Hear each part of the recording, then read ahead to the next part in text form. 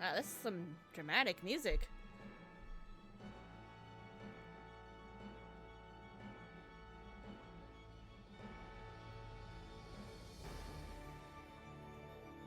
I don't know what's going on with that, but let me change this.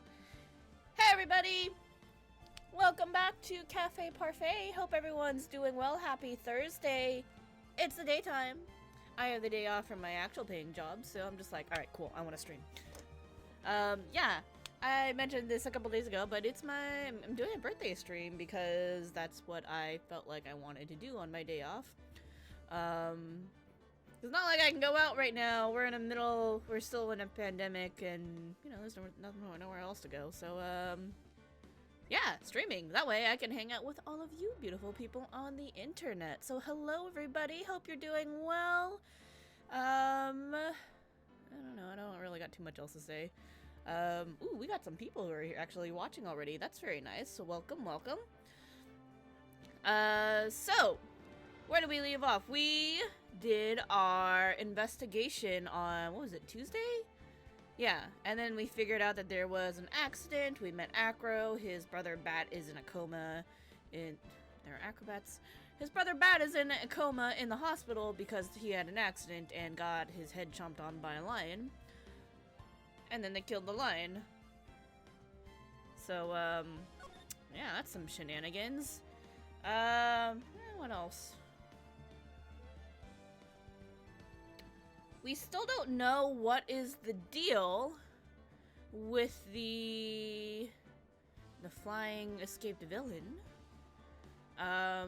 We have more questions about Edgeworth. He's not dead, but he disappeared. He vanished. He did that last case with us, presumably, with Emma and Lana Sky. And then he was like, peace out, y'all, and he just left. And for some reason, Phoenix is super butthurt about it. And it's also the reason why Francisca is seeking revenge against us. It has nothing to do with Manfred von Karma, her father, like we thought it would. It has to do with Edgeworth. We don't know why. We have questions. So many questions, which hopefully we will get answers for today. Yeah, so we're gonna do this for a while until my voice gets tired. And because, you know, the voice acting gets kind of harsh sometimes. And then maybe we will do something else. Like, I was just gifted Legend of Mana today, and I really love that game, so I would love to play that again for all of you. It's been years since I played that. I last played that in high school. So long ago. Yeah. How about, let me just take a little sip of my tea here.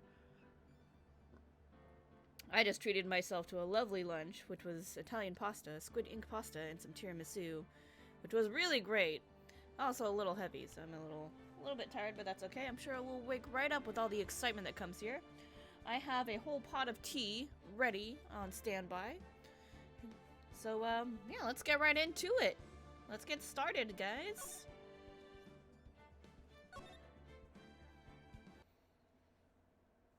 I'm ready. Okay. December 30th, 9:41 a.m. District Court Defendant Lobby number 5. Good morning, Max. Sorry. Oh, yeah. Good morning, sweeties. You don't seem like your usual sparkling self today. I'm sparkling. I'm always like this before I go in front of an audience. I'm working up to it. Who's tee-heeing? Someone's going tee-hee. Who is it? Oh, it's Regina!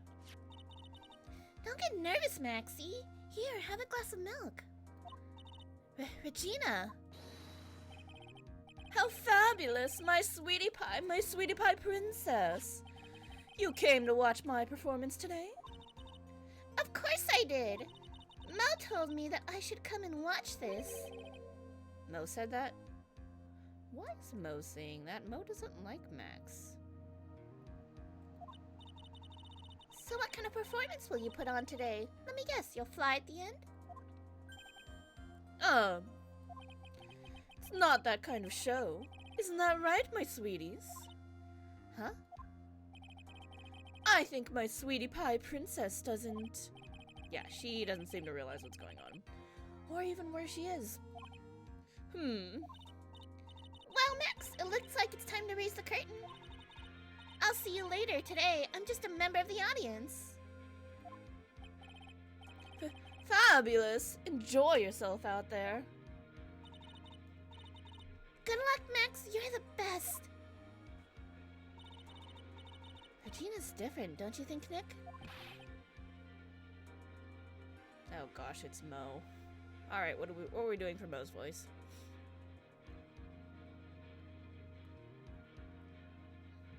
Top of the morning to ya! Everybody, let's get ready to get stuck in legal limbo! Hello, can you go? Mo? Top of the morning to you, governor! Top of the morning? That's the ticket! Attacking the day starts with energy in the morning! Early bird gets the worm! But then again, worms lack higher brain function. I mean, fair, but... Here, Max, I brought you a present. Have some milk. What? Why is he... Oh my! Thanks. So, how are you today, Wright?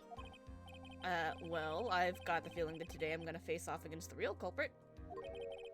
You mean Acro? What? Huh? You think he did it? Be careful. He's used to putting his life on the line, literally. He's got guts to spare. All I've got to worry about is how thin the tightrope is. I'm used to it already. We do this dance every single time we come into court. We just bluff our way out of every situation. Just means that I won't be able to press him like I can other witnesses. Oh no, am I gonna get penalized? What are you gonna do then, Nick? I guess we'll just have to do without our usual psychological warfare. But that's our best weapon. Today, we rely on evidence. It's the only way we'll get past Acro and to the truth. You're right, but it's gonna be tough. Anyways, I want you to make sure that Regina sees it all today. It's important. Oh. He said he was gonna step out of the role of a clown and into the role of the ringmaster, so is he trying to... Maybe he's trying to help Regina grow up and realize how serious things are in life outside the circus. Get her a little normalcy. That'd be really nice. I think that'd be a nice end. But we'll see what happens. Then she'll finally have to deal with the reality of what happened to her father. Oh, you were right. I was right. That is indeed what's happening here. You want us to make sure Regina watches? Yes, that's why I brought her here to court today. What's that supposed to mean? She needs to know that when people die, they don't just become stars. I may be an old-fashioned clown, but I don't believe in people becoming stars. Oh, man. Mo's getting serious. December 30th, 10 a.m. District Court, Courtroom number 2. Momo, can you not push the mic away from me, please? Child. So, part of the reason for the delay for starting the stream was... Stop that. As soon as I started getting ready, and I was like prepping OBS and everything, the cast decided now was the perfect time to wake up and start harassing me and being like, you must pet me. Both of them. And now one of them is rubbing on the mic and keeps pushing it. So this is gonna be... We're gonna have a time here. It's fine. Everything's fine.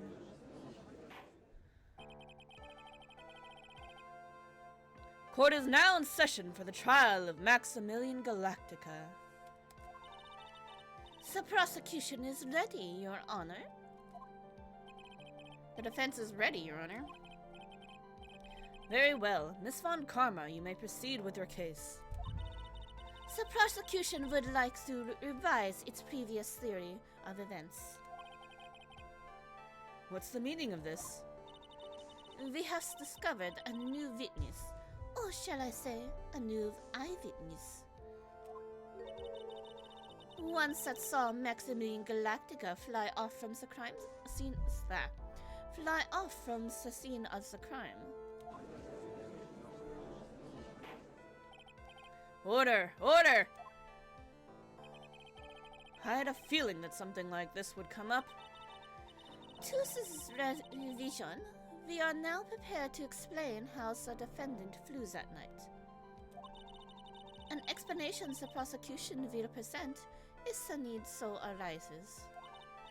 In fact, my detectives stayed up all night creating a mock-up of the scene on my orders. Poor Gumshoe. He puts up with a lot of crap, poor boy. Very well, please call your witness to the stand. Time to get to work, or shall I say, time to walk the courtroom tightrope. Same as we do every day.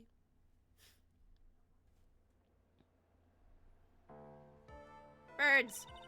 Name and occupation. Uh-oh, what were we doing for him? Oh no, I forgot to come up with a better voice for Acro, my bad. I was thinking last time, like, man, I should come up with a better voice for Acro, and then I forgot. Oh well, here we go. Okay, let's see. Excuse me. Ken Dingling, but everyone calls me Acro. I'm employed as an acrobat at the Very Big Circus. Where were you the night of the crime? I was in my room that night. If you look at... Oh, sorry. This is Von Karma. If you look at the map, you will see the witness's room is near the crime scene. My room is on the 3rd floor. The crime scene is below my window. The night of the crime, the witness saw something quite shocking. Would you tell us what you witnessed? Okay. What I witnessed? It was just after 10 o'clock p.m., and I was resting in my bed. Around that time, I heard a large thump noise from outside the window. Then, a few moments later, I saw someone flying right by my window. It was Max Galactica. I only saw him from behind, but that's who it looked like. To be honest, when I saw that, I thought I was dreaming. This witness's testimony matches up exactly with that of the clown. If that's the case, there's very little the prosecution need to add. All that's left is to explain how the defendant disappeared into that night sky. Before we get that far, I'd like to cross-examine the witness. A foolish choice by a foolish fool who wishes to feel the foolish sadness of a sad fool. A man must know the proper timing for things, Mr. Phoenix Wright. Just like your old friend, Mr. Miles Edgeworth did. Phoenix doesn't like it when we bring up Edgeworth. We don't know why yet. Mr. Wright, do you have a problem with the witness's testimony? In the words of Miss Von Karma, may I quote yesterday's proceedings? There's no way that actually happened. Very well, you may proceed with your cross-examination. Mama, don't hit that. Don't hit that baby.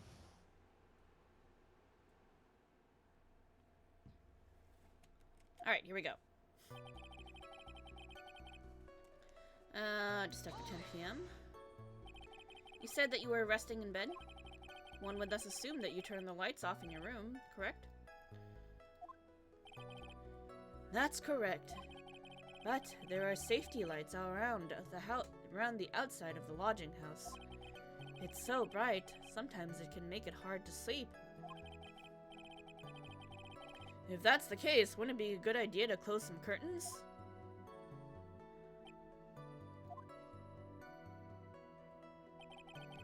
I never really thought of that.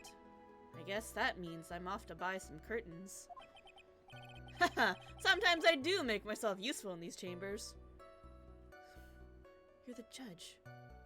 Dude. Now! The witness will proceed with his testimony. Heard a large thump. Your room is on the 3rd floor, right? Thank you, Dio! Welcome, welcome.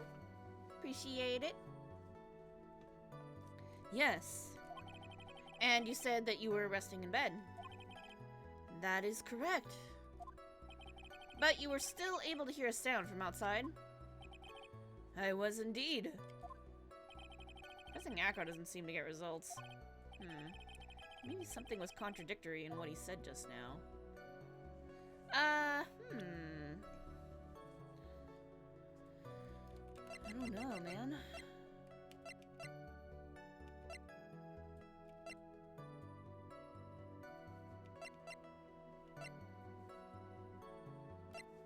Let's see.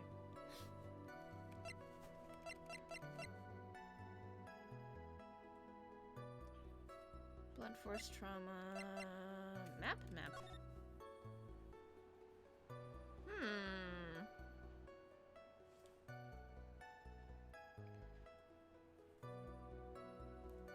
I don't know. Can't think of what was contradictory.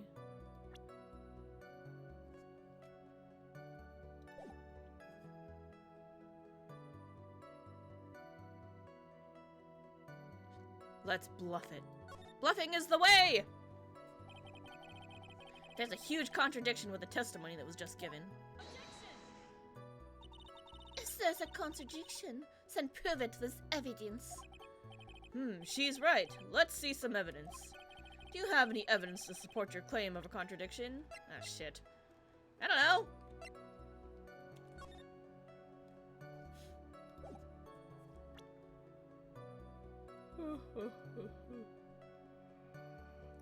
Sorry, Adion.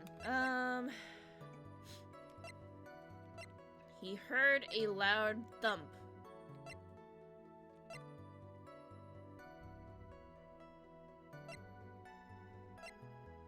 How did he hear a loud thump? I don't know. Shit. Can we just back out of this? No? Fuck. Stacks were made!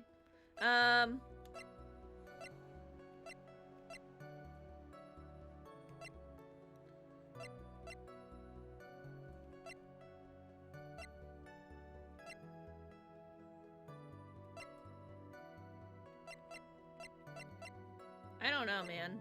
I don't know.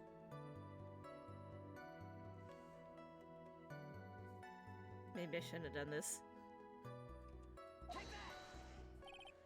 This? What in the world is this?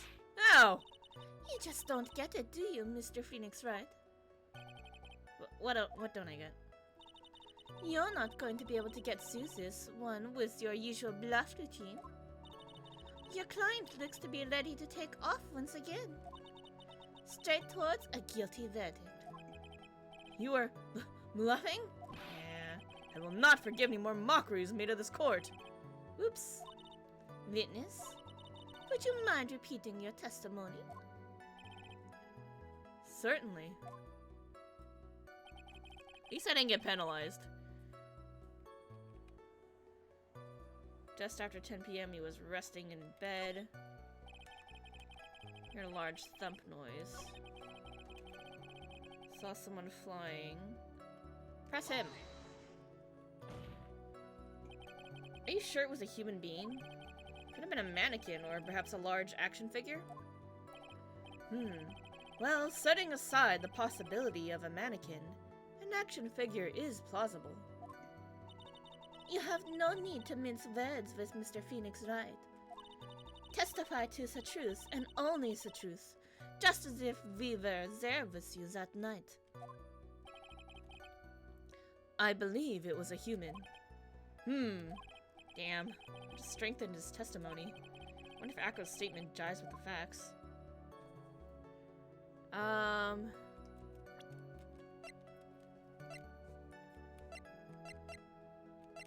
Bronze statue taken from the cafeteria before the crime.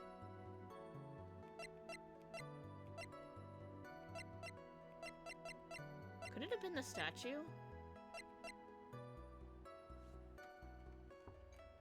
I don't know yet. What's the matter, Mr. Wright? Nothing, Your Honor. Until I can find a clear contradiction. I should tread lightly.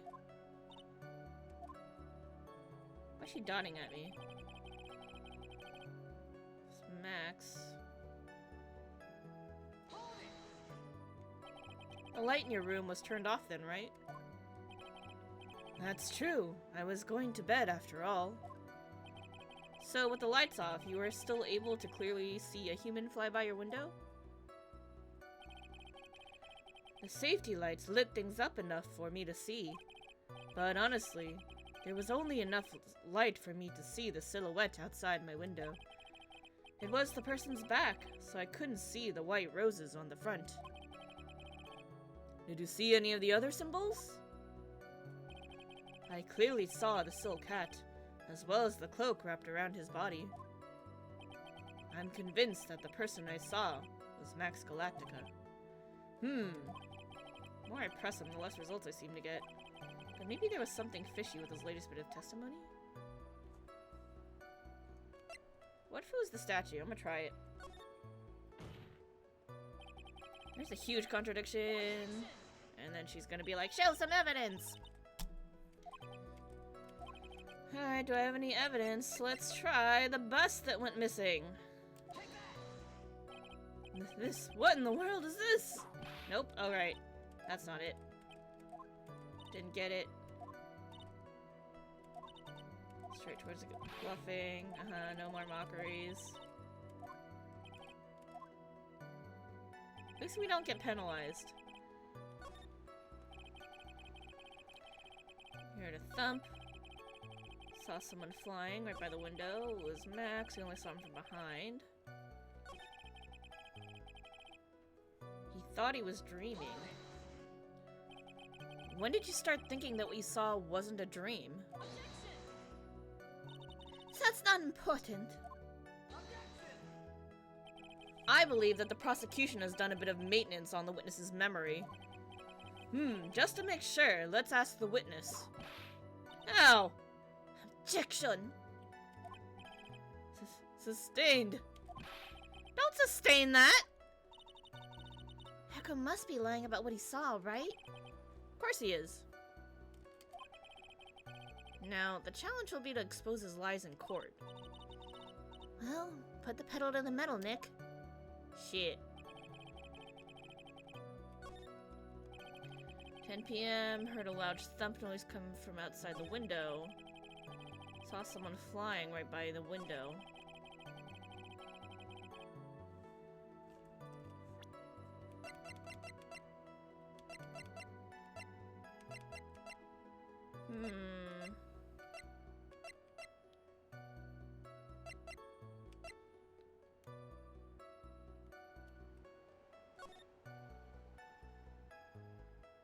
Meet me at 10 p.m. tonight at the Lodging House Plaza. He shouldn't have been in bed! That's it. That's what we're doing. He should not have been in bed. Ooh. I think I figured it out. Alright, let's do this.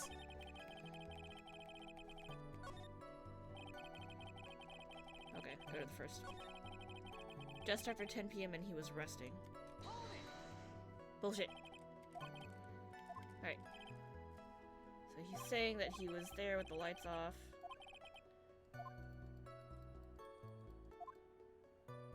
No, I can't object to this part. Buy some curtains.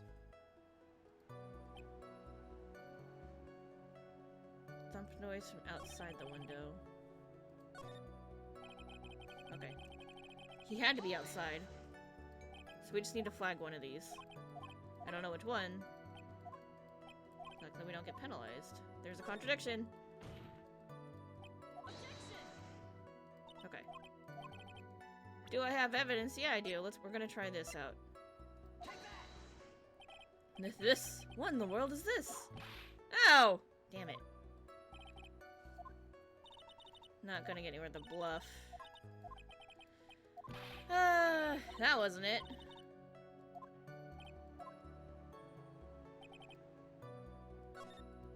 Resting at 10 p.m. Saw someone flying by the window. Man.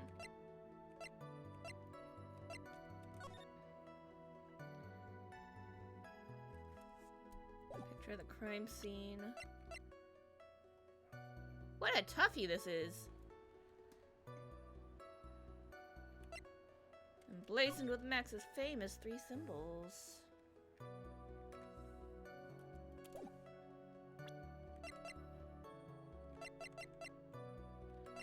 Silk hat.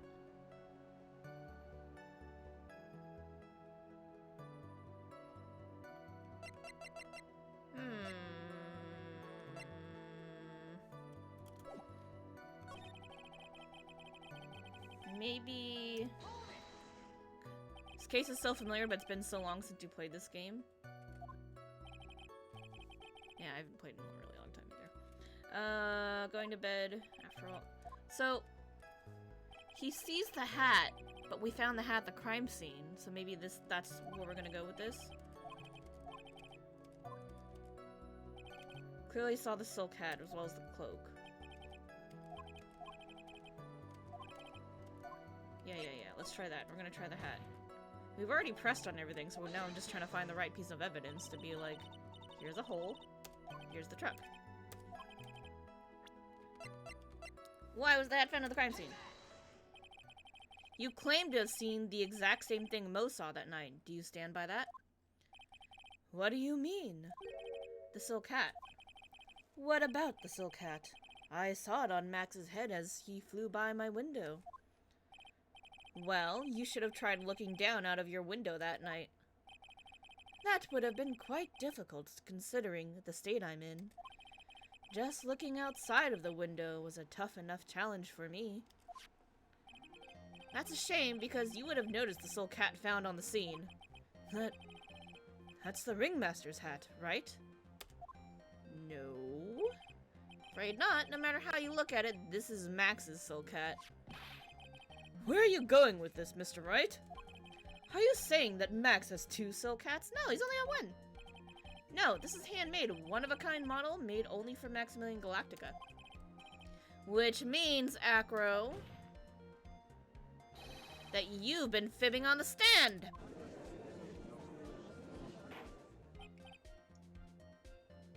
Order! Order! As always, it looks like someone just had to open their mouths before thinking. Are you okay, Nick? Well, I opened my big mouth and now I have to back it up. How about it, Mr. Wright? What would cause this witness to commit perjury in this court today? He has a grudge against Max. Acro was dreaming. Acro's the real culprit. He doesn't have a grudge against Max, he has a grudge against Regina. Love how self-aware he is? Yeah. I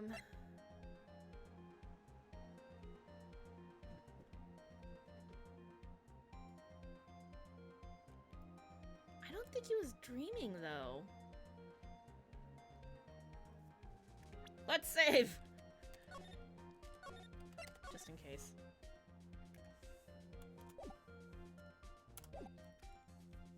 I'm okay with taking a couple hits. It's just if we lose the case, then I need somewhere to reload from. All right. We don't have enough to really prove that he's the real culprit right now. So that's kind of a weird thing to say. I don't think he has a grudge against Max, but I also don't think he was dreaming, so we're just gonna bluff our way out of this as usual. Perhaps it's because Acro has a grudge against the defendant, which is why he's trying to frame Max. Ow! Why me? What did I do? Never get your fat head in the way of a whip bent on finding justice. Mr. Phoenix Wright, I have no interest in your silly little series. He has a grudge against the defendant, huh? You wouldn't happen to have proof of that? Well, that's the thing. Mr. Wright, thanks to you, I got my head lashed by Miss Von Karma's whip. I don't like getting hit for nothing, so how about you answer with an explanation? Are you okay, Nick? Well, I opened my big mouth, and now I have to back it up. How about it, Mr. Wright? What would cause this witness to commit perjury and— oh, we just get another chance at it. Alright, cool. If we accuse him. Your Honor, on this occasion, the defense accuses Acro himself. On this occasion? Accuses Acro? What in the world are you accusing him of? Obviously, we accuse him of the murder of Mr. Russell Berry. Ooh. Mr. Wright, are you serious? Deadly serious, Your Honor. I think your trips to the circus have served you well. You seem to have learned how to try and grab at an audience's hearts and minds. Worried about the whip making the judge discover something about themselves? I mean, we don't kink shame, you know? It's fine. Your Honor, don't allow yourself to be swayed by theatrics. Trying to wow the crowd with smoke and mirrors is the oldest bluff in the book. Really? If you don't believe me, just look at the witness. He's calm enough for it to be almost scary. I mean, he has to have nerves of steel to walk on a damn tightrope, so... he is staying rather calm and collected. Hello, Momo! Don't touch that. Good kitty. Mr. Dingling, do you have any response to the defense's accusation? I don't really need to say a thing, do I? What do you mean? Everyone, take a good look at me. I can't even stand up by myself, let alone leave the lodging house. That's true. I understand that Mr. Wright is just trying to help his client. But to do this by accusing me of a murder of all things... See, even a sliver of common sense makes it clear the accusation is ludicrous. She's right! Way to pick on the disabled, you heartless, cruel man! Phoenix is a poopy head! See that, Mr. Phoenix Wright? If you're trying to drum up support from the peanut gallery, that's how you do it. I think that's enough for this little game. I've got a doctor's note to confirm that Acro is unable to stand under his own power. Maybe the defense is planning on making a claim to counter this as well. I can hear the defense now. Acro had an accomplice. What do you say about this, Mr. Phoenix Wright? Did Acro have an accomplice? I mean, yeah? It's impossible for Acro to be the murderer in this case. If that's the case, then it's natural for one to consider possible accomplices. You don't say. Not good. Not good. This isn't going to end well. Don't tell me you think you're going to get off easy. What? You must not have heard the sound just now. Maybe it wasn't clear enough. The sound of you falling into your own trap can be hard to notice sometimes. Shit. Mr. Wright, it seems as if you won't be stopping at Acro, but will be making other accusations. If Acro did not have an accomplice, things are not looking good for you. Shit. I understand, Your Honor. Very well, let's continue. Who, perchance, would happen to be Acro's accomplice? The monkey! The monkey lives with him, I don't know. Monkey is like a little dirty thief, so... You don't say! Uh-oh. This is suddenly looking very bad. Don't tell me you think you're going to get off easy. What? Oh, did you hear that? Hear what? The sound of you getting caught in your own trap. But a splendid accomplice. I'm sure this accusation is built on a solid foundation. Foundation? Yes, Mr. Wright. Do you have any proof that this person you've accused was indeed an accomplice? Uh-oh.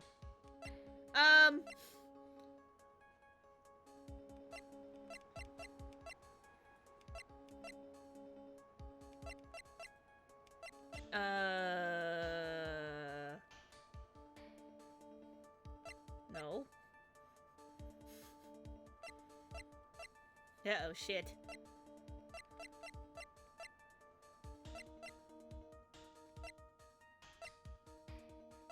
All-important badge.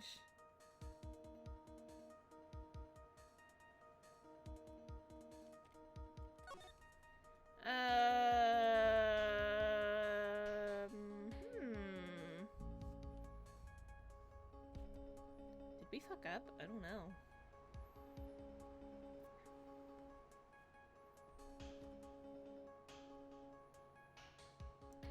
I was thinking, my line of thinking was, Money the monkey listens to Acro.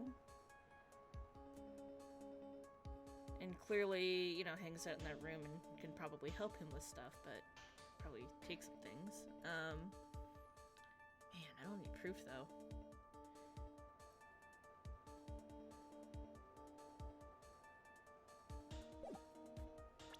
Uh-oh.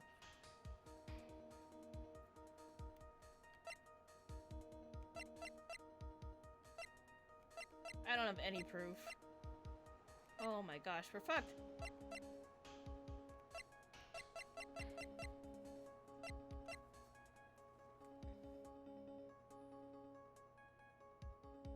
Bronze statue.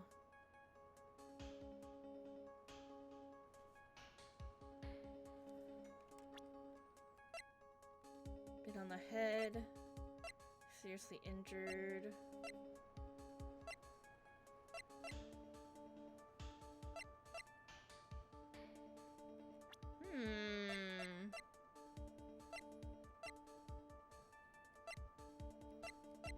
Is there anything in the photo that I can maybe use?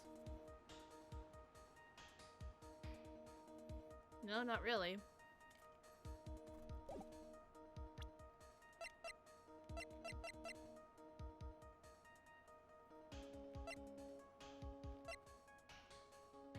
One force trauma to the back of the head. Oh gosh, I don't know. I mean, this is shiny. The monkey could take it.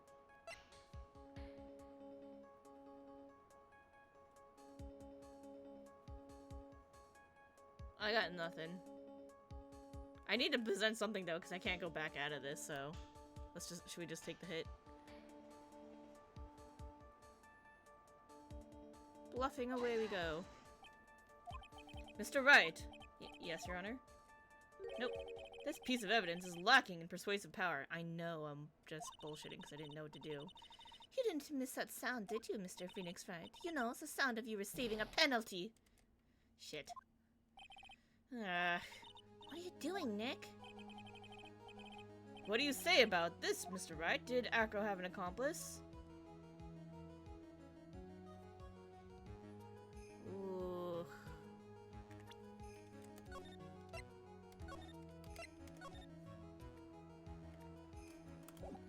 Okay.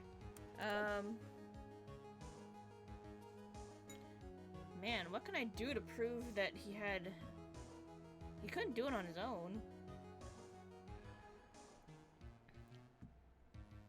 I do think it was he got the monkey to help him. I just don't know how. Yeah, the monkey takes care of Acro.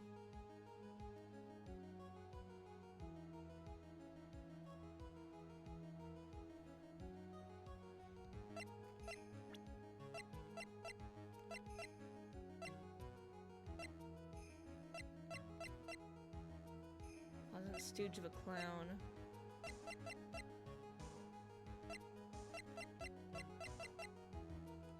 There's gotta be something that proves that this monkey is helping him somehow.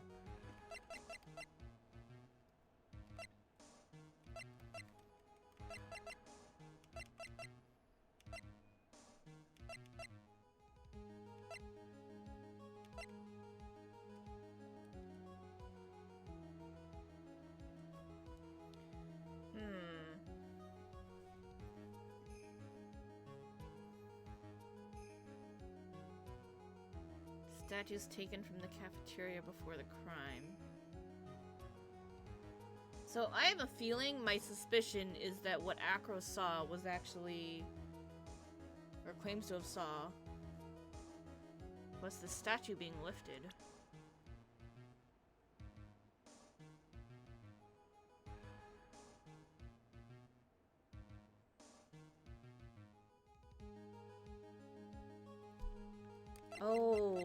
Oh, I think I get it. So probably what was really intended to happen, because Acro gave the note to Regina, and he wanted Regina to show up at 10 o'clock. Because he doesn't have a grudge against the ringmaster, he has a grudge against Regina.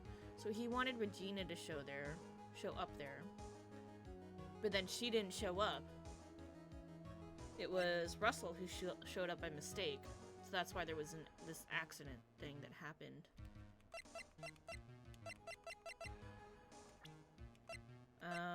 Although, aside from that,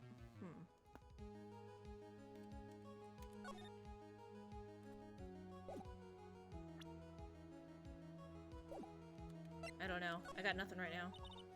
Nelsons, this must be when we get to hear the name of the mysterious accomplice. Not this time, Von Karma. What? You're not gonna sucker me in this one. Oh, was this the right choice all along? Because I don't have enough proof. What are you blabbering about, Mr. Wright? There was no accomplice. Acro planned and committed this murder all by himself. With the help of the monkey. Order! Order! What are you getting at? Way to keep them on their toes, Nick. Damn, that was the right answer all along. Now I'm gonna have to prove how it all fits together. I have to show Acro murdered Russell Berry. Can you do it, Nick? Can you really do that? I know what I can't do. I can't stop now. If I stop attacking, I'm doomed. All right, let's do it. Mr. Phoenix, Wright. If this witness is the killer, then his eyewitness account is on lies, right? Mr. Wright, I'd like you to clear up something for me.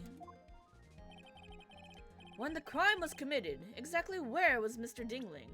Oh, I got this. He was out here. There's no way he was anywhere but exactly right here, because we have the note saying he was gonna meet someone in the plaza. In the plaza? He was at the scene of the crime itself. You're right, though. The murderer would have had to have met the victim.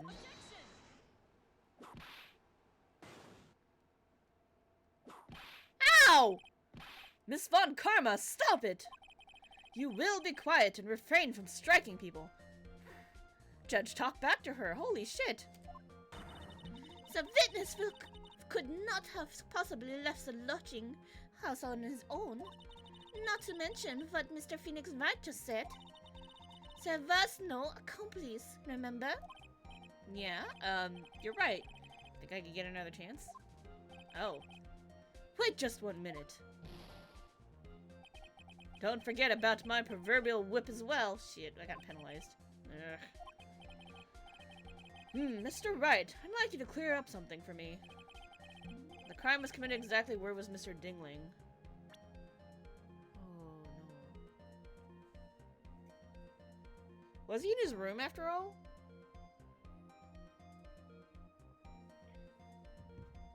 I guess he was in his room.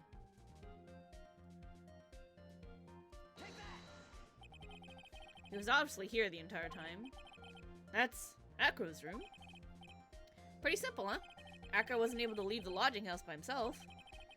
In that case, there can be only one correct answer. Acro didn't leave his room to kill the ringmaster. What? Are you nuts?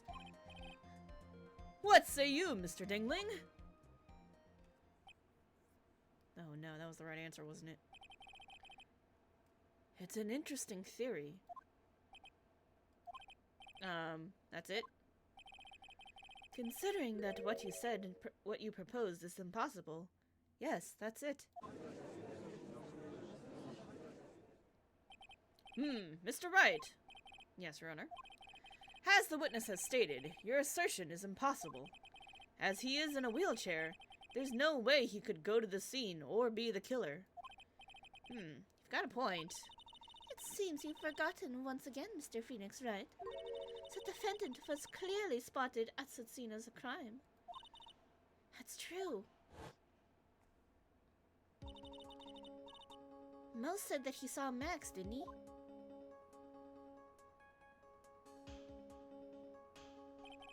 But Maya, it's still impossible for humans to fly. Do you mind if I ask a question, Mr. Wright? What is it? I understand some of your logic. However, how do you think that I killed him? If I can't leave my room, I obviously couldn't wear Max's costume. How did he do it? That's the next course of this legal buffet. Be careful, Nick. If you mess up here...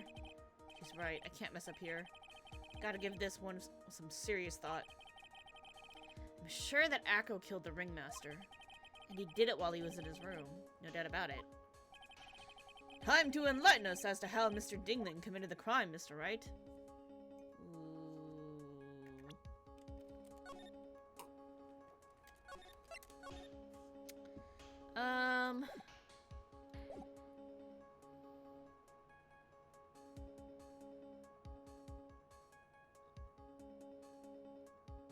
I don't know exactly how he did it yet. But he probably used the monkey to help.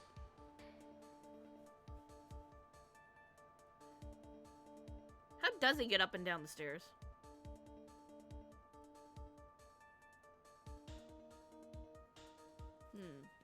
Okay. If I say I can't present evidence now, is that gonna get us in trouble? Let's find out. I think we will finally be graced with an explanation. Don't push it, Von Karma. What? You aren't gonna suck me in this time. I'm smart enough to know when I don't have the cards to play in. When I don't have the cards to play, and my hand sucks right now. What do you mean, Mr. Wright? He means that everything he's said up to now has all been nonsense. It's true, Knight.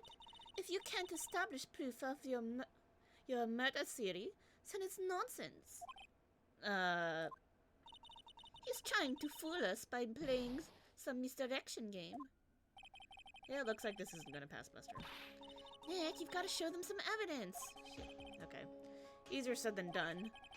So what will it be, Mr. Wright? I'm gonna present some evidence. So what did Mr. Dingling use to commit the crime of murder against Muscle Berry? Was it the bust? I'm gonna go with this.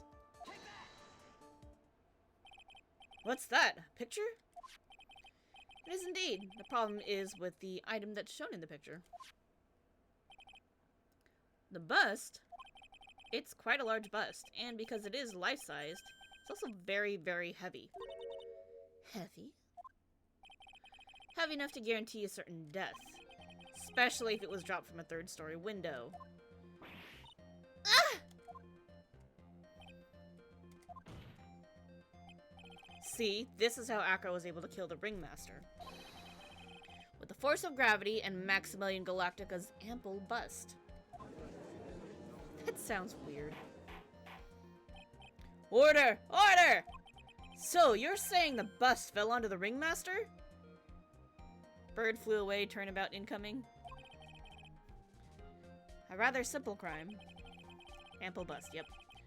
Even if you were stuck in a wheelchair, it would be incredibly easy to commit. How could you possibly wheel a wheelchair with something so heavy? It's impossible. Well, Acro's an acrobat. You should have more than enough upper body strength to carry something like the bust. It is a very nice bust, yes. Mr. Dingling, how do you respond to these charges? Well, Acro's at a loss for words. He should be. He knows that I'm getting close to the truth. Well, well, well, Acro, you can't run away from the— Ow! I'd watch what I say if I were you, Mr. Phoenix Wright. What? Your Honor, the physical health of the witness is material to this case. I demand that we get a proper testimony from the witness himself. Suppressing the truth! Testimony, you say? Von Karma. She's just using this testimony as a rouse to stall for time. There's absolutely no need for such testimony.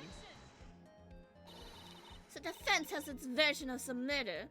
The prosecution has the right to respond. The defense's objection is overruled. Why can't he see things my way once in a while? Mr. Dingling, I'm sorry, but we need you to testify about your physical condition. If you have any doubts about your ability to testify, we can request expert testimony. The witness will have no problems. However, let's all be respectful towards him. Thank you. That woman will sink to any low to win a case. Acro's physical state. I suppose I could have lifted something the size of that bust. I have a strong upper body from working as an acrobat, and only my legs were injured. However, lifting the bust and looking out the window would have been impossible. There's no way I could have exerted that kind of force on my lower body. That makes it impossible for me to have known the location of the ringmaster's head. Thus, it would be unrealistic for me to drop the bust on him, don't you think? This dude's sus. I have no doubts in regards to this witness's testimony. It was impossible for him to lift the bust and stick himself out far enough to look. Not to mention that he could not have known the location of the ringmaster's head. A single false step would have led to even more severe injuries. That's what I was thinking. What is your opinion on the matter, Mr. Wright? I'd still like to proceed with my cross-examination. He's simply stalling. It's shameful, really. Can't let her get to me. I've got to focus. Acro's physical state.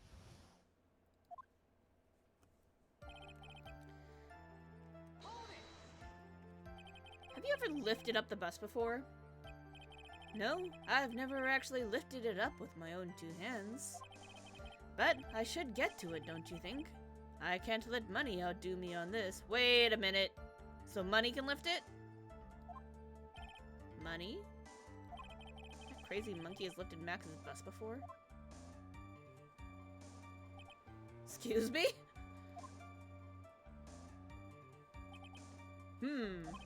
Please continue with your testimony, Mr. Dingling. Only his legs were injured. I find it interesting that the monkeys lifted it before. So, what have you been doing to keep in shape? Well, honestly, I've given up on training. I don't have any plans to return to the trapeze or the tightrope. Don't say. But, no offense, I'm not worried about losing to you in a race or anything. Neither am I, Mr. Phoenix Wright. I wouldn't lose either, Slowpoke. I mean, Nick. Whoa! How did the discussion turn to me all of a sudden? I suppose you could say that I'm stronger than the average bear. It's a Yogi Bear reference. Lifting the bust and looking out the window would have been impossible. And why is that? Because if I were to do that, I'd end up falling out the window myself. I still haven't gotten much feeling back in my legs yet. So you couldn't have thrown that bust out of the window. No way could have exerted that force in his lower body.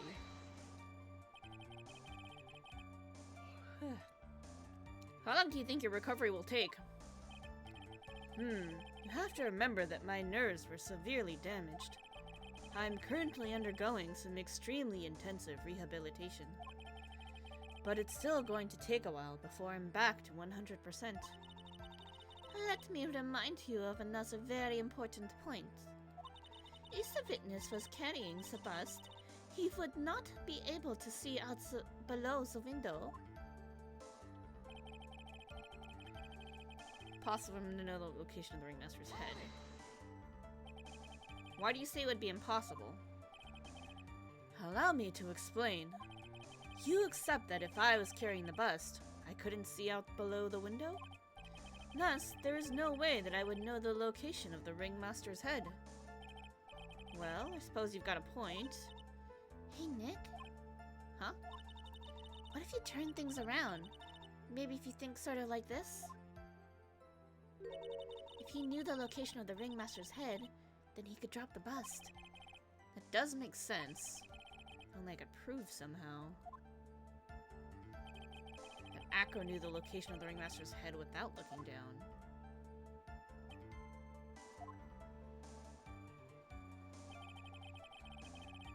I think I've already explained things sufficiently. Unrealistic for him to drop the bust on him. You need to prove he has a mark. I think I have an idea of how he has a mark. But let me just make sure there's nothing else I missed here. If all you had to do was drop it, then it wouldn't have been a problem at all. If all I had to do was drop it. You're right, I could have done that. Like in acting, yeah. However, there is no way that I could land a direct hit on the ringmaster's head. So that kind of makes your theory a bit pointless, doesn't it, Mr. Wright? Hack was strong enough to lift up the bust. The main problem is how he could have aimed for the ringmaster's head. I wonder if he used some kind of tool to aim for the ringmaster? That's the ticket, Nick. Show them what you've got. I have to be careful. I have to find something that fits perfectly with this case. I don't remember us finding any sort of tool. But maybe we overlooked something.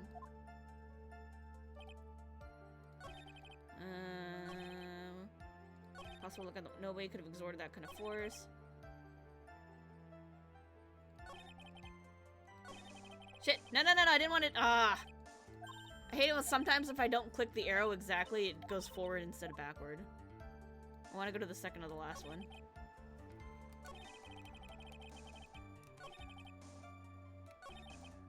Okay, there we go. This is the one we want. I'm pretty sure it's the chest, because why else would the chest be there? This stupid box has been weird from the beginning. I was like, why the hell was this there? Like, what was it doing there? All that was in there was like pepper. Like, what the fuck? So, but it does make a pretty... Because if you went there and you saw this box, you're gonna be like, the fuck is this doing here? So you're gonna, like, try to, you know, pick it up, which... Obviously, the ringmaster didn't bring it, or... What's his name? Ben and Trilo would have seen him bringing the box, but because he didn't have it, that means the box was already there. So that's probably, you know, figured he would just look down and try to grab the box, and then once he heard it, drop it on him. Alright, let's go. Ready? Objection! Acro? You didn't really need to lean out the window, did you?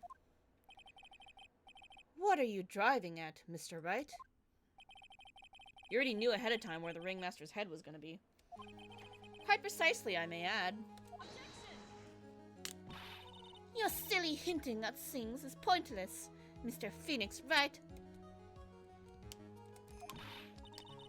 Enough stalling. How about you show us some evidence? But I did such a good job hinting.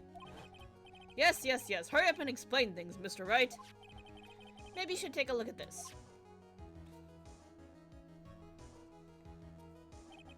The key point here is the wooden box. The same wooden box that the victim was found hunched over? Same.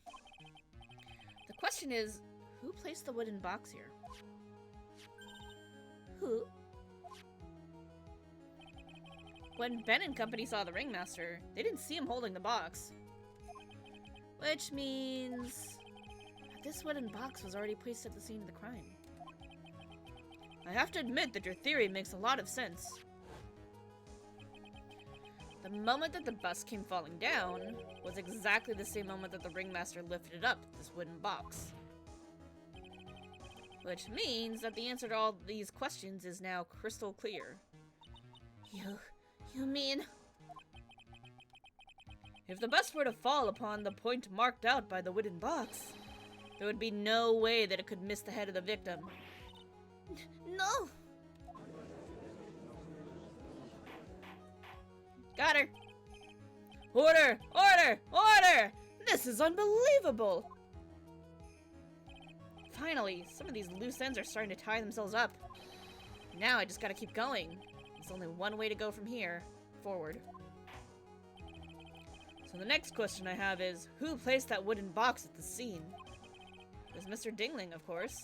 He connected it to a rope, and then all he had to do was lower it down. Ow! Allow me to whip some sense into you. Mr. Phoenix Wright! Ow! Ow! Ow! Ow! Ow! Ow! Sir Ringmaster's head could have been anywhere when he lifted the box. That's why the box was so specially made. Specially made? Indeed. It had the most peculiar feature.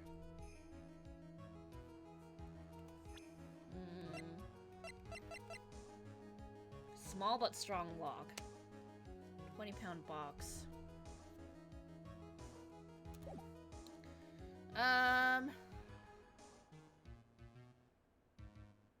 Weight of the box.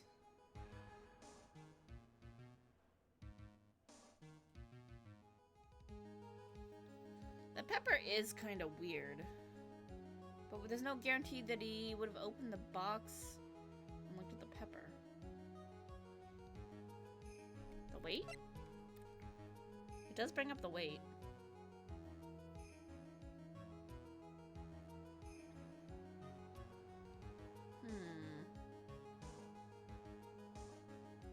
Oh wait, hold on. I have conclusive evidence. Okay. So maybe it is the contents. Because if he went there getting that note, you would think, okay, what is this conclusive evidence you have? Is the conclusive evidence inside this box? Let me open the box and take a look. And it has a small but strong lock on it, so there's only one way you would open it, and then you'd take a look inside and be like, the fuck is this? And then your head would be right there, right? Okay, let's try that. Let's try the contents of the box. Do you recall what was inside the wooden box? It was only a small bottle of pepper, wasn't there? Get on with it. Well, what's the matter? Cat got your tongue? I don't see any relationship between the location of his head and the box's contents. I think I might have outthought myself. Shit. No, Nick, you didn't think enough. Mr. Wright, do you still maintain that the box had some special feature? Might have been the weight then. Ah! Sorry, that's my teapot. Had the most peculiar feature. Weight of the box. The box has a remarkable weight. Wait. According to the court record, it weighs 20 pounds. Just to lift up this wooden box would have required... Oh, I see! One would have to squat down, then lift it up with their body, wouldn't you say? That's exactly what I was trying to point out. The box is also very large. The box also has the carrying handles on either side, doesn't it? That is correct. To lift up the box, you'd have to squat down. Which means that no matter who you are, your head would be in approximately the same place.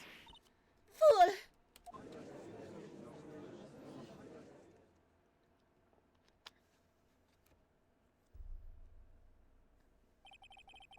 Bother to listen to me anymore? I've heard what you have had to say.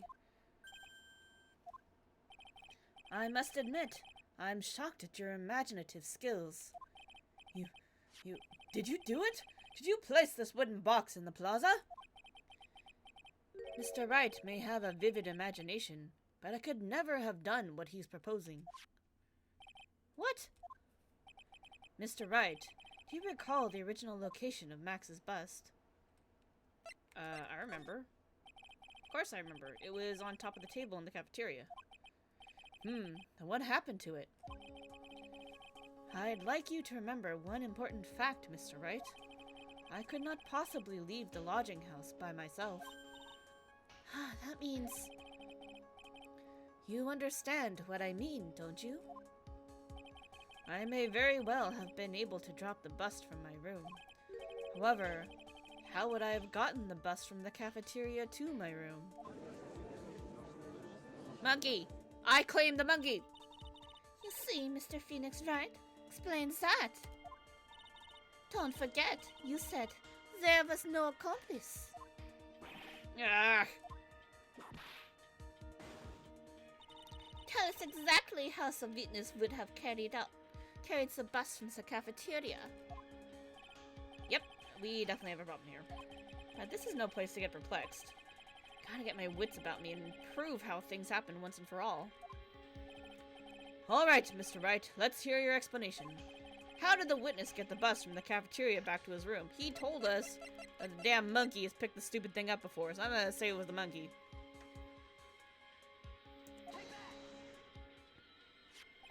A monkey? Everyone knows Money. He loves shiny objects of any size. Oh, like when he stole the ventriloquist's ring. So, are you saying Sweetness had a monkey steal the bust? Of course he didn't order that monkey to steal it. The monkey stole it on his own accord, and then brought it back home. Home? Money lives in Acro's room. Acro's room? The bust was bronze, wasn't it? Bronze isn't all that shiny. Maybe you should put the whip down sometimes and read the court record. My, those are some very nice cards he's holding. Yes, and they are made of platinum, which is very shiny. Ah! Acro? Money is a strong monkey, right? It'd be easy for him to bring the bus back to your room. If he wasn't able to handle that himself, I'd be on the market for a new roommate. Bad monkey! Order! Order! I said order! Miss Von Karma! Where's the bust in question at this moment? I don't know. We're searching for it as we speak. This is a rather strange turn of events. But let's say that the monkey had not stolen the bust. What would have happened then? Well, in that event, something else would have been used as the murder weapon. Wait. You mean this bus was the murder weapon purely by accident? It's possible. Maybe Acro saw Money's mountain of stolen goods and thought to use one of them. Anyways, I think we've more than proven one critical fact. Namely, that it was entirely possible that Acro was the murderer. Moron!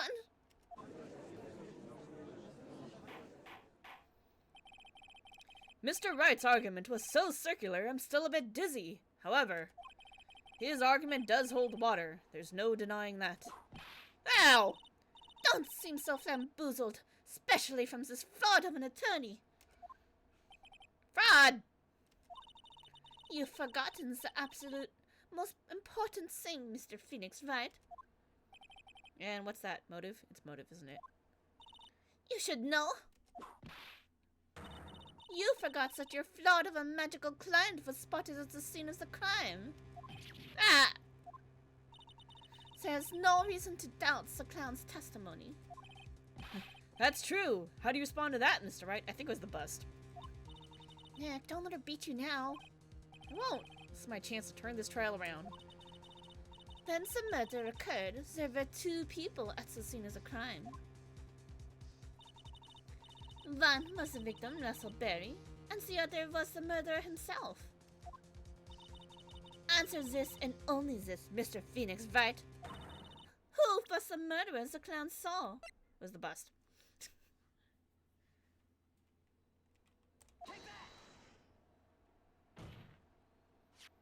He saw Max's butt. Ow! I asked who was the other person most saw on the scene. That evidence has nothing to do with the question. Au contraire, mon frère. It does indeed have something to do with the question. Mo said that he saw Max's silhouette. But he did not actually see the man himself. It wasn't a human being he saw. Ooh, we got you. It's the intense music. How is this possible? It's simple, really. What Mo actually saw that night was Max's bust. What are you talking about? Have you tried using your brain at all in this case? The silhouette he saw was wearing a cloak. There's no reason why you couldn't attach a cloak to the bust. It would be easy to hang one off the cards in the bust's hands. Idiot! Who in their right mind would put a cloak on a bust? Doesn't matter who put it on the bust. Just wait a minute now, Mr. Wright. Who put the cloak on the bust? That question is of the utmost importance to this case, don't you agree? Ah, he caught me. So let's have it, Mr. Wright. Who put the cloak on the bust? Can I say it was the Blizzard?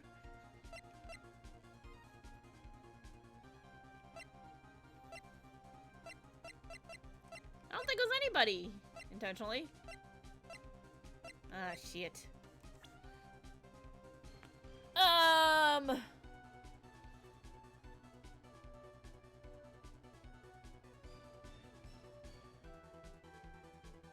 Yeah, but how did Acro get the cloak? Oh, he could have just used any cloak, actually. Well, the bust was in his room, but not the cloak, because... what's his face? So the ringmaster left his room wearing Max's cloak and hat for whatever reason. Maybe because that was the one that was by the door? I don't know.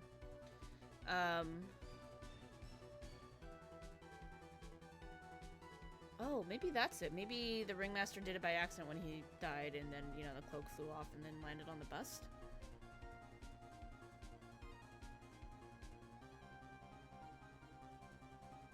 Or it could have just been a generic cloak meant to frame Max. So the answer is going to be either Acro or Russell, I think.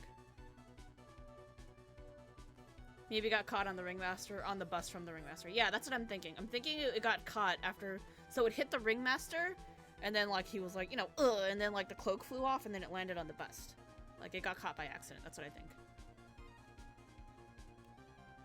I'm trying to big brain this. Big braining's hard. All right, let's try it. Fool! Him? You're saying it was the victim himself, Russell Berry? That's what I'm saying. I mean, the victim himself placed the cloak on the bust?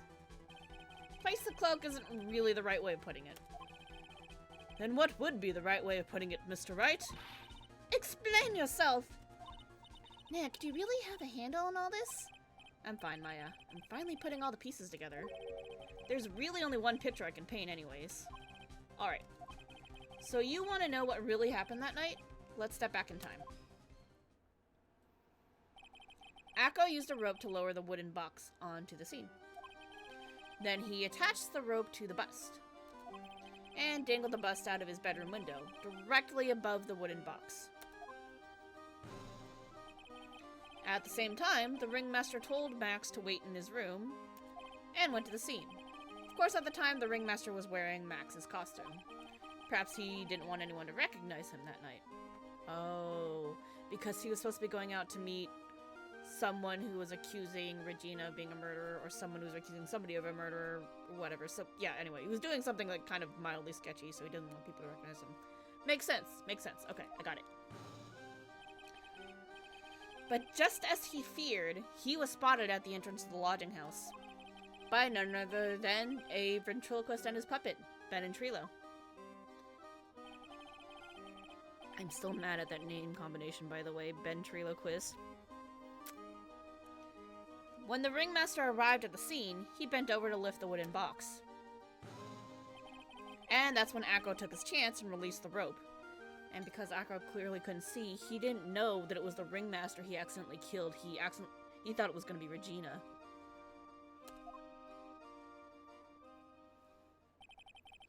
Now that is when the magic happens. At this very instant that the bust hit him. Ooh, look at it fly.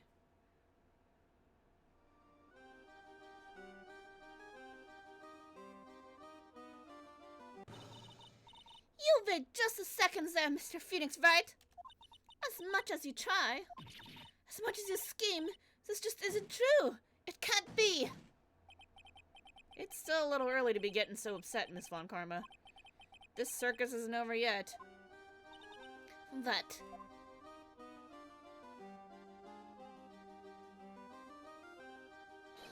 The impact of the bust on the victim threw the cloak up, which snagged onto the bust. The impact also caused the sound a certain witness heard, prompting him to take a look. That witness was, of course, Lawrence Moe Curls, the clown.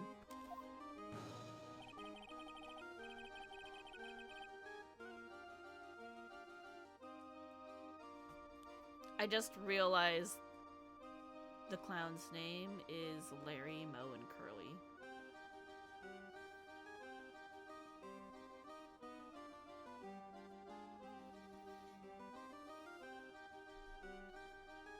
I don't know what to do with this game sometimes.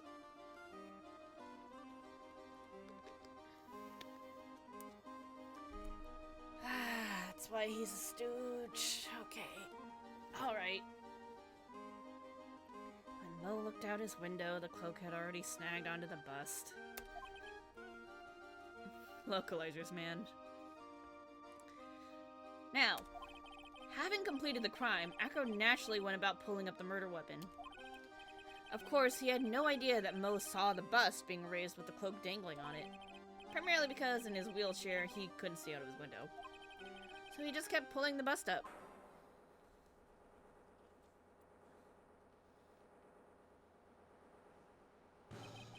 And that is how the magical murderer disappeared into the sky came to be.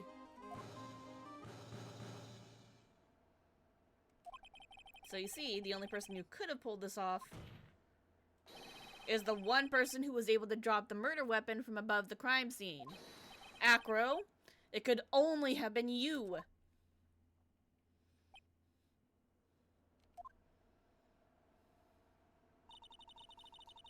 Acro's been playing mind games with all of us. Sure has. But he has come to the end of his rope now. So? What now? You've graced us with a rather long-winded tale. But do you have any evidence to prove that your fairy tale is true? Evidence? In this court, only two things matter. The power of evidence and the power of my whip. Don't forget the power of my gavel as well. I mean, yeah, but... okay. Mr. Wright, the prosecution brings up a good point. Can we see some evidence? Nick, they say they want evidence. I just explained how there can only be one possible murder method. And my axe. Oh, wait. But there's still something unusual about Moe's eyewitness account. Unusual? A contradiction, actually. Okay, then. Use that and get out of this jam. That's enough talking amongst yourselves. Proceed, Mr. Wright. Present some evidence to the court that backs your claims. I want hard proof that you unraveled the trick to this magic case.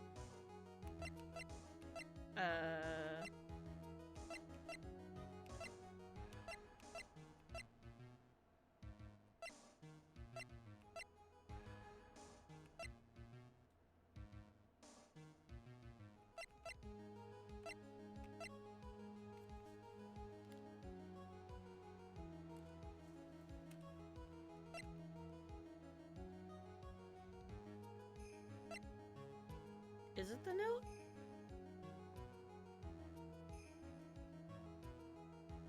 I should have saved.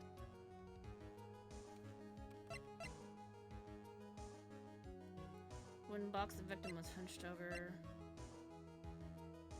I mean, this has got to be it. Ooh, don't hurt me!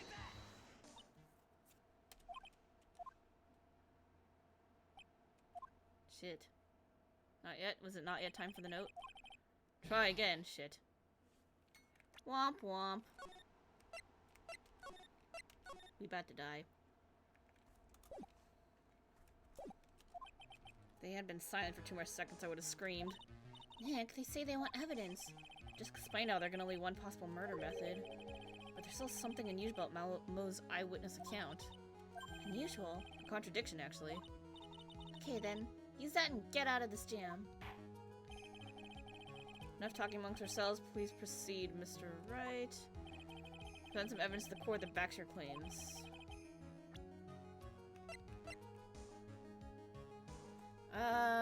Something about Mo's eyewitness account. He saw the flying.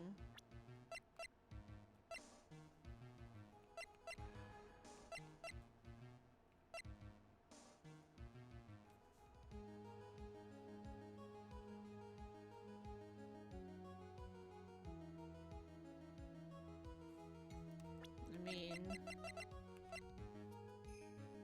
can't just tell me what he saw so I could get an idea of what we're looking for?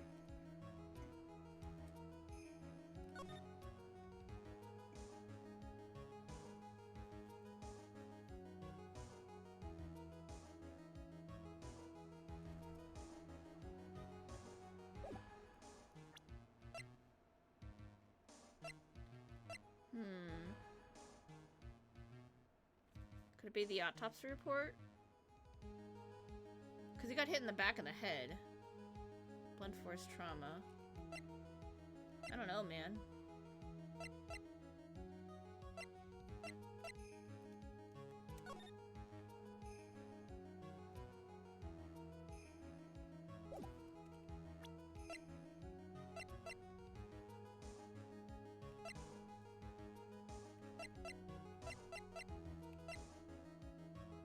Small but strong lock. I don't know what we're looking for is the thing. Like, what kind of proof are they, what part of it are we trying to prove? That's my problem here, is like, I don't know exactly what we're looking for. Well, we saved for a reason. This ain't it?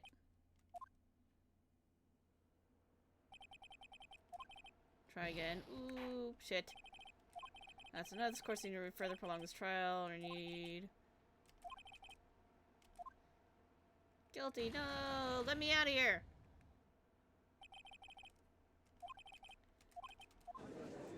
No! Let me load!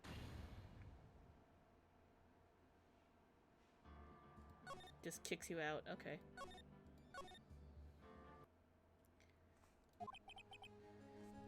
Okay. Need evidence. Contradiction. What part of Mo's testimony are they referring to? That's the part that I don't know. So it's like hard to prove it if I don't know what they're talking about.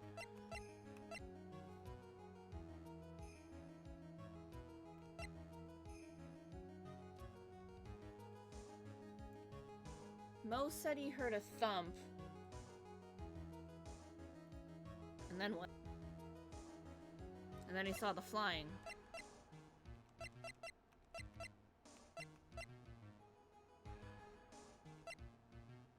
Hard proof that we unraveled the trick.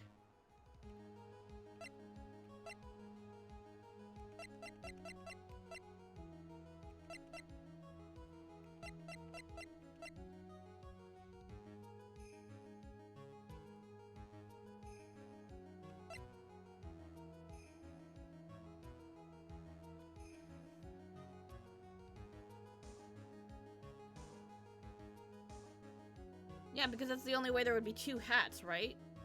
Because the hat was on the ground and the hat was flying away. The problem is Max's 3 symbols. You know, the silk hat, the cloak, and the white roses. Those symbols were a problem numerous times during yesterday's proceedings. Yesterday, there were 2 contradictions in Mo's testimony. The silk hat was one, the white roses was the other. But the theory I just presented explains all these contradictions. You fool! Do you ever shut up? Max's silk hat is found at the scene of the crime. However, remember what Mo said yesterday? He testified that the criminal he saw fleeing the scene was wearing a silk hat. There's only one explanation for that. The silk hat that Mo saw was actually the bus. Makes sense if you look at it that way, then he did see the silk hat. Well, sort of. Fine, you've got one. But what about the other contradiction? The other contradiction? Remember what the ventriloquist said in court? He said he witnessed white roses on Max's chest that night. But the clown's testimony doesn't match.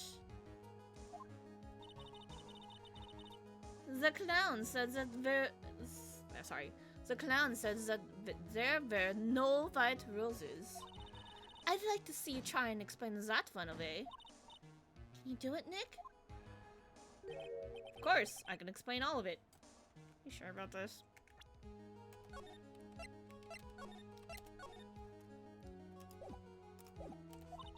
What was that? Please recall the instant when the cloak snagged onto the bust. If the cloak snagged onto the bust, what happened to the roses?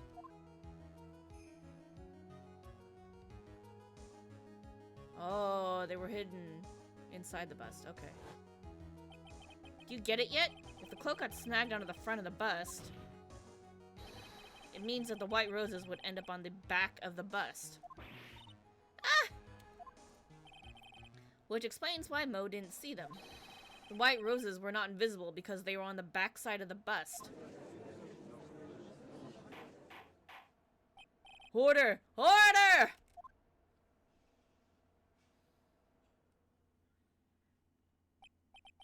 This is quite the shocking state of affairs. Mr. Wright's theory still sounds a bit absurd to me. However, let's just keep going down this road for a while and see where it leads. Let's do this, Nick. And maybe Von Karma will finally throw in the towel. Oh my god, she's got that smug look on her face.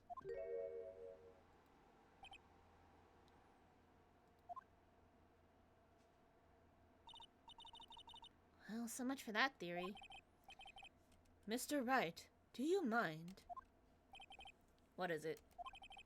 You took the time to research our circus, didn't you? Well, yes I did. Is there something making you think that I didn't? If you did, then maybe you'll understand why I think you're off track. Listening on the way out of work? Okay. Why is that? Motive. This witness feels an incredible debt of gratitude towards the ringmaster. Anyone with any relation to the circus is well aware of this.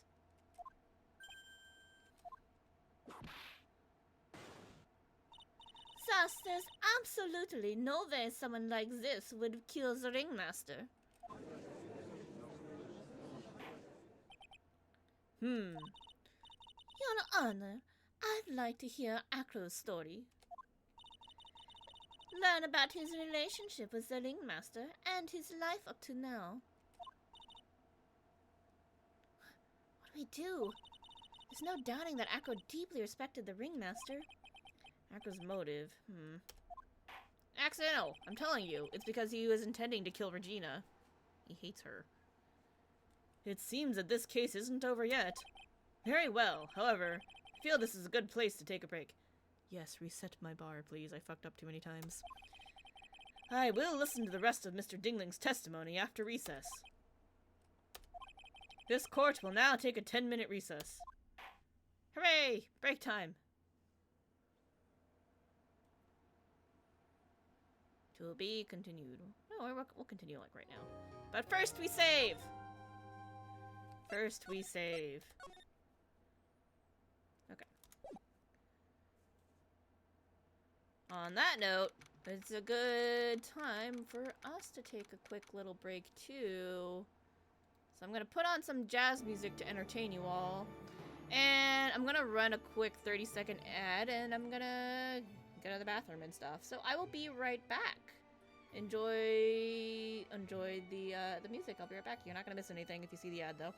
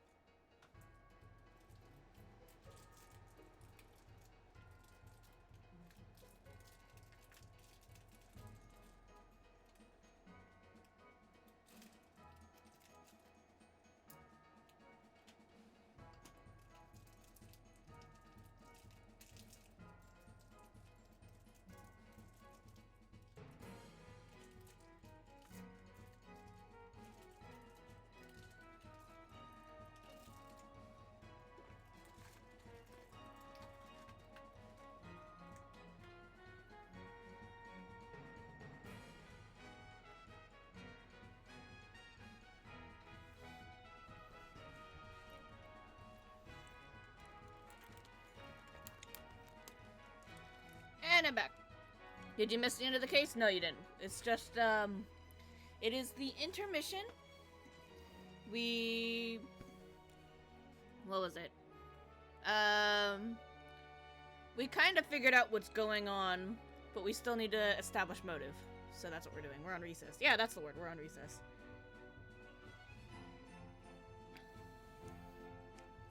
Alrighty. Pausing that. Going back onto the screen where I can actually see chat. And more importantly, I need to be able to see if anybody redeems things. There we go. Okay. December 30th, 2:17 p.m. District Court, Defendant Lobby number 5. I can't believe it, Acro. It's pretty shocking, isn't it? Oh, hold on. This is his hick voice because he's freaking out. It definitely is, and I think he was always the most straightforward of the group.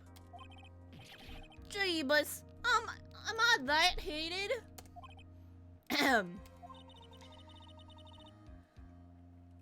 Hako tried to pin the murder on you on purpose. He did? Psst, psst. But, I'm nothing but a little old nobody, you know?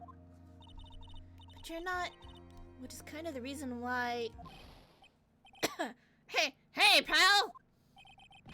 You're gonna ignore me after I went through all this trouble to bring you some evidence? Ah, Detective Gumshoe. Ah, forget it, I'm going home. This guy deserves to be guilty anyways. Hey! Now, detective, I'm sorry. Look, why don't you relax a little? Gumshoe, get back here! We've got some really tasty milk. How about a card trick, detective? Ha ha ha! Well, if you insist. Now about that evidence you mentioned. What is it? Here you go! The fuck is this? Huh? This was yesterday in Acro's room. Yep, and I've included the forensics results. Take a look later. Won't Miss Von Karma be mad that you're doing this? That's why this is all secret. Huh? Look, details are on a need-to-know basis, and we're not really allies or anything. But everything that's happened in court up until now has gone according to our plan. Whose plan? What the fuck? Did he, like... I'm confused. What the fuck? Did you, like, find Edgeworth, maybe? I don't know. Miss Von Karma didn't seem in control of things in there just now. You'll figure it out eventually, pal. Yesterday, our final plans were set into motion. Final plans? Uh-huh. That reminds me. I've got a message from the prosecutor for you. Nothing's ever truly decided until the very end. That's it. And that's it for me too, pal. I'm out of here. What did he mean by that? The very end part? Not sure. It was all pretty cryptic to me. Oh, one more thing. Ah! Don't scare me like that. Looks like there's a large care package from the circus for the defendant. What? For me? It's milk. The reception area looks like some kind of dairy. Hurry up and drink it all before it spoils. An entire dairy's worth of milk? For me? December 30th, 2:27 p.m. District Court, Courtroom number 2. Who sent him that much milk? That's kind of weird.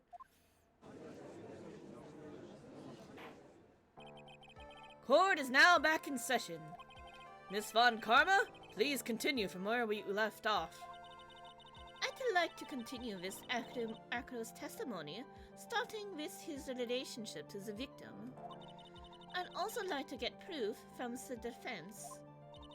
Proof of what kind of motive Acro would have to commit this crime. Understood. Now, Mr. Dingling? Yes, Your Honor. Please proceed with your testimony. Finally, we get to the motive. Wait, Nick, are you okay? Just do me a favor and don't ask questions you don't want the answer to.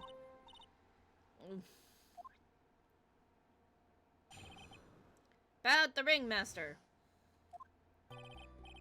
When we were little, we were abandoned by our parents. That's when the ringmaster of the Berry Big Circus, Russell Berry, took us in. I became an acrobat at around 9 years old. I wanted to find a way to repay the ringmaster. That was my sole purpose in life. You're such a thoughtful young man. As you heard, the witness was deeply respected. The witness deeply respected the victim. I wonder how anyone could think that Acro would kill the man he held in such esteem. You are absolutely right. How could anyone think that, Mr. Wright? I don't think that. I think it was an accident. Which is why there's no real need for a cross-examination, is there? Hey, you don't get to make that decision! Actually, that's the question I'm trying to answer myself. Why would Acro kill the ringmaster? This might be my last chance to answer that question. Of course I'm gonna cross-examine him. The defense has a right to cross-examine the witness. You're so tactless, Mr. Phoenix Wright. You don't care about justice, do you? You just want to fabricate a motive. Very well, Mr. Wright. Cross-examine the witness. About the ringmaster. No, I didn't reset my thing, shit! Alright. We? You haven't brought up we? Yes, my brother Sean and I. What? You have a brother? How old were you when this happened, Acro? I was 8 years old, and my brother was 4. Your parents were very cool, weren't they?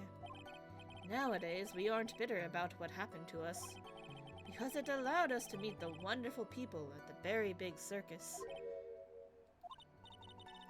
Nick, the judge is getting misty-eyed. He's got a soft spot for sob stories, it looks like. Help!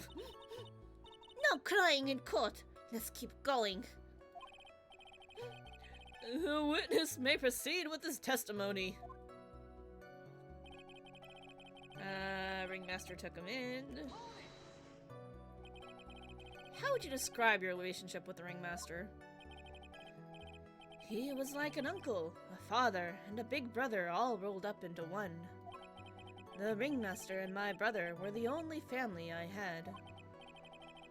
What about the other people at the circus? This was over 15 years ago. Back then, there were very few customers coming in, so no one really had the time to look after us. They were worried about other things. But the ringmaster, he would always come see us with a laugh and a smile. What a beautiful story. That's why I was always thinking of what I could do to help. I wanted to thank him. Nick, isn't Acro such a wonderful person? No, he seems like a nice guy, which is what makes this so difficult. So then how long have you been a performer? You started at 9? You started off as an acrobat at that early of an age? I begged the ringmaster until he finally agreed to let me do it. Ever since then, I've been in incredible physical shape. That's also when I decided to form a group with my brother. We called ourselves the Flying Dinglingberries.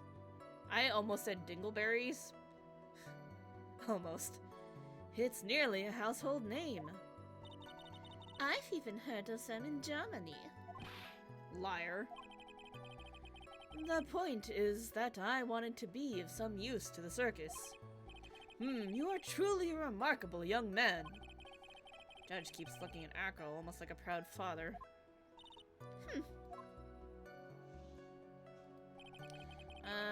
What if I way to repay the ringmaster? Did you ever have any trouble with the ringmaster? Ow! How could you ask such a thing, Mr. Phoenix Wright? Do you have some sort of fundamental misunderstanding of this witness's testimony? Or the heartfelt emotions contained within?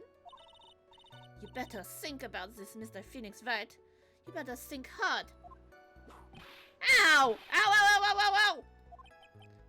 No matter how you look at it, there's no way I could see this witness ever taking the victim's life.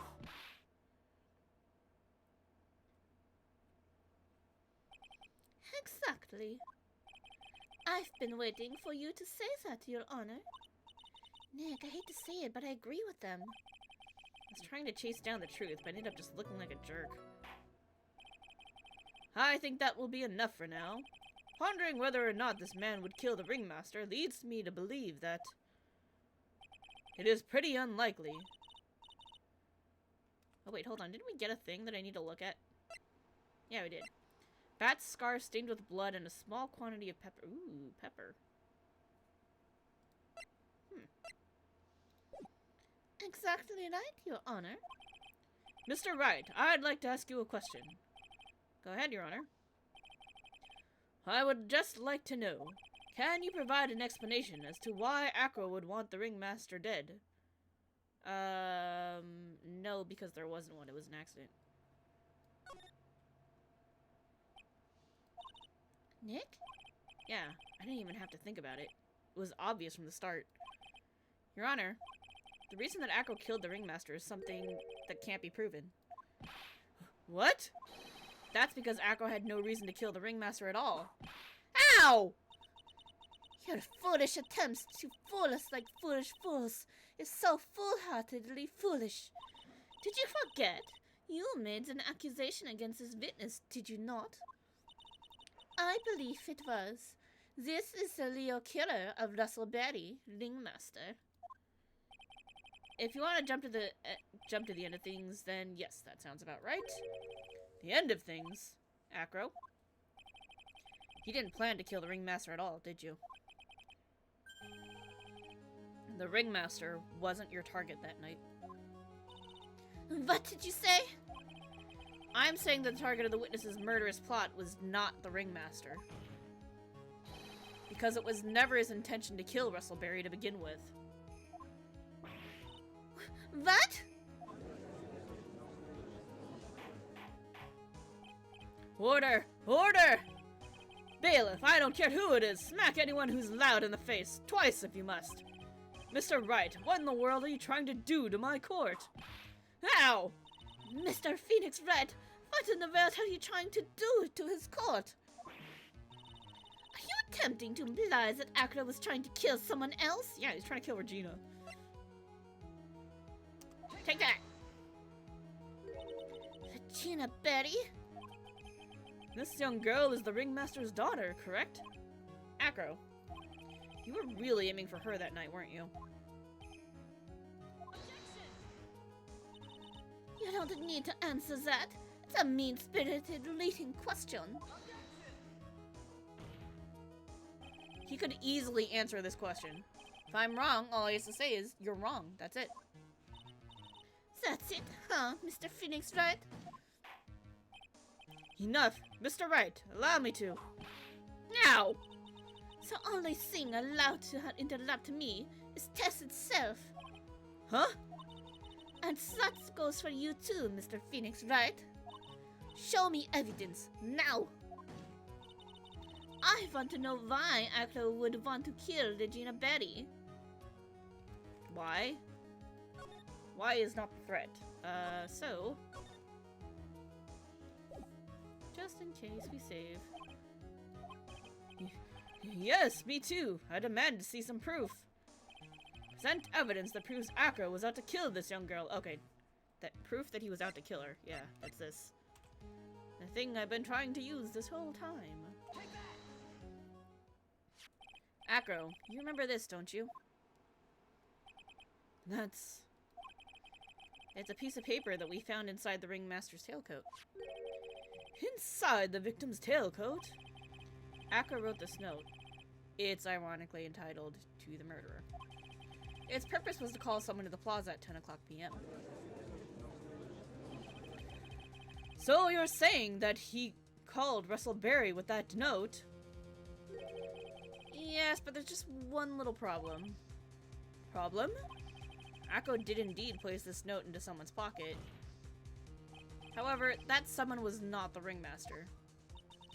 You mean It wasn't for the... That's exactly what I mean. The person this note was intended for was none other than Regina Barry. Order! Order! Order! Mr. Wright, this little theory of yours. It's the truth, Your Honor. It isn't a theory. Simply put, Regina didn't think the note was meant for her. Which is why, the morning of the crime, she placed it on the cafeteria bulletin board. That's when her father... I mean the ringmaster... saw the note. That's correct. The ringmaster ended up in that plaza instead of Regina. And he was killed because of that mistake. Instead of Regina. That's incredible! Remember the testimony that Akko gave us earlier today? Lifting the bust and looking out of the window would have been impossible. There's no way I could have exerted that kind of force on my lower body. If I were to do that, I'd end up falling out the window myself. Akko had no idea who it was that arrived in the plaza, because he couldn't look down out of his window to see who it actually was. I've got it! I've got it! Akko thought it was Regina down in the plaza. And that's when he let the bus fly. Hey, Nick? Isn't Regina listening to all this from the audience? She is, unfortunately. It's only gonna get harsher from here. Ooh. I hope Regina can handle it. She's very naive. Akko wrote this note to Regina! Foolishly foolish fool. This foolishly foolish fool idea is something. You're so foolish you've even made me sound like a foolhardy fool. I didn't catch the end of what she said before. Very well, Mr. Phoenix Wright. If you're so sure, then tell us about this line. I have conclusive evidence of what took place. Yes, what about that line? Well, if the note was meant for Regina Barry, it would mean... This note is declaring that Regina Barry is a murderer. You just don't get it, do you? What? What did you say? Oh, sorry. What did you just say? The ringmaster knew what the note meant, which is why he went to the plaza. In place of his lovely daughter.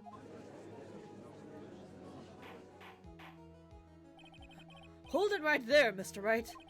What is this incident that is alluded to in the note? The incident 6 months ago. I know all about it. An incident occurred 6 months ago.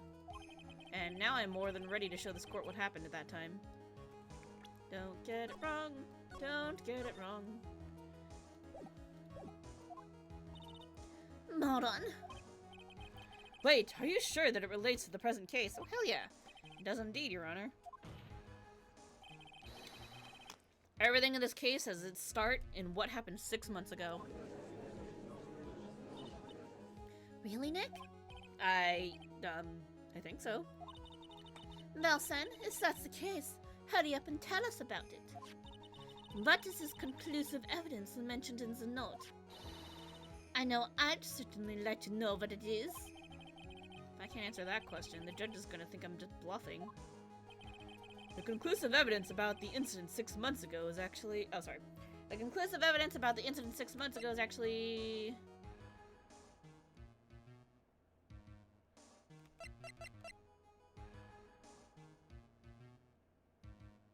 It's either the pepper or the scarf.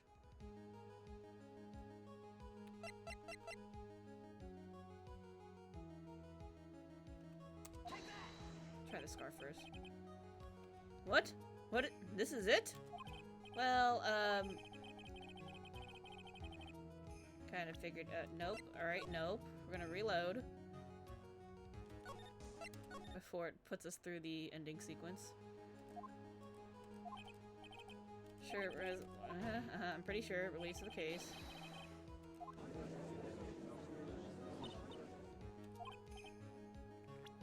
Alright, let's save here so I don't have to redo all that. Okay. Was the conclusive evidence? Sorry, that's a better place. Just in case I screw it up again, it's probably the pepper. She wants to know what it is, it's the pepper.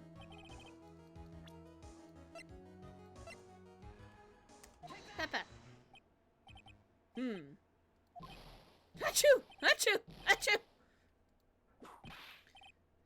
And he's still sneezing. What kind of spicy joke is this, Mr. Phoenix Wright? It isn't a joke at all. It's the decisive evidence you asked for. What do you mean? Recall that the victim was trying to take the wooden box away with him. He was doing so because this piece of decisive evidence was what was inside. Another unbelievable conclusion. Very well, Mr. Wright. So what exactly are you saying? Are you claiming that Regina Berry killed someone with a small bottle of pepper? Not unintentionally. Taking the note into account, that's the only logical conclusion you can draw. Foolish fool who never tires of his own foolish ways. If you're so sure, Mr. Phoenix Wright, then answer this question. Who was Regina Berry's intended victim? Not in the murder sense, but, you know.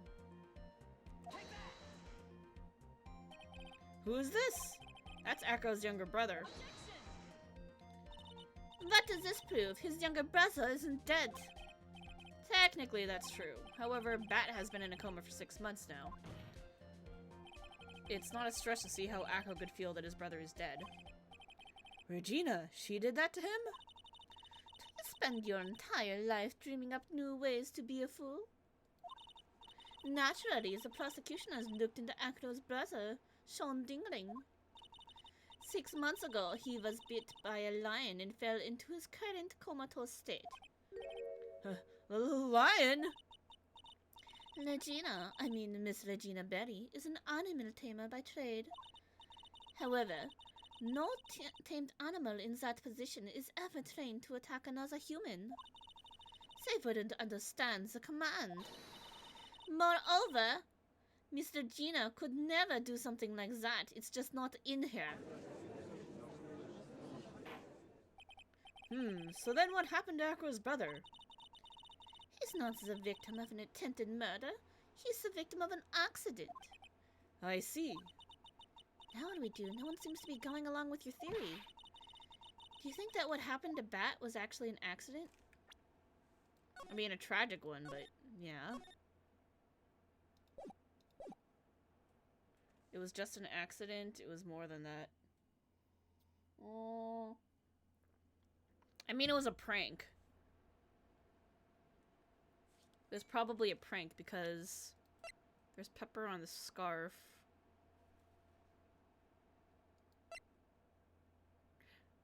Oh, I think I get it. Okay. I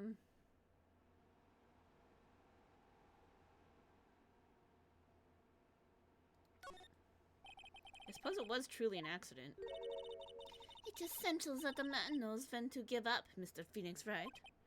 It's impossible to prove Miss Berry's involvement in a murder attempt, isn't it? Ha!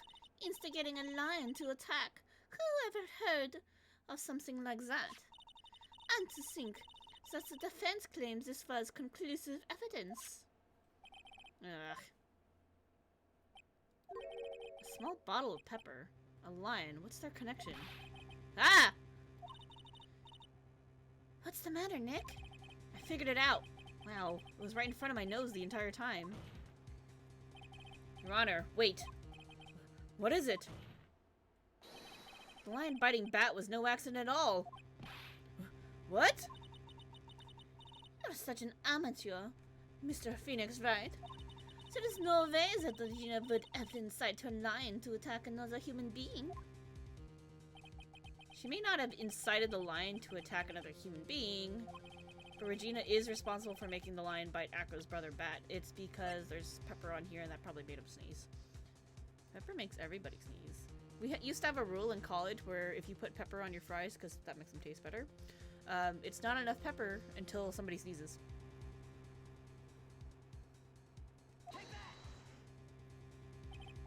That's just a scarf, Acro. This scarf is something that Bat used to wear, correct? True story, you were there? Yep. That's right. And who's the one that gave the scarf to Bat? Regina. Regina gave it to him. Regina? There is something more than just blood on the scarf, Your Honor. And what might that be? Pepper. Pepper? Pepper. Regina gave the scarf to Bat right before the accident. And she covered it with as much pepper as she could. Hey, what's with the silent treatment? Why is the bird in my face? Get out of here! Excuse me, Mr. Wright. You've done a good job of fingering a criminal. But out of curiosity, what was her crime? Miss Berry gave a pepper-covered scarf to Bat as a present. Where's the crime in that? Still seems like the judge just doesn't get it. Mr. Phoenix Wright, wasn't it sense that the lion seemed to be smiling? Smiling? The lion was smiling? Right before Bat was bit by the lion. For a moment, the lion's mouth changed, and it looked like he was smiling. Lions smile? I've never heard of them smiling. However, lions sneeze. Everybody sneezes. Cats sneeze too. It's really cute. Oh! Leon wasn't trying to bite Bat at all. In reality, all he actually did was sneeze.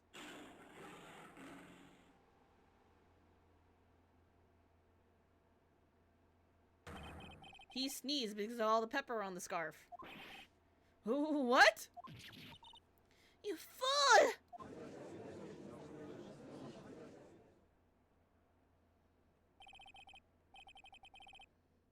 You've got to be kidding me!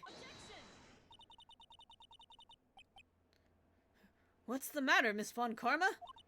I object! I object for objection's sake! Mr. Phoenix Wright, you... Sincerely, you believe it? You really intend to say that this is how the joke of an accident actually happened?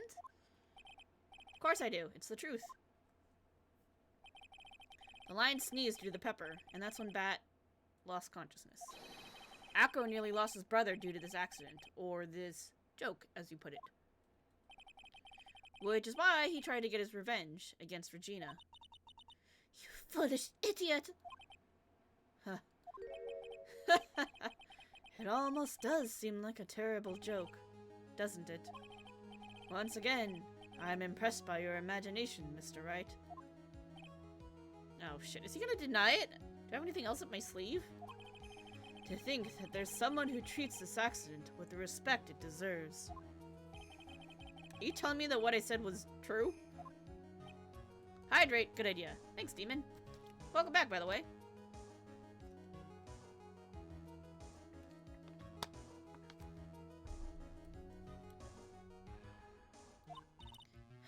Acro, you don't mean, you can't mean, witness? Are you confirming the defense's claim? Mr. Wright, unfortunately, your imagine is not enough to find me guilty of murder. What do you mean by that? The pepper, the scarf, a lion. I see where you're going, but it's a bit hard to swallow. Not to mention the fact that there's an even bigger problem with your theory. What would that problem be? Same problem it's always been. Evidence. I dropped Max's bust on the top of the ringmaster. Where's the evidence that proves that claim? Ah, shit. Stop picking me eyes! Why is that? Who let the hummingbird in here? You mean the conclusive evidence? The biggest problem is the murder weapon, or the lack thereof, to be more precise. Murder weapon. The bust that the defense claims was used. If that were to be found in Acro's room, and if it was covered with the victim's blood, that would be awfully conclusive in my eyes. Ah, shit, we don't know where it is. Yes, it would be. The bust. Nick, you've got to do something. This is the last step. If I get this one right, the case is won.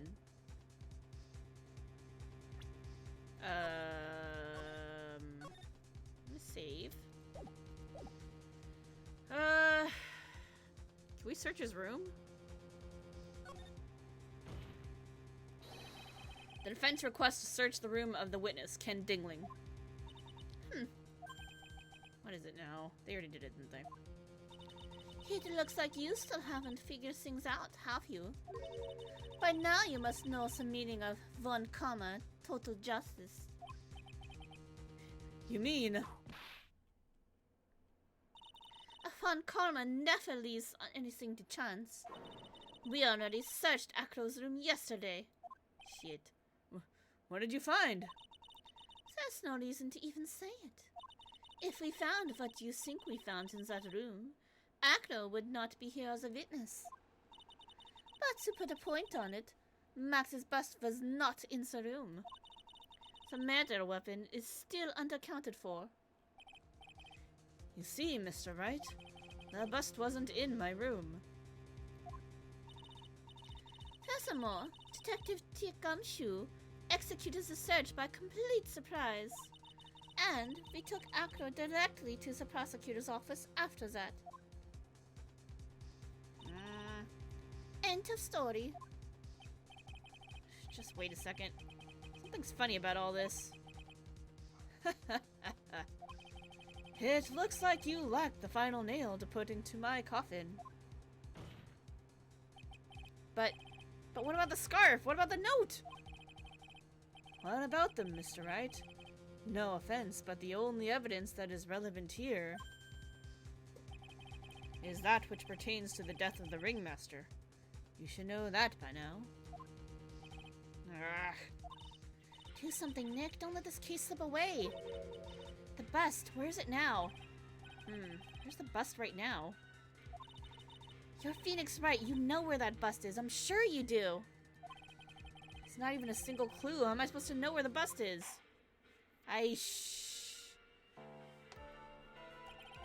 It seems this case is coming to a close.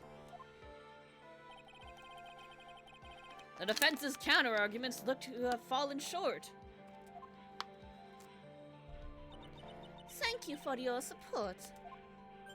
Ugh. I'm terribly sorry, Mr. Wright. I think that brings to an end the cross-examination of this witness. How's Phoenix Wright going? Pretty good. Got stuck a bit. What's going on now? Maya said hold it. This is going pretty good. I actually got a bunch more of the games outside of just what was available on Steam, so we're gonna have a lot of Phoenix Wright to do for a while, so that's gonna be fun. Although I might take breaks and play some other games in between. Alright, Where's Max's bust? posture check. Aren't you at work? Were you on lunch? Darjeeling. Alright, sit up straight. The defense needs time to prepare to present its Lace? I mean, case. Sorry, I'm a bit nervous and I just bit my tongue. Thanks, Darjeelingling. Better be on break. Don't watch Twitch while you're at work. Huh? What? You need time to do what? Ow! Why are you the most surprised person here? She's your aide, isn't she? Thank you, Dr. Lupin. Do you really have a case to present, Mr. Wright? I don't know. What? Are you asking me? The rest is up to you, Nick. Good luck. Hey, wait. You can't be serious. Darjeelingling, thanks for the subscription. Thanks for subscribing. Enjoy your parfait cup. Acrobats always have their lives in the lines, don't they? That's how Acro's lived his life up until now. Now it's time for us to walk across on our own tightrope. Damn it, Phoenix. If we don't, we're certain to lose. Very well, the defense may proceed. He doesn't have a clue, and I don't think he'll be finding one anytime soon. Walking the tightrope of logic, there's no room for a false step. Sink or swim, the only way through is forward. Some matter, weapon. Where is Max's bus now?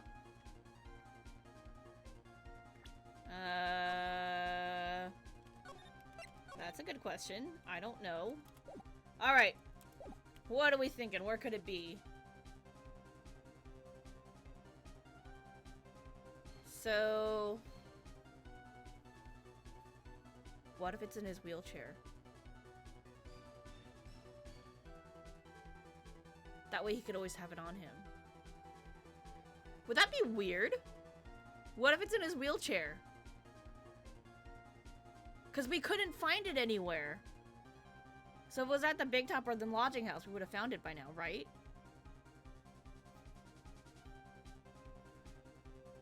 Courtroom is so crazy, it might be. This case is cray. Yeah. Let's go with the courtroom. Alright, let's just go in! Because we already searched everywhere else. It's obvious the bus is inside this very courtroom. It's obviously where? Allow me to pinpoint the location of the bust once and for all. The witnesses stand. Acro. I'm sorry to ask this, but do you mind if I take the blanket off your wheelchair?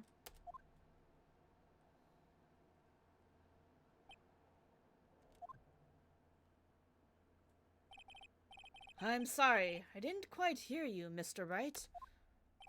Well, you are a big guy, and you have a pretty big wheelchair because of it. I just wanted to make sure you weren't hiding anything under the blanket. Because it seems to me that it'd be really easy to hide a bust under there. Ha. Once again, your penchant for humor hits me where it hurts, Mr. Wright. Are we right? I think it's pretty amazing that you can laugh in your position. However, your lightheartedness doesn't change the fact that the bust is under there. We all know that you can't leave the lodging house by yourself in your condition. That proved inconvenient when Miss Von Karma happened to search your room yesterday. If she had found the murder weapon in your room, it would have been all over. Which is why you had to hide it in the only place that you could hide it. Under your wheelchair. Why is this game so crazy? Which is why, Acro, I have to ask you again. Would you please remove the blanket from your lap? Well done, Mr. Wright. Masterfully played.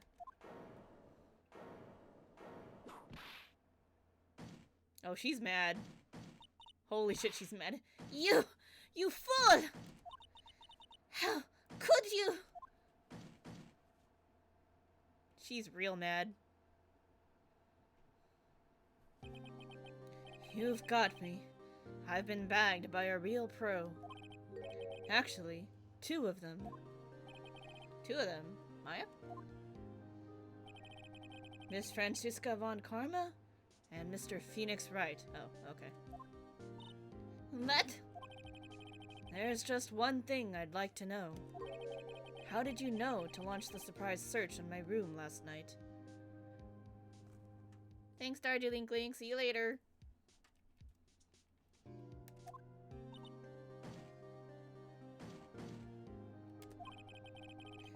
There were two pieces of evidence, the cloak and the bust. I burned the cloak in my room and threw the ashes away with the trash. He burned the cloak with the white roses? That's sad for Max. Regina always took my trash out every morning, you know. But the bust, obviously I couldn't throw that away. When you executed your search, all I could do was try and hide the bust. And the only place that I could hide it quickly was under this wheelchair. Burn the bust! That's gonna take a real long time to burn. Miss Von Karma, you had things all figured out, didn't you? I was completely sucked in by your calculated strategy. And now to be caught in the middle of court, hiding the murder weapon. There's no way I can escape that. So, you've got me. Well done, Mr. Wright. Well done, Miss Von Karma. It all makes sense now. Can't believe that Von Karma thought that far ahead. It's amazing. Definitely couldn't tell by looking at her. No, I sure couldn't. I don't think this was her big brain play. I think it was somebody else. Can't believe it. Me make a mistake? Why did I order a surprise search of your room? If only I hadn't done that. It seems we finally arrived at the truth. Acro? Yes, Your Honor? Did you kill the ringmaster of the Berry Big Circus, Mr. Whistleberry? Yes, Your Honor. I'm responsible for that crime. Acro.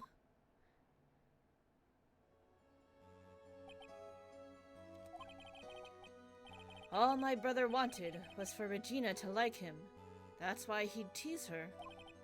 One day, my brother sprinkled some pepper on Regina.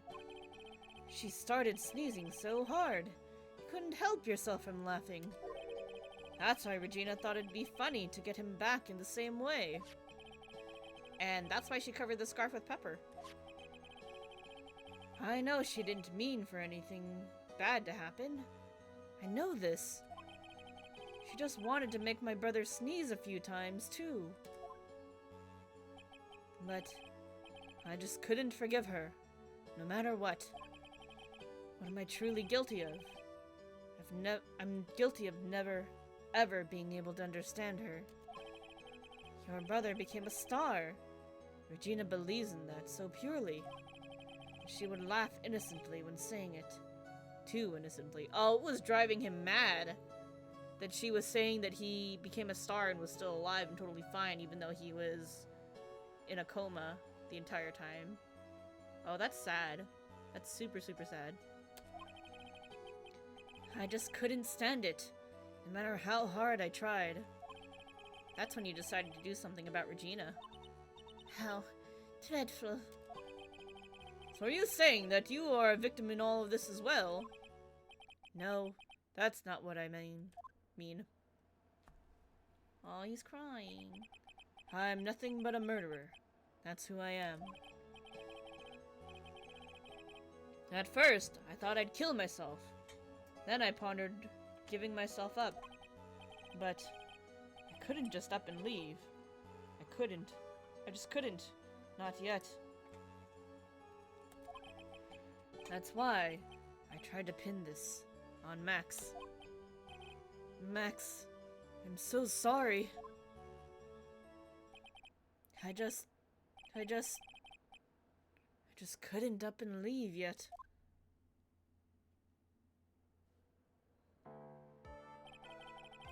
This has been such a strange case.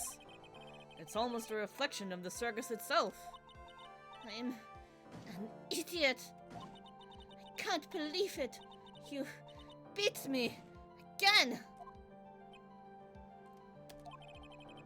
I believe this case is now beyond any point of possible discussion.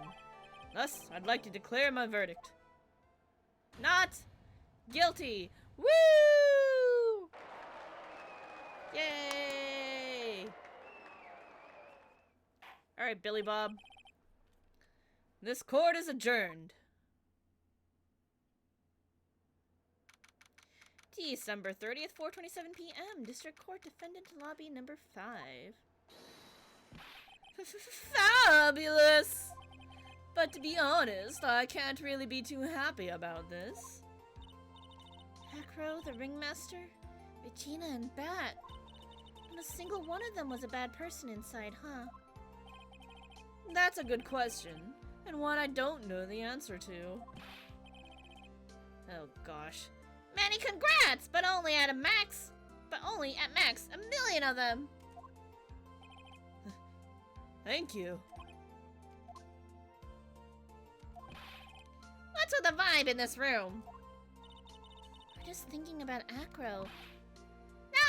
No. If you want to worry about if you worry about people too much, you'll be like this forever and never be happy. Huh?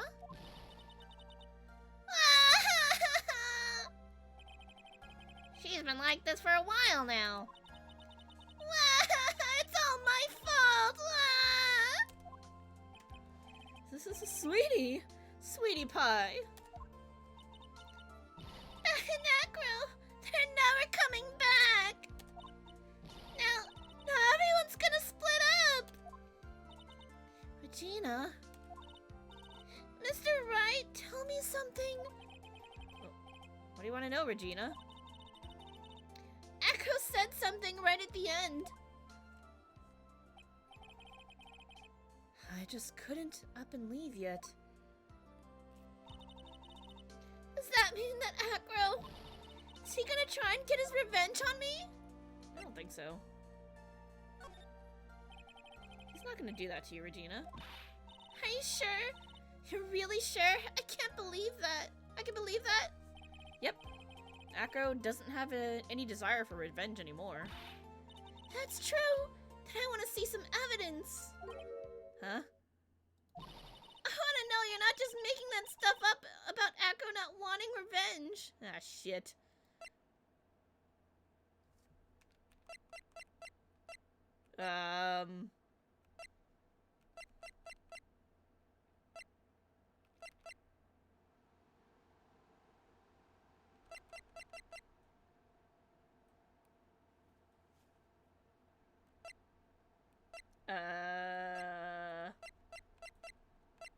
Uh-oh. I don't know.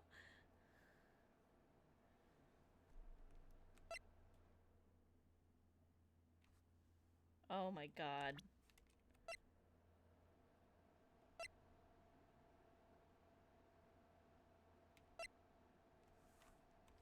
Oh my god. What do we say?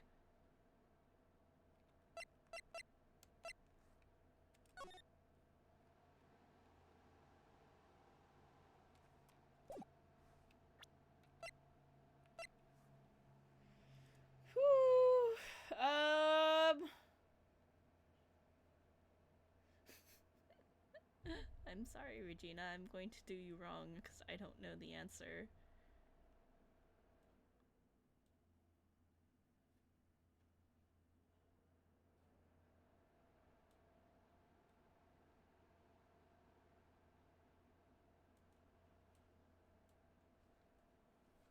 I mean, he gave us the scarf, I guess. I don't know. Where did we find it? No, we found it in his room.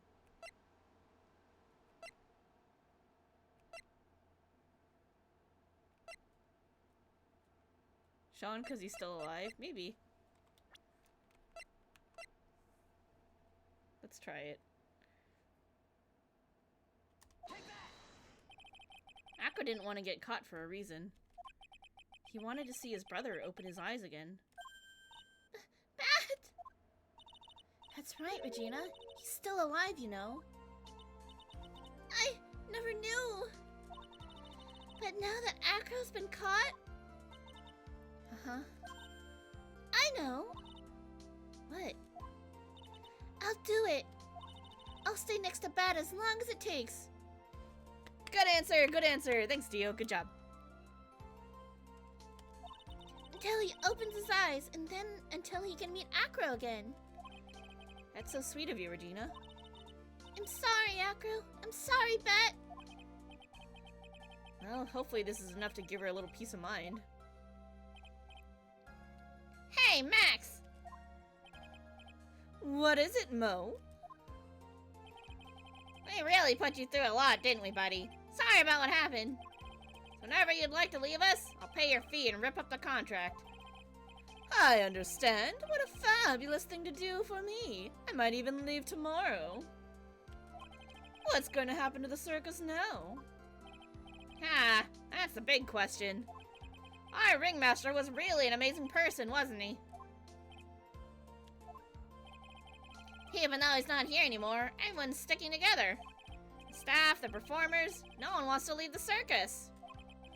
That's why I've made a decision. What is it? I have decided that I will take over as the new ringmaster. I'll turn this circus into the best circus this world has ever seen. The best circus the world has ever seen? Don't laugh! That's quite the goal. Yay, I can't wait. Then, I guess that changes things. Huh? There's only one thing the best circus the world has ever seen needs. The world's best illusions. Which means this circus needs the best magician the world has ever seen. Max. Let's work together and make our circus super fabulous. What do you say, big guy? I don't know what to say. All I can say is thank you. Oh, sorry. Regina, you're gonna help them out too, aren't you? I don't know. Maybe the circus would be better off without me. What are you talking about, Regina?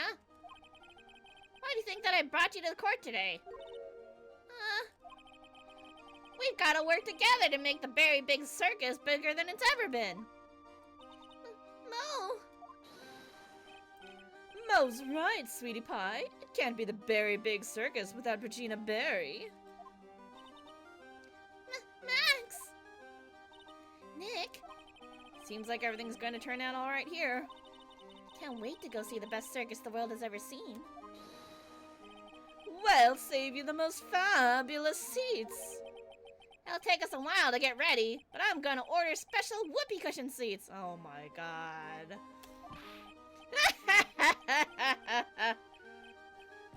Oh god, why?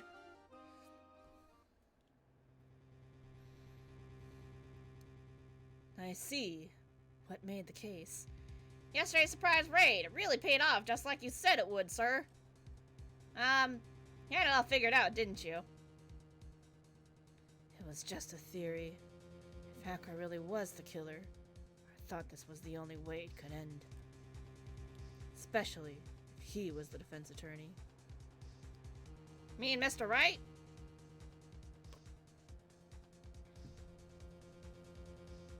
Of course. Well, Detective, my plane is about to leave. As for Mr. Acro's case, you need not worry. I plan to personally stop by the Chief Prosecutor's office as soon as I get back. Edgeworth! Yay! Understood, sir. We'll be waiting for you, Mr. Edgeworth. Hell yeah! He's alive! He's back! Where the hell you been, buddy?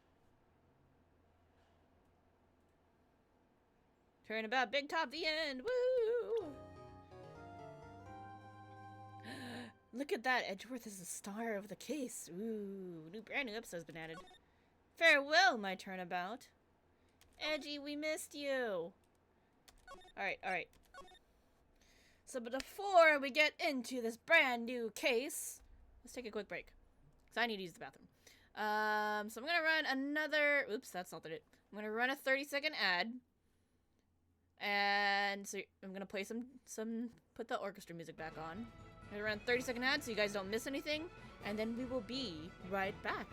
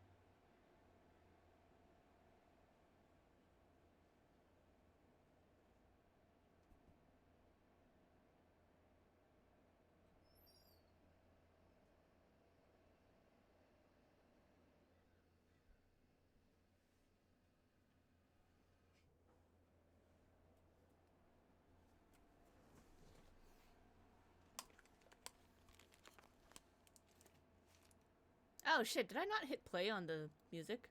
Oh, it ended. Sorry. I didn't realize it ended.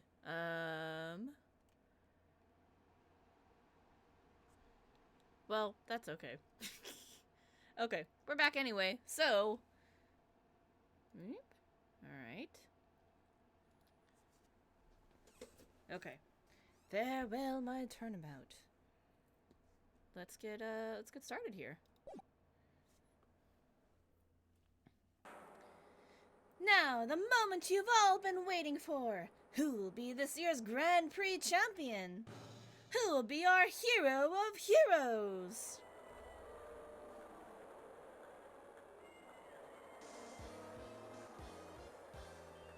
Will it be last year's runner-up, Jammin' Ninja, or maybe Captain Saipon, all the way from the lovely tropical island of Saipon?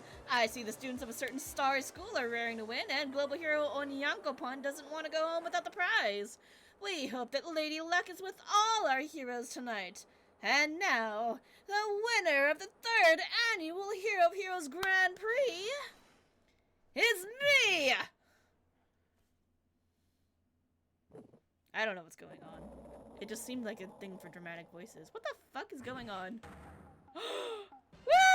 The true hero of the night has appeared in our midst! Is this the new Steel Samurai? Hero of Heroes Superhero. Looks like this year's Grand Prix goes to the Fantastic Warrior. The Nickel Samurai. What? Too bad, Jammy Ninja. Looks like the title eluded you again this year. It seems to be some sort of award ceremony for heroes. Alright, you're back. What did you miss? Okay, so we finished the last case.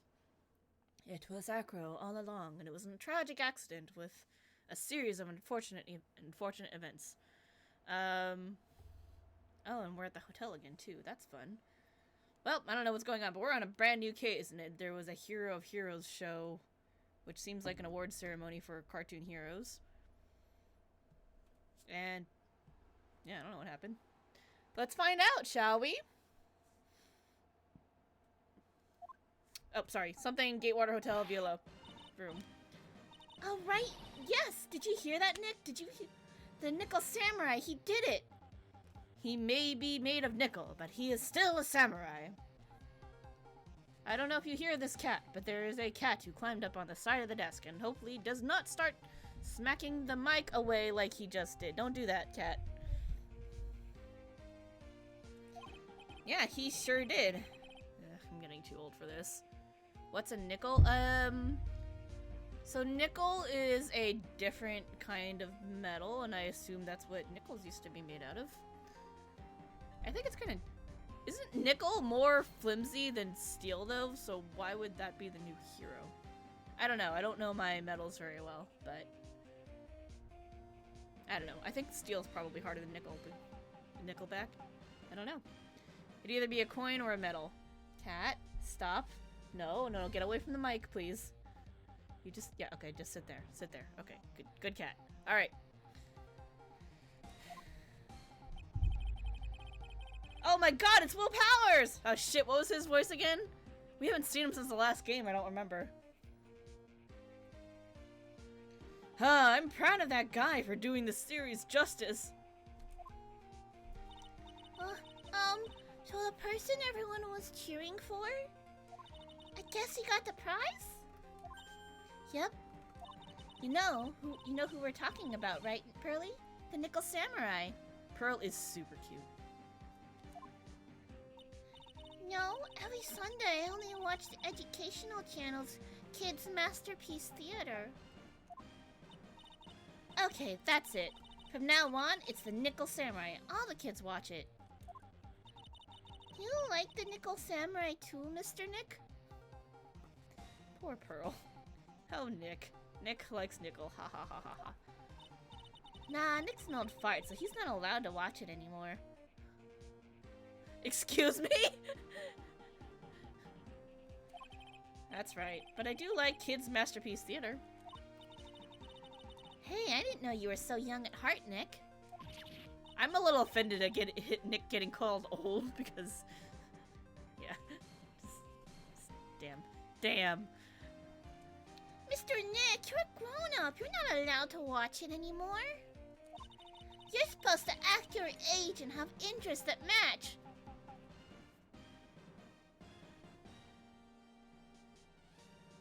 Should I be hurt by this because I'm an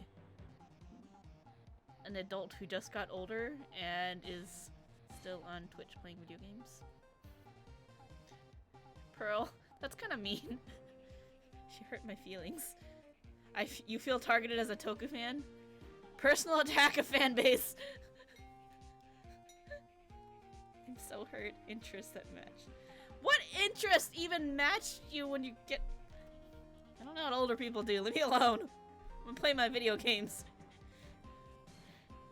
Too meta. It's very important. Aw, give it a rest, Pearly. Looks like I made the right choice in inviting everyone here. I'm glad you're all having a good time. Ah, it's like a dream. Too bad for the Jammin' Ninja, though. Last year, he lost to the Pink Princess, warrior of Little Old Tokyo. Wasn't he the Pink Princess and then it scarred that kid for life? Wasn't that what happened?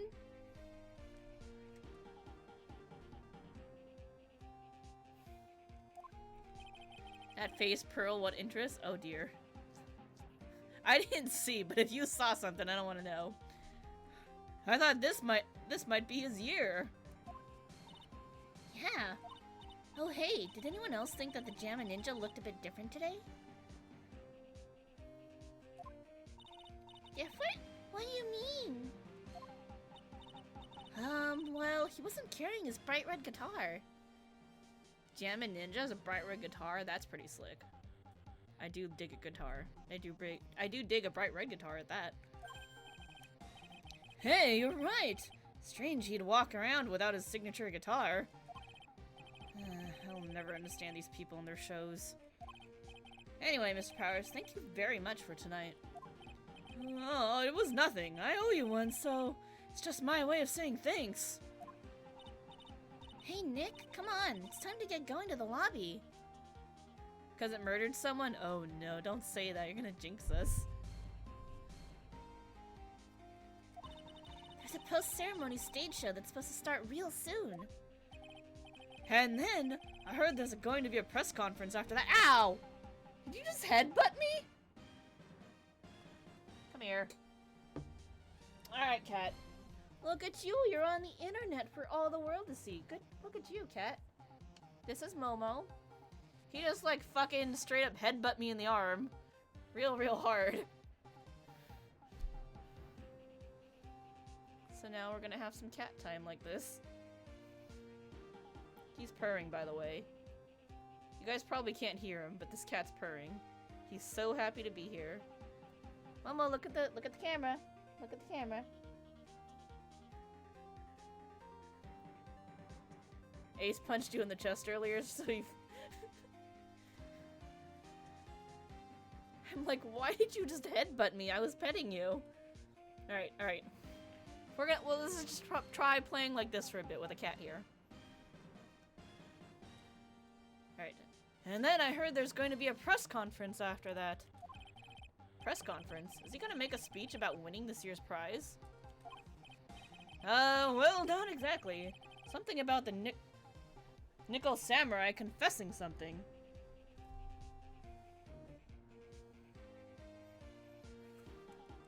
Cat left. Nope, he didn't leave. He's just sticking around on the desk now. Confessing? Sounds pretty serious. Nick, come on! You don't want to be the last... You don't want us to be the last ones there, do you? Yeah, Mr. Nick, do you? Why me? Show doesn't even start for another 20 minutes. Ooh, we get to look around. Nice.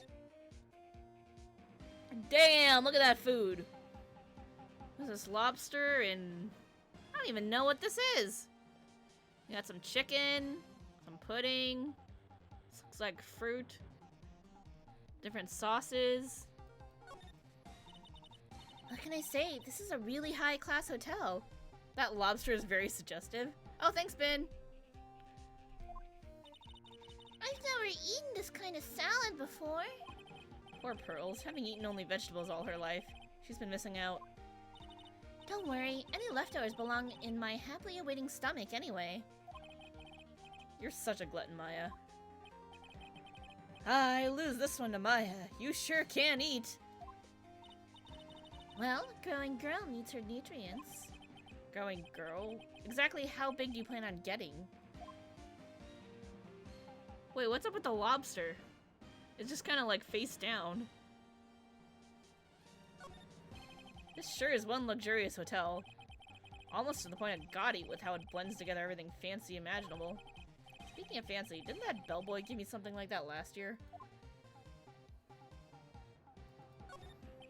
The awards ceremony was just held on that stage. It was really fabulous. You just reminded me of a circus for a second. Oh no, we said fabulous. Well, shows like that are guaranteed to be good, you know. That chandelier is really something, isn't it? I thought it was kind of a spaceship. Hey Nick, how about we get one of those for the office? One of those hanging from our poor weak ceiling? I don't think so. That's gonna crash down on somebody and injure them and then cause a bodily injury claim. There's a grand set of doors over there. Behind those doors is an equally grand lobby. Shall we go and take a look, Mr. Nick? Hey, wait up! This grand dessert is calling to me. It's saying, eat me now. Grand dessert. I had tiramisu earlier. Let's talk to Will. Hey Will, how you doing? Thank you very much for inviting us today. Oh, it was nothing really. Guys like us don't get to come to a place like this often, so I thought I'd invite you all. Hey, Mr. Powers, what have you been up to lately? Please, no, don't attack the pop filter. Cat, please. Mama, please.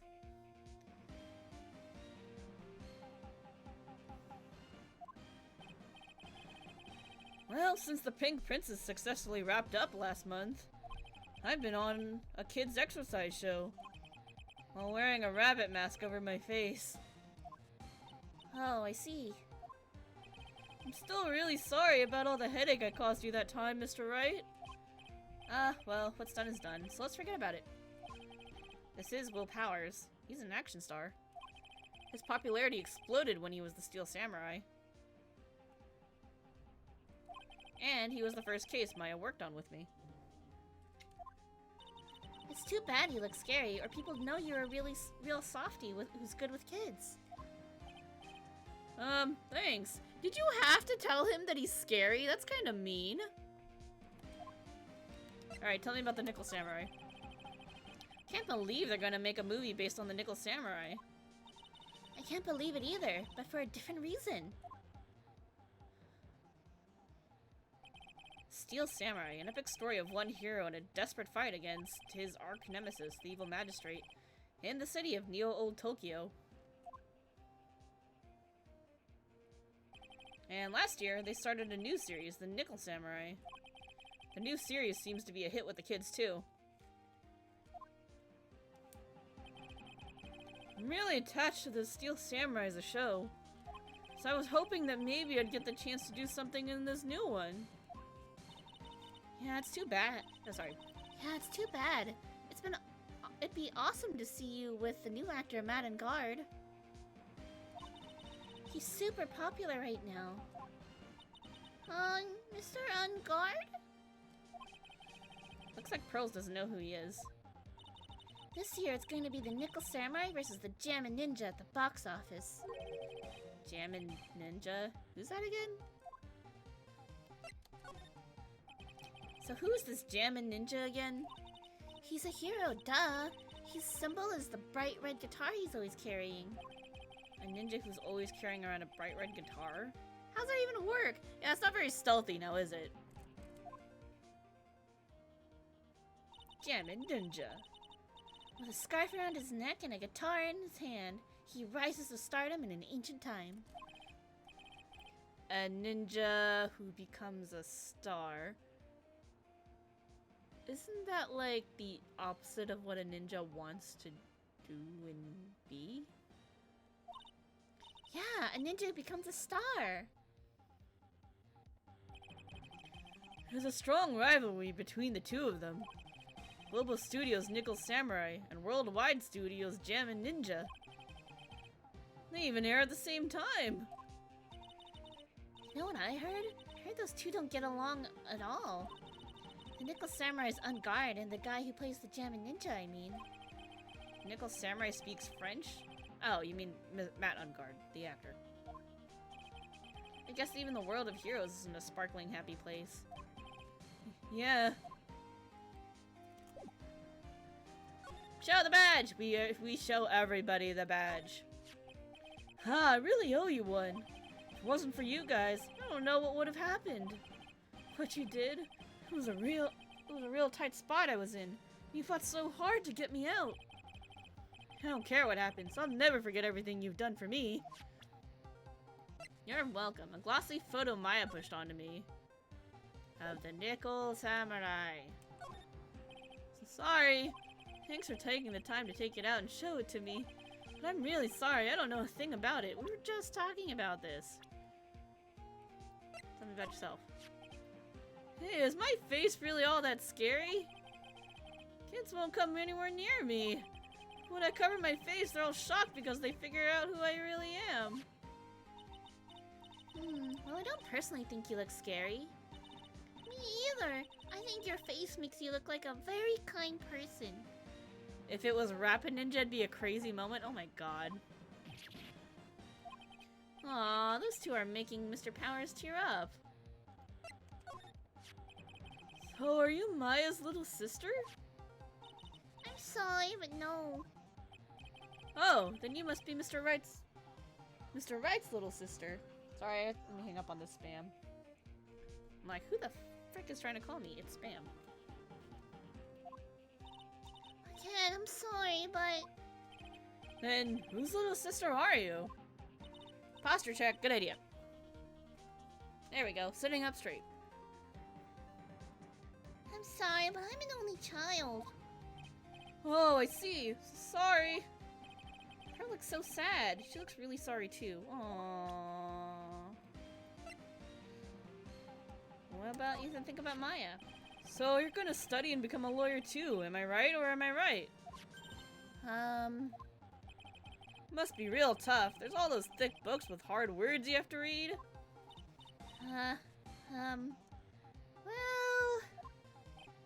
Oh, yeah, Mr. Powers doesn't know that Maya's a spirit medium. I thought he'd be able to tell by my clothes. Maybe he thinks that you've got some strange hobby on the side or something. Hey, wait a sec, what's that supposed to mean? Alright, let's go to the hallway. It's kind of weird to start off like this right away. March 20th, Gatewater Hotel hallway. Wow, what is with this place? Looks like I've stumbled into Oz or something. Way in the back, there's a sign for the bathroom. Maybe I should visit it while I can before the show starts. Look at that bear! I can understand flowers in front of the dressing rooms, but what are stuffed bears doing here? Could it be that there's an action star with a soft spot for teddy bears? Nah, can't be. Compared to the flowers on the other side of the hall, these are much more gorgeous. Let's see. Record companies, fan clubs, company workers, family. Carrying all these flowers home would be hard, I think. There's a piece of paper taped to the door that says, Juan Corrida's room. Juan Corrida. His name just sounds like a star's name. I've heard it before, but I don't know anything about him at all. To Mr. On Guard from the Global Studio staff. It'd be nice if lawyers got flowers too. Something like, to Mr. Wright from all your grateful clients. I mean, fair point. There's a piece of paper taped to the door that says, Matt on Guard's room. They're known to hate each other and they put them right across from each other. That can't be a good idea. Matt on Guard, I've heard that name before. Oh yeah, Maya's always yammering about him like the obsessed fan she is. There are toilets in each room at this hotel, but since all sorts of events are held here, there are bathrooms for people who aren't staying here to use as well. Perfect for people like me who can't afford to stay here in the first place. Nothing to look at here, let's just go. Wait, what? Where am I supposed to go from here? Back into the hall? Oh, here we go. Sounds like the post-ceremony show is about to start. All right, I'm so pumped. Wonder if he's gonna show off his special move today. Nickel Samurai Smelting. Is he a blacksmith? Actually, what I'm interested in most is the press conference. Like the Fairmont? Fairmont's pretty nice. Yeah. You mean the big confession that Nickel Samurai's gonna make after the show? So what is it? Don't you know what it's about, Mr. Powers? Well, I'm not the Steel Samurai anymore, so I don't have any idea. Sorry. So I guess you're all going to the press conference then? Yeah, of course. If that's the case, then here, take these tickets so you can get in. Press conference ticket. Seems like the Nickel Samurai is to confess something after the post-ceremony stage show. Thank you very much. Well, let's get going to the lobby. It looks like it's over this way, Mr. Nick. Okay, for great justice. We done? We're done here. Okay. Hotel lobby, a go-go. March 20th, Gatewater Hotel, hotel lobby. Only a real gaudy hotel would have such a large, gaudy lobby to match. I think they're going to have the post-ceremony show over there. They're using a compact stage, I see. Oh, I'm all ready to use my special samurai power. Maya looks like she's ready to start a fight. Your attention, please. Your attention, please. The Nickel Samurai's post-ceremony stage show will not be held tonight due to unforeseen circumstances. What? Why? Ow, you didn't have to pinch me. Pinch yourself if you don't believe it. We are asking for everyone's cooperation at this time, so please stay where you are. This is a special request from the police. Police? Did they just say the police? Uh-oh, something happened. Do you want me to go check out what's going on? Wait, I'll come with you. Freeze! You two, didn't you hear the announcement just now? It just finished telling you not to move! That voice, I've heard that voice somewhere before. Is it Gumshoe? Oh no! Oh no, don't tell me. Oh no, it can't be Windbag. I'm gonna drink some water.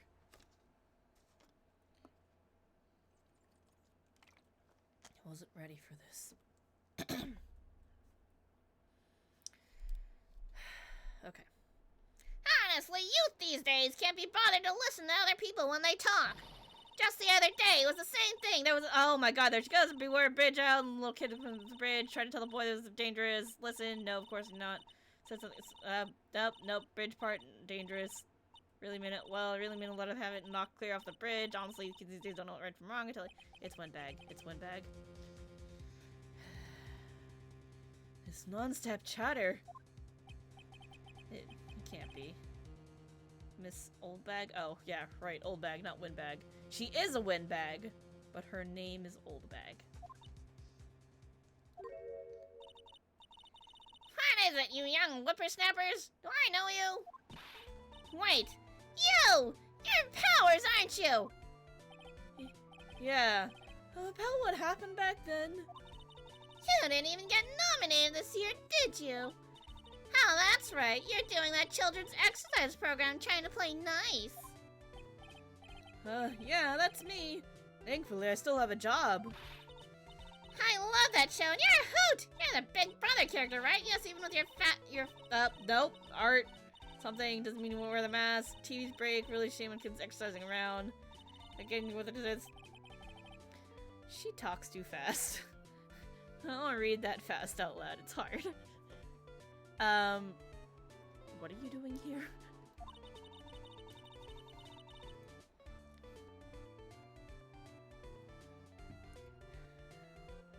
Look at my uniform and tell me you can't tell I'm a member of security.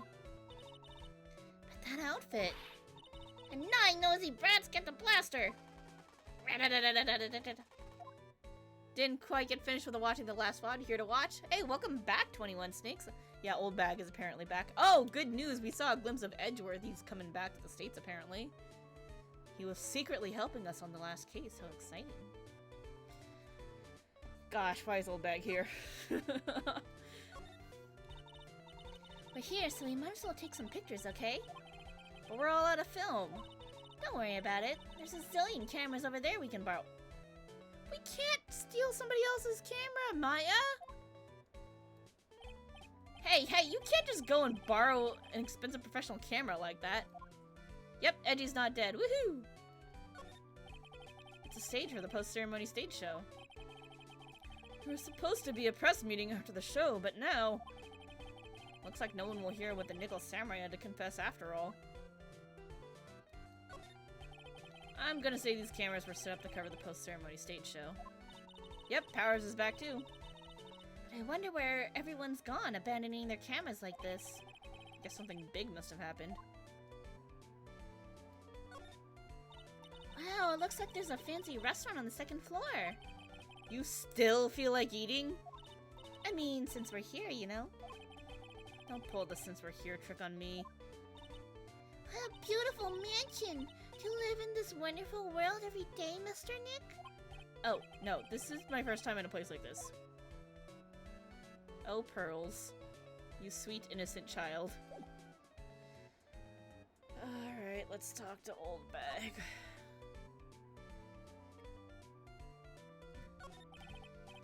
Miss Old Bag, what are you doing here? What happened to your position at Global Studios? Oh, that old place? Well, since that incident, they've been letting people go. When I cut the security team, I got the pink slip. What incident? What did you do? I didn't do anything, you young'un. Don't you remember that incident a year ago? When this lady got on the witness stand and testified. Yeah? And you! Weren't you the one who was bullying me? This fragile girl at heart?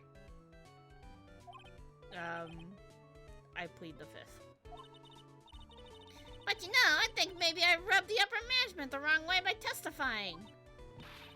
Yes, that has to be it. Everything's your fault. Run? Yeah, good idea. Me? I thought about being a bodyguard at first, but after being handed an old Pinky... You? A bodyguard?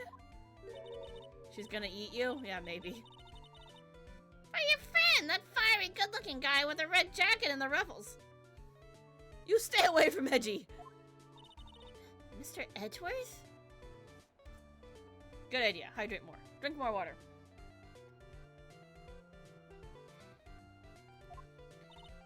But... That sort of arrangement would be entirely too troublesome for me. That's what he said to me. What did I ever do to deserve that? Rat-tat-tat-tat-tat-tat-tat. Why is she shooting at us? Why the hell is she dressed like this anyway? So did something happen?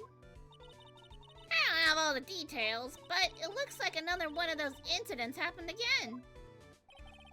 An incident? Like a murder kind of incident? Maybe. You see, I'm a bit of a devilish woman. So wherever I go, showers of blood are sure to follow. Bet you didn't know that. Then shouldn't you quit being a security guard, at least for other people's sake? Silence, whippersnapper! Rat-tat-tat-tat-tat-tat-tat. Is this still the no, this is the next case. We just finished the circus case, so we're at the beginning of the next one. Hey, Nick. Well, what is it? I don't like that devilish smile playing on your lips. Let's make like we're going to the bathroom and check things out. No way! The police told us not to go anywhere, remember? Huh? How boring! You're such a boring guy. You've got no motivation, no spirit. Huh? What's going on? Are you giving Mystic Maya trouble again, Mr. Nick? Not you too, Pearls. Please don't stick your little nose into this one. So listen to this, Pearly. This one time at lawyer camp, Nick... Okay, I get it. Let's go take a look. Was Acro a bad guy? Yeah, Acro was the bad guy. But it was an accident. So, nobody was intending to do anything bad. It was just a series of very unfortunate events. Accidental manslaughter, yep. Yay! I knew you couldn't say no to me, Nick. What does she have on Phoenix? That's right!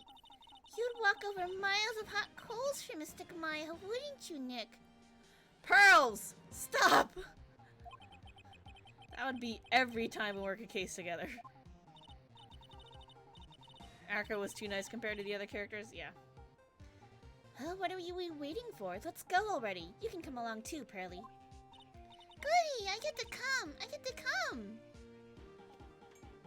Pearl's too young to be shipping? Yeah. But here she is. What do you think of the Nickel Samurai old bag? His eyes and mine are real pros now! Pros? Pros are doing what? At doing police work, of course. My eyes are like a hawk. And my professional eye spots a messy incident. A messy, bloody incident. That's why I don't have the time for you meddling kids and your petty little things. Okay, I don't want to talk to you anymore, so I'm out of here. To the hall! March 20th, Gatewater Hotel, Viola Hall. There's nothing really out of the ordinary here. Are you looking for the incident that the old lady was talking about? Doesn't look like it happened here. Well, we'd better go look somewhere else. Oh, right. Let's try... Excuse me. Heck. Oh gosh, it's an older guy. I thought it was gonna be the same dude. Are you by chance Miss Maya Fey? Yeah, that's me. You have a phone call waiting for you at the front desk. It is a different bellboy. Who's this blackjack wannabe? I don't know. Call? I wonder if it's someone from Korean Village. What's wrong, Mystic Maya? Oh, nothing. You guys go on ahead. I'll be right there, okay? Okay. Right this way, Miss Fey. What is with the zipper on his face? Oh! Yeah, what is up with that? That's weird.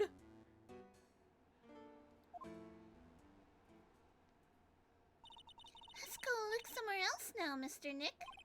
Yeah, okay. This is a little exciting and a little scary. Oh, sweet child. I guess we go to the hallway. March 20th, Gatewater Hotel hallway. I told you! Who the hell is this? I don't know what kind of voice to do if I don't know who it is. I get people the info they want, which means that I've got a right to know. Nope, don't care who you are, pal. We're still investigating, so you can't go in. What's your problem? Just you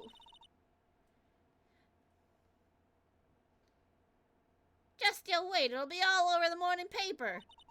Scruffy detective, secret scandal revealed. You'll see, I'll get you back. The pal gave it, so one of them's probably Gumshoe. I don't know who the other person is. Those two sound pretty serious. That southern accent can, oh no, it's Lotta and Gumshoe. Oh no. Oh no.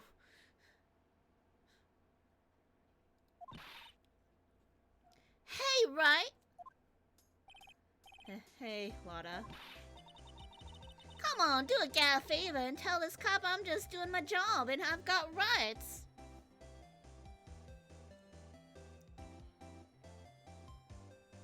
I wasn't prepared for this much throwback.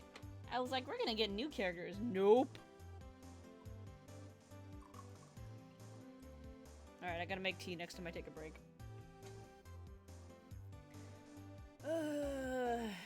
Alright. Drink a little more water.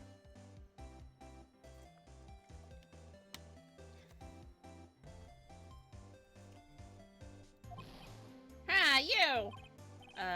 Detective Gumshoe. Hey, pal, help a guy out. Tell her that only the police are allowed here. This is the scene of a murder, so she should leave this to us pros. A murder? Ah, shoot, me and my big mouth. See, I knew it. My gut instinct told me so. I always trust my gut. A murder, it said, and that's what it is. A genuine murder. Hey, wait! Yeehaw! Murder of a big star, no less. Oh man, I'm in trouble now. What happened, Gumshoe? What up? So, Detective Gumshoe, murder? Ah, no, that's not it. I got my facts mixed up for a second there, pal. Mr. Nick? Is a dead person the Nickel Samurai? Huh? Why do you ask? Well, Mr. Maya was rooting for him, so... Wasn't the Nickel Samurai that got bumped. Actually, the Nickel Samurai is the one under the suspicion of doing the bumping off. Yep, it's my birthday today. That's why we started streaming during the day. Because I took the day off and was like, I'm going to spend it streaming because I can't go outside, so this is more fun.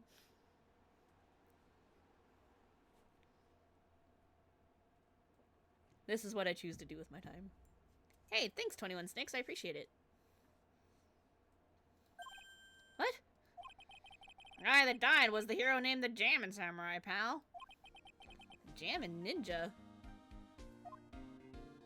Oh, he said Jammin' Ninja. I can't read, sorry. Lotta Heart.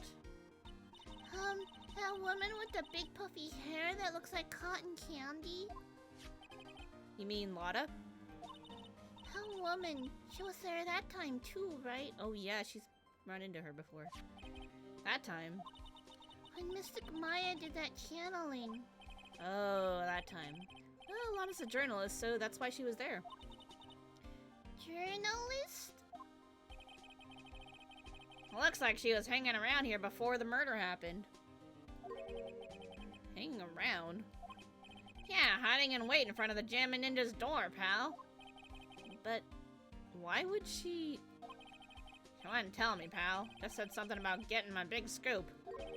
Scoop? What sort of news could she be after? Tell me about the victim. So the victim was the Jammin' Ninja? Mr. Jammin' Ninja?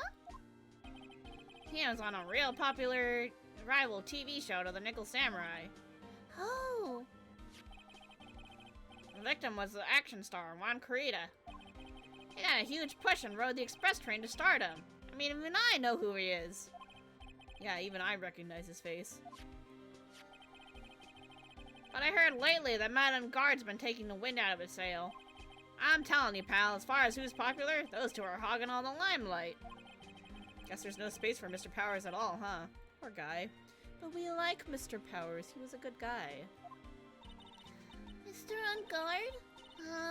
That's the Nickel Samurai, right? Yep.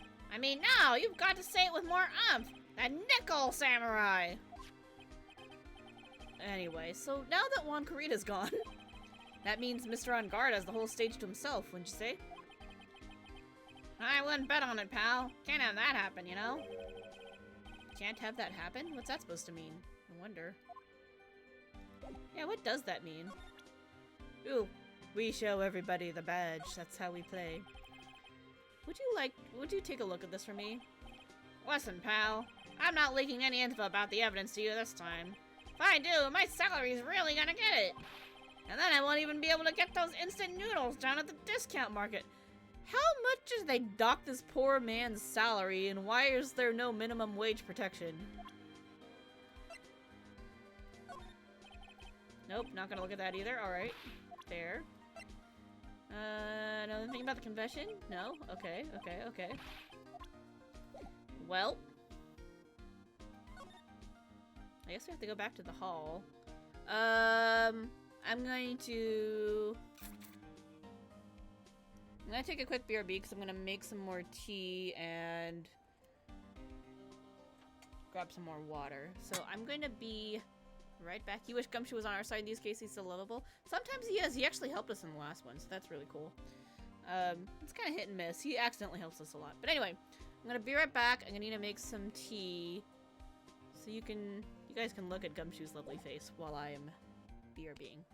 Okay. Hang tight, just a couple minutes. I'm gonna go boil some water and put it in the teapot, and I'll be right back.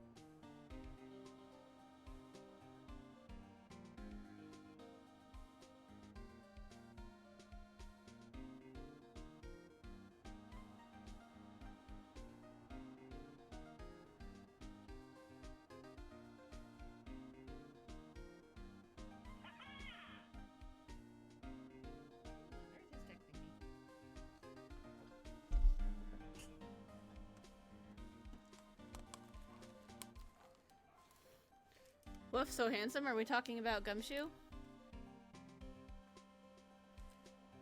Okay. Anyone's ever wondering what kind of tea I'm always drinking on stream? It's the tea called Throat Coat. And the reason why I do that is because it's very good for if you're going to be talking a lot, or in this case, as is very applicable, if you're going to be doing voice acting. So it helps to kind of smooth things over so that I don't lose my voice while I'm doing this. And it helps, so basically it's good so I can stream a little longer. Anyway, while that's steeping, let's continue on, shall we? Alright, to the Viola Hall. Nobody's here. Alright, to the lobby? No? Well, Gumshoe ain't talking to me. Oh, I didn't show Gumshoe profiles. Maybe that's what I need to do. Alright, alright. I always forget that you can present profiles. Tell me about Matt on Guard. Popular young actor who plays the Nickel Samurai. It rivals with a Jammin' Ninja. Nickel Samurai! He really took the Grand Prix tonight. Mai's a big fan of his. Really? Oh, I'm sorry then. Why are you sorry? Matt on Guard was just arrested, pal. On suspicion of murdering Juan Corrida. What?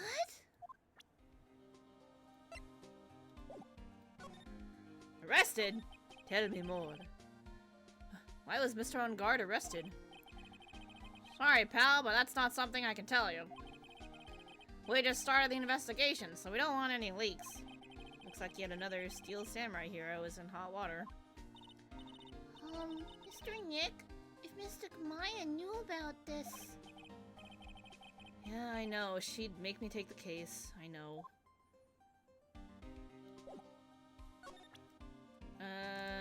What do you think about this guy?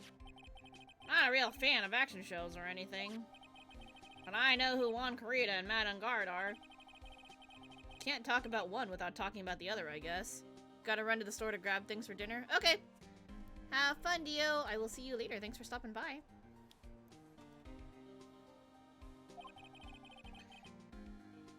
They even debuted around the same time. So they have this real fiery rivalry with each other. Kinda like you and me, pal! I never knew he thought of me as a rival. We learned something new about Gumshoe. Oh, I think my lighting changed a little bit. Because... So they were painting my, my building today. So I had this thing taped over my window, and it looks like while I was away, they just took it down.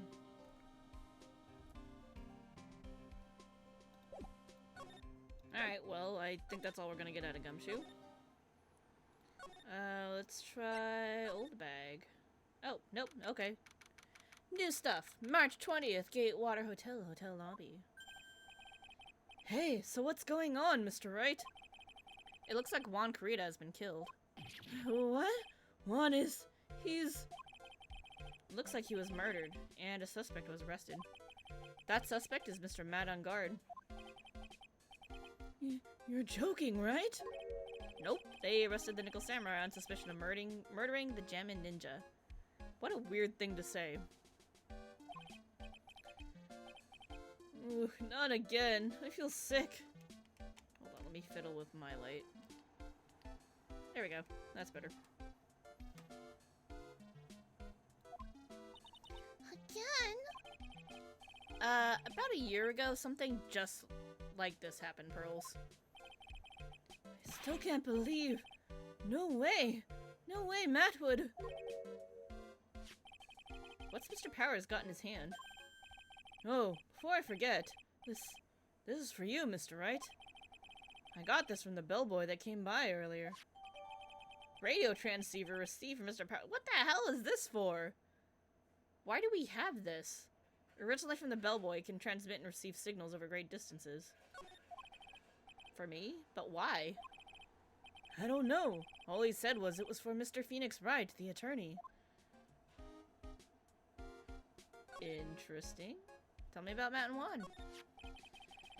Matt is the most energetic and active actor out there right now. The Nickel Samurai really sealed his place as a pop idol, but he kept adding fuel to the fire of his rivalry with Juan anyway. Mr. Juan, he's the Jammin' Ninja, right? Those two would butt heads over everything they could think of.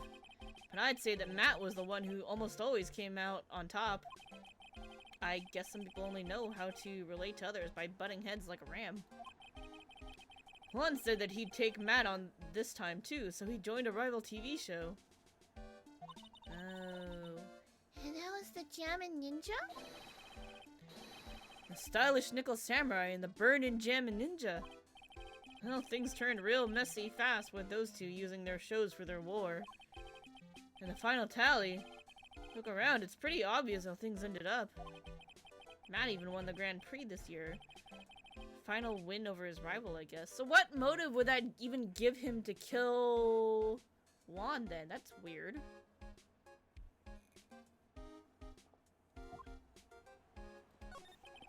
Mr. Unguard was going to hold a press conference, wasn't he?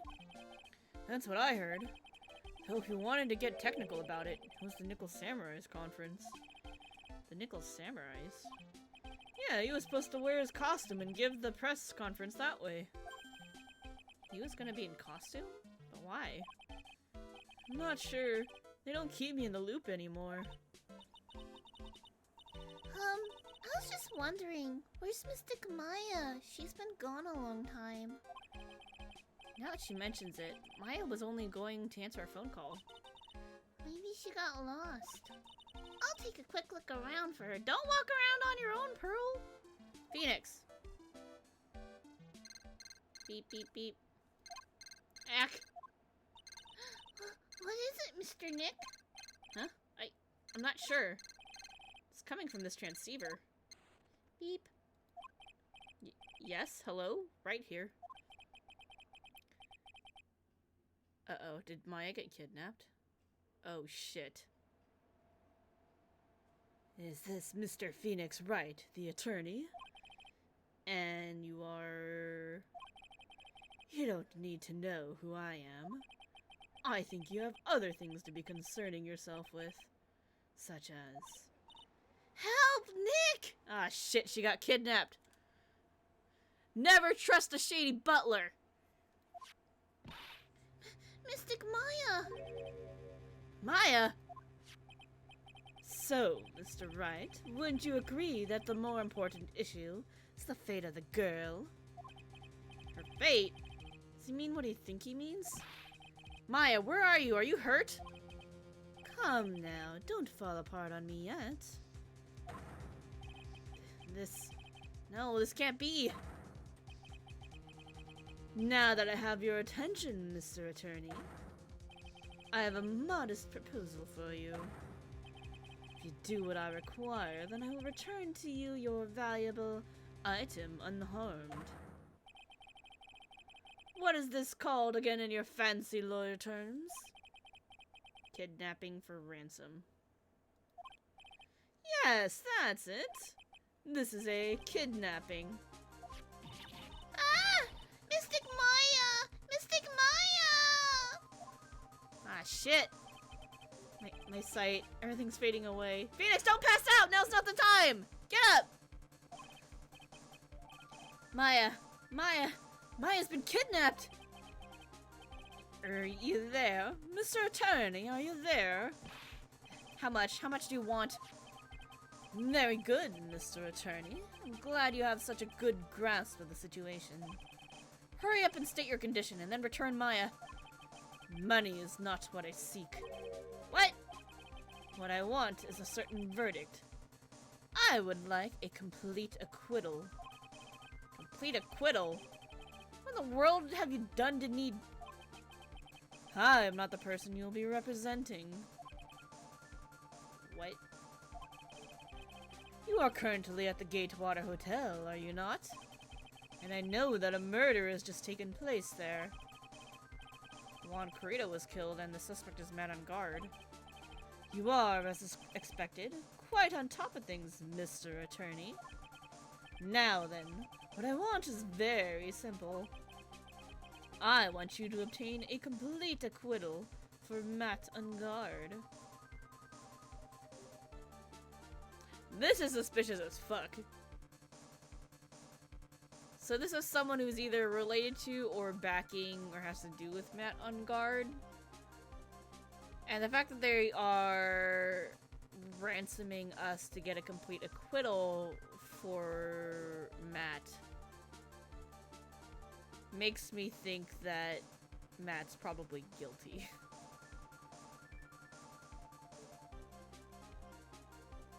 I have some concerns about this already. Because if he was innocent, then like, why would they need to do this? Matt on guard, but why? He did not kill anyone. I can attest to that. However what? However, someone is framing him for the murder. A very smart someone who is setting him up to take the fall. If I agree and do what he wants, can I believe he'll keep his end of the bargain? If he's innocent, then why are they kidnapping someone into making us take the case? I don't get it. You are, of course, at liberty to take me at my word or not. However, there is one thing you can take as a fact.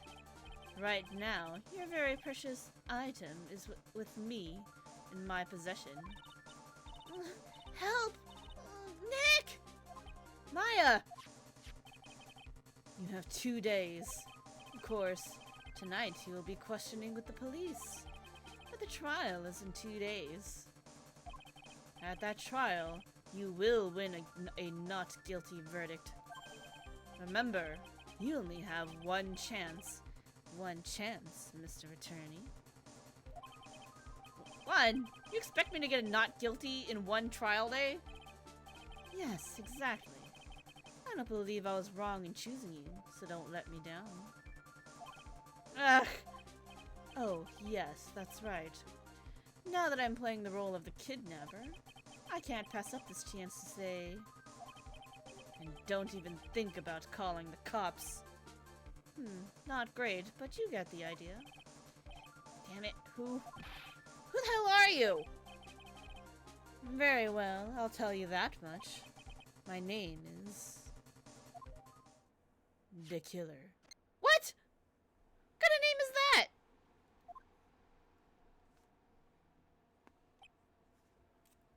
Oh dear. What have we gotten ourselves into? Mr. Nick, where's Mystic Maya? She's been kidnapped. No, it's all my fault. If only I had gone with Mystic Maya. It's not your fault, Pearls, and if you had gone with her, then you would both be kidnapped, and I would be doubly fucked. Ooh, the teapot's hot. Okay.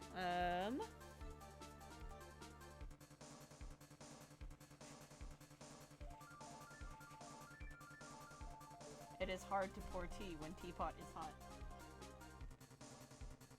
Ow. Alright, well you're just gonna cool and I'm not able to pour you right now. Why is Phoenix letting like a 5-year-old kid hear this? I don't know.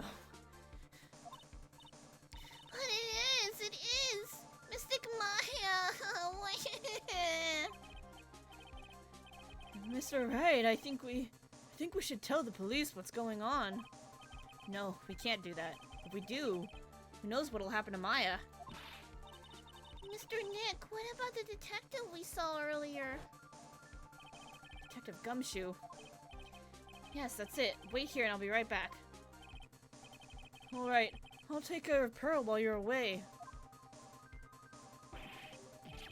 What? Ransom? Shh, not so loud. Ransom is a complete acquittal for Matt Ungard. Wait, so the deal is complete acquittal in exchange for Maya, you mean?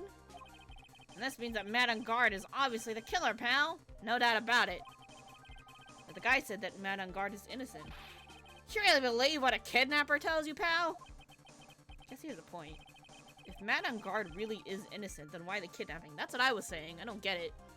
That makes, like, no sense. It's like, why not just approach me and ask in a normal way? You know? There we go. Finally got a good grip on the teapot.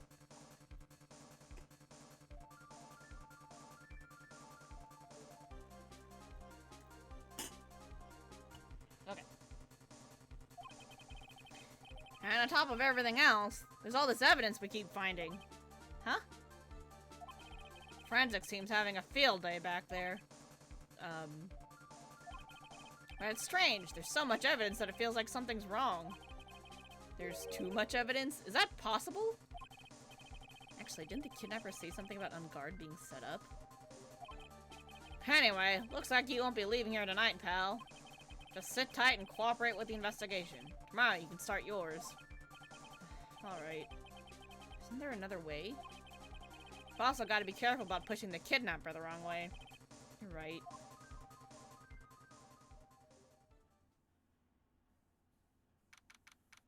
Date, question mark, time, question mark, location, question mark. Ow, my head. She's in a wine cellar? Where am I? I wonder if this is still in that hotel. I mean, I'd imagine it's the wine cellar and the fancy restaurant on the second floor. But that doesn't necessarily mean the wine cellar is actually on the second floor. It's just for the second floor restaurant. What happened to me? Nick, Pearly! Come on, you guys. This isn't funny anymore. Click. Oh no. It's the shady-ass butler. I see you have awoken. Ah! Who are you? Me? I am known as the Killer. The killer? You mean like an assassin? I'm too young to die. Don't worry. You are not my target. For now, anyway. Ah! Nick! Where are you? Help me. Yes, that's right. Only one person can save you now. And that is Mr. Phoenix Wright. Wonder who that is? Yeah, apparently it's the kidnapper and assassin. It's still weird that he has the zipper on his face. Like, that's super weird. Huh? What? Nick? Nick's gonna save me? Calm down and be a good girl. Think of this as a business transaction. Business transaction? I am going to contact him now.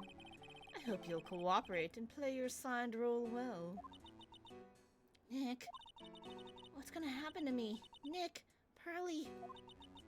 Sis?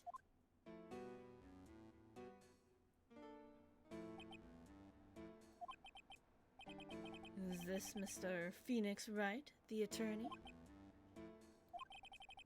You don't need to know who I am. I think you have other things to be concerning yourself with, such as... Oof.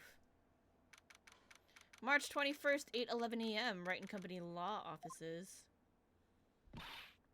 Good morning! Ah, morning, Pearls. I guess we went back to the office after all. Mr. Nick, come on, let's hurry and go see Mr. On Guard. You have to wait a bit, Pearls. Visiting hours don't start until 9 a.m., so... Oh, I see. Mr. Maya, if only I had gone with you. Poor Pearls, she's been like this since last night. We managed to get home somehow, yesterday evening. Thanks to Detective Gumshoe gently holding her by the hand and leading her here. But by the looks of it, I don't think Pearls got any sleep at all last night. Mr. Nick, Mr. Maya, she's alright, right? Yeah, she's alright. Either way, I'm gonna save her. You can trust me on that. Please, help her. I'm only able to stay this calm and collected because Pearls is doing the crying for both of us. Yikes. Can't even check on Charlie. Wow. Alright. Talk to Pearls. I have a thought. Huh? You're going to represent Mr. On Guard, aren't you? Yeah, I don't really seem to have a choice. But what if he is the real murderer? What would you do then, Mr. Nick? Would you fight to get a not guilty for a murderer to save Mystic Maya? Uh-oh. This case is gonna turn into a moral dilemma, isn't it? Oh no. Pearls. Let's talk to Mr. On Guard first, okay? We can think all the bad things we want, but it doesn't change a thing. Yeah, you're right. I'm sorry. I can't stop thinking about... Oh, she's so sad. Pearls, you're really worried about Maya, aren't you? I don't have anyone else left in this world. What happened to her dad? Where are the men in the Crane village? What do you mean? My family's all gone. I have questions about the Faye family. Her family? My father, he left my mother in the village behind and went away. Is that common? I'm sorry. And my mother, she did that thing all for me. Oh no. Mystic Maya, she's like a sister to me. She's all I have left in this world. Oh no! She's so sad. Alright, let's go to the detention center. Poor Pearls. March 21st, 8:57 a.m. Detention Center Visitors Room. We couldn't wait for visiting hours to start, so Pearls and I came down here early. To visit one nickel samurai charged with the murder of the Jammin Ninja.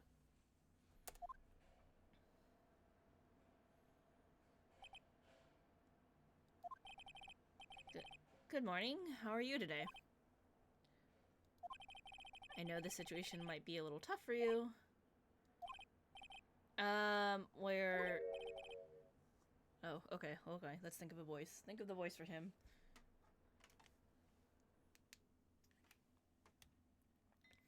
Oh, sorry, dude. I already signed up. Excuse me?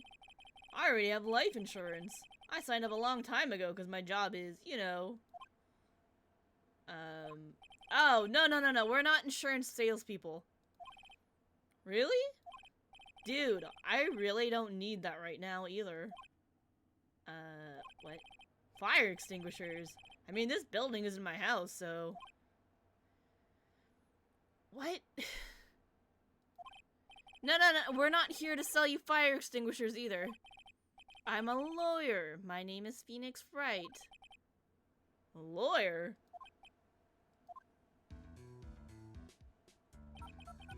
Hold on a sec. I'm gonna ask my manager, okay? Oh my god, he's dumb. Nickel Samurai sure is a strange person, isn't he? Oh no, he's dumb. I think strange is an understatement. Sorry about that. You're just in time. Huh?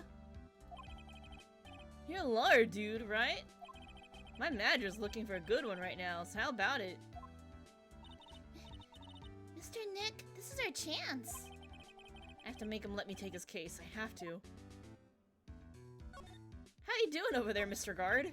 This guard monitors the visitor's room. He's so quiet you could forget he was even there if he wasn't watching everything. He's pushed up against the wall, kind of like a magnet on a refrigerator. Nope, nothing special. Smile, you're on candid camera. Mr. On Guard keeps sneaking glances up at the security camera on the wall. I wonder if he's still trying to be a star? Just like, what's his face? The last client we had. Max. Okay, Matt. Sorry to intrude, but I would like to ask you a few personal questions.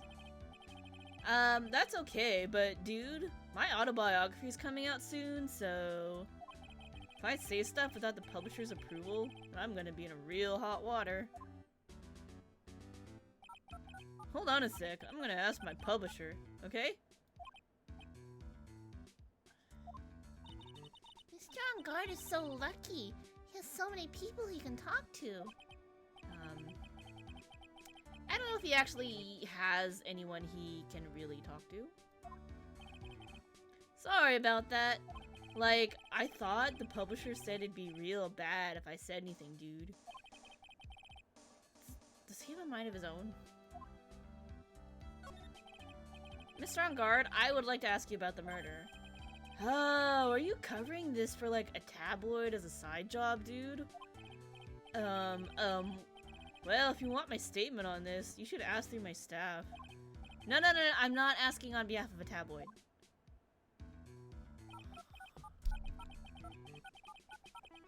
Hold on a sec, I'm gonna ask the president of the studio, okay?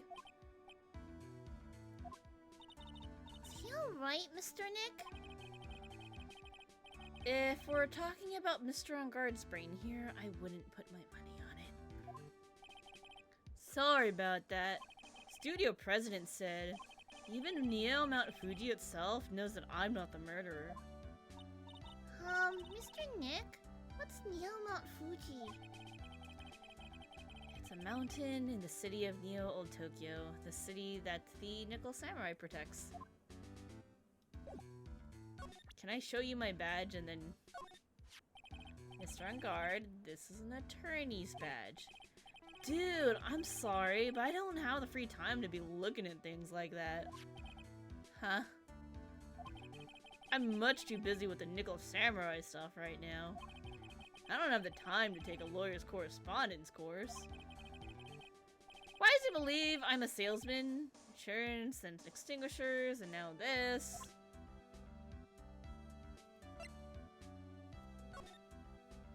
What if we show this to him?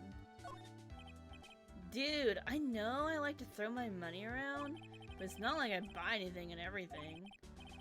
That's nice because it's not up for sale anyway. Don't ignore his badge. Yeah, exactly.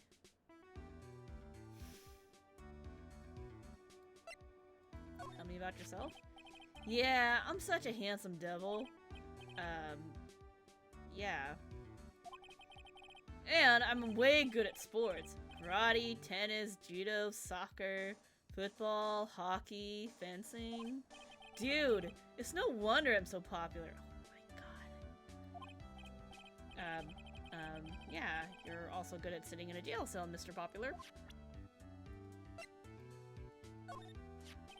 Man, it's too bad he's dead. You killed him. That's the most logical conclusion, don't you agree? Dude, what are you talking about? You're making a huge mistake. Do we know if the prosecutor will be Von Karma again? That's a very good question. Probably. But I don't know for sure yet. If that's such a mistake, then why did they issue an arrest warrant for you? Hold on a sec. I'm gonna ask the guy in charge of this place, okay?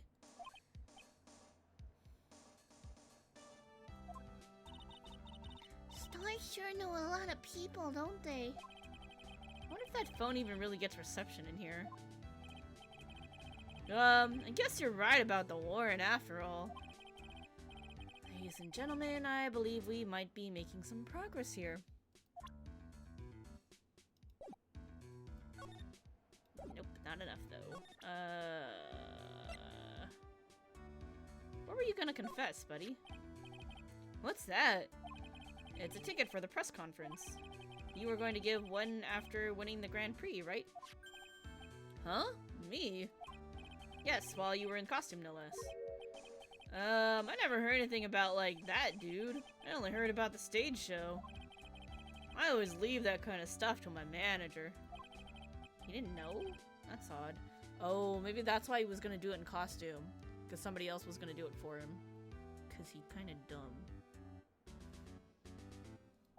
This guy should be blonde. Not to make stereotypes, but, I mean, come on. Know anything about Will? I've seen him somewhere before. Is he a member of my fan club? That's Mr. Powers. Isn't he supposed to be some kind of mentor to you? Powers? Oh yeah, he's the guy in that kid's exercise program. I gave him an autograph just the other day. He doesn't see Mr. Powers as a mentor at all. What the frick? anything about this? Mr. Nick, what are you gonna do with that? I don't know yet, but I figured I'd at least show it to him. Is that a transceiver? Hey, it looks like a real nice one, too. I got it as a present from someone. Interesting. Also been instructed to take your case. Is that what you heard from the transceiver? Yes. Dude, that's terrible. Don't let some disembodied voice boss you around. This coming from a man with a cell phone on his wrist. Well, dude, I think it's about time for me to get going. Please wait. I really need to take your case. There's always other people in need of a lawyer, right? Want me to introduce you to a few? Please let Mr. Nick represent you. Man, oh man, lawyers these days. Now you dudes use kids to pull in clients too. If you don't take me as your lawyer, then the killer is going to... Wait, what'd you just say? The killer? Hey, welcome back, Dio.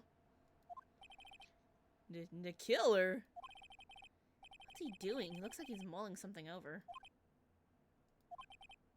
Alright, dude. I accept your terms. Huh?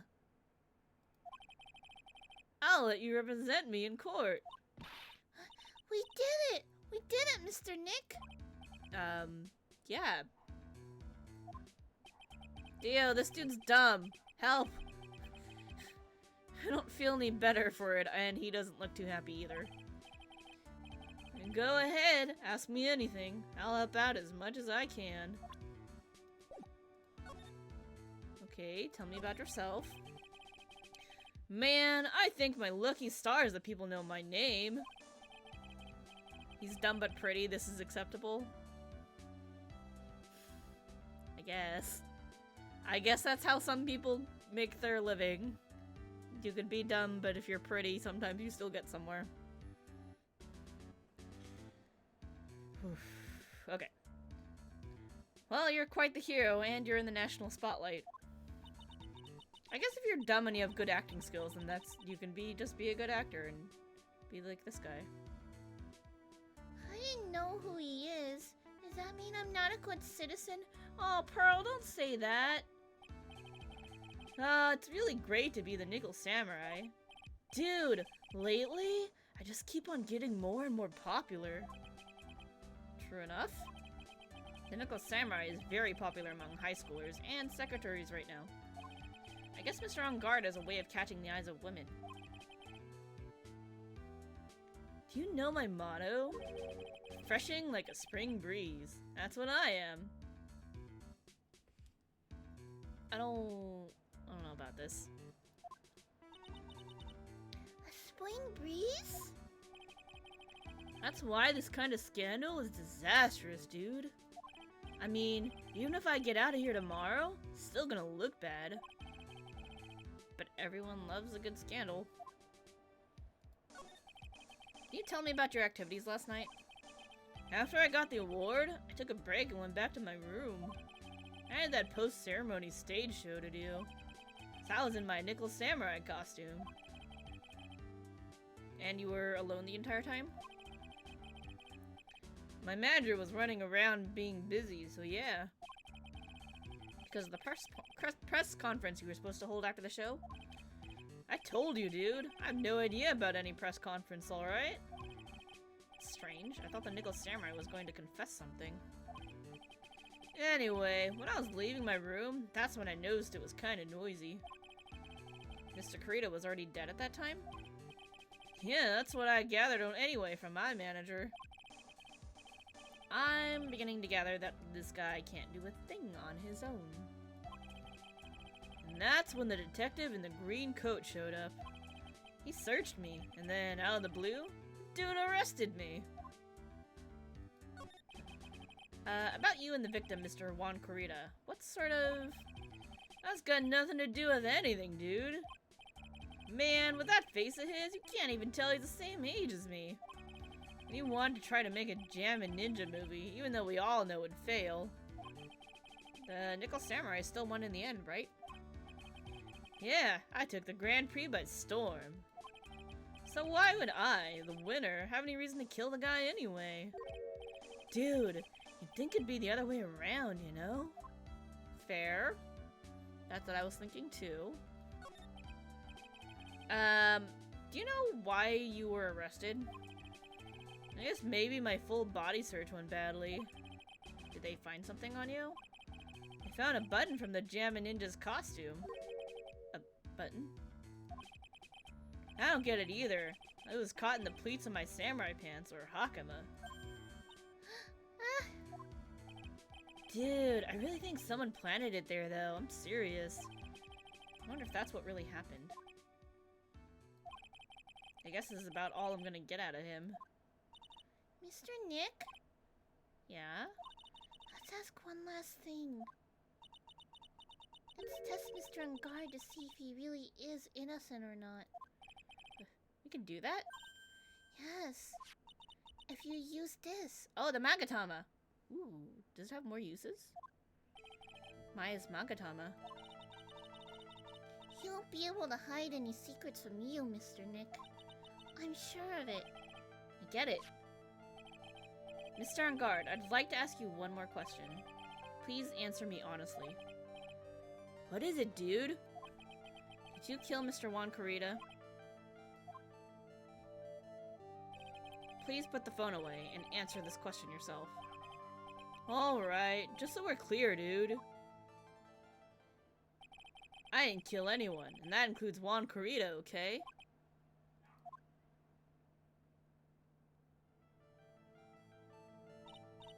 Well, Mr. Nick? Nothing. Not a chain or lock in sight. Which means it's alright to trust him. Yeah, it does appear that way. Well, at least I can breathe a sigh of relief knowing my client's innocent. The trial's tomorrow, right? I'm counting on you, dude. To be continued. We don't even get to investigate? Where's my investigation? Oh no, we're just gonna go straight into the trial. Oh no. Okay. I need a quick bathroom break, so we're going to hydrate. Okay, we'll drink water.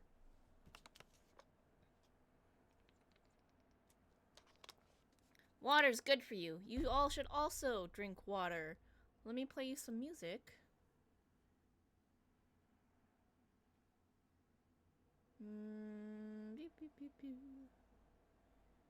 Jazz and orchestra mix. Let's do this one. Okay. I'm gonna play y'all some music, and I am gonna be right back.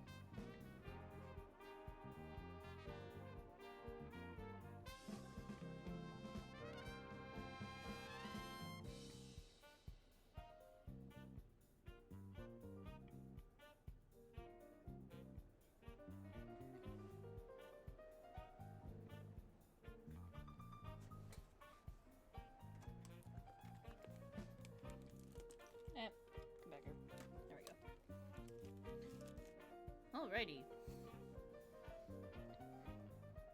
Jazz music. It is the Ace Attorney Jazz and Orchestra Mix. Alright. Let's pause the music and let's get right back into the case.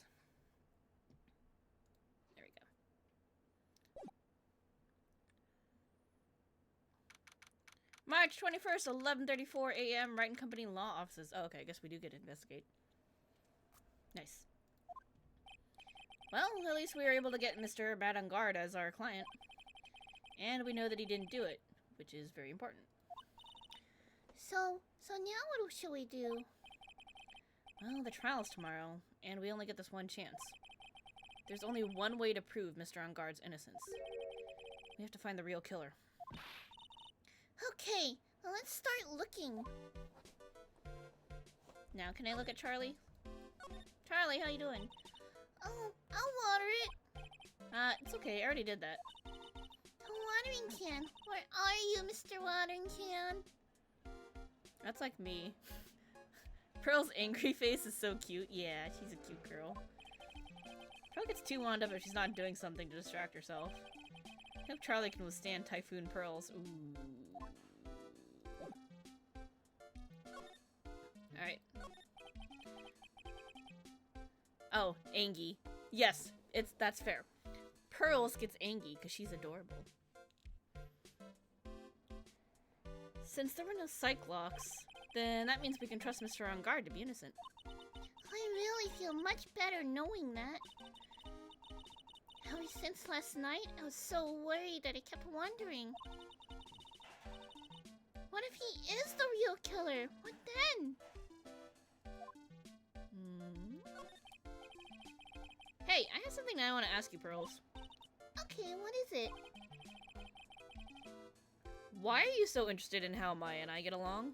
That's a good point. I would like to know that as well. I mean, she and I don't have anything special Huh? What do you mean?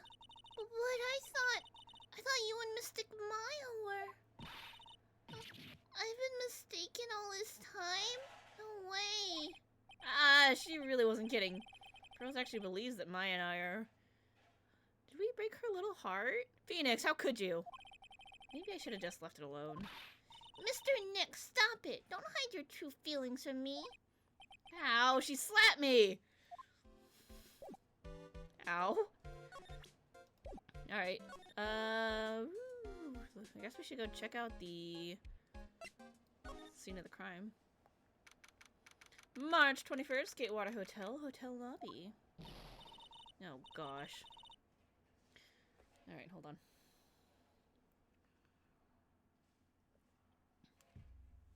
Hey, what do you think you're doing? You can't come in without... Von Karma whips, Pearl slaps, man, Wright's been a massa this whole time. Yep. Good morning. Hold on, it's you! What's going on around here? I heard poor Juan was killed, is that true? A bad rerun is what this is. Another steel samurai doing the most evil of deeds. You know, that's not entirely... I'll have you know that I was a huge fan of Juan's. Oh my god, we're gonna do this all over again. Still wondering how he survived the whip? That's a very good question. How is he not scarred? How is the judge not scarred? How is Gumshoe not scarred? How are any of us doing okay in this game? Why, oh why, do all the stars I'm interested in drop one by one like flies? It's always been that way, ever since I was a little girl. Class Hamster was fine, Cage, something, started calling her Queen Reaper, or suppose something dies. Actually, I wanted to ask you about the murder and what happened. Don't push me, old boy! Mr. Nick?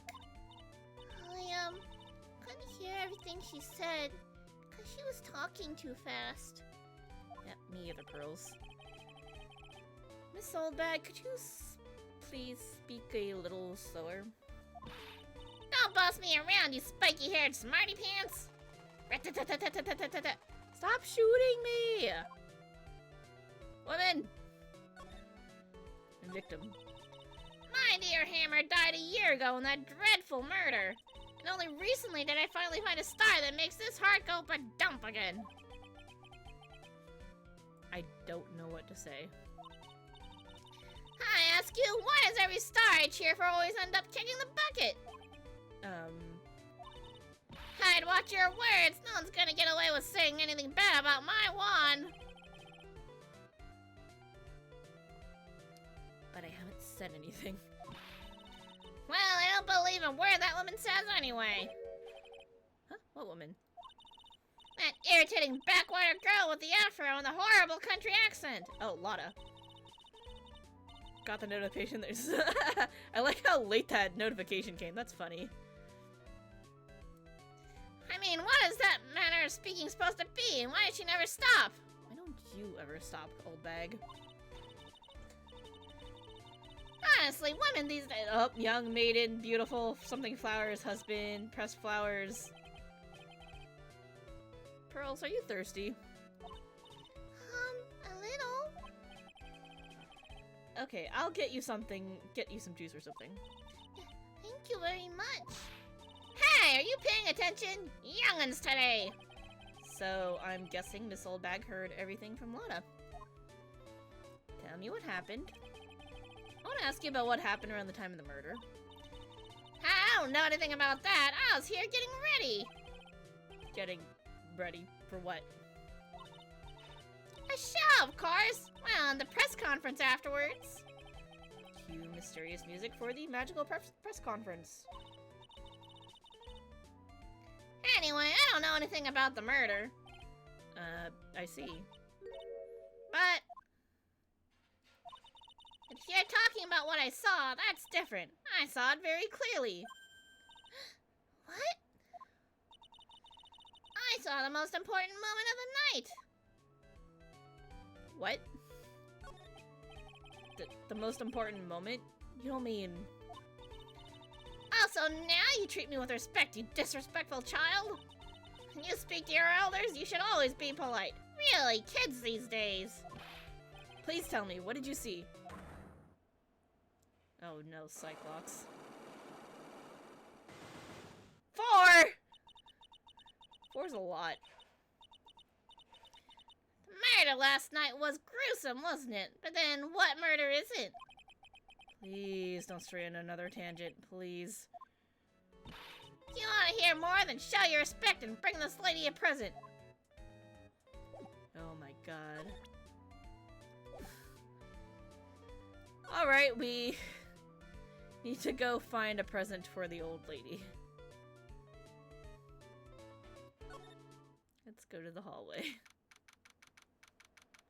Viola Hall. Looks like the investigation is still in full swing.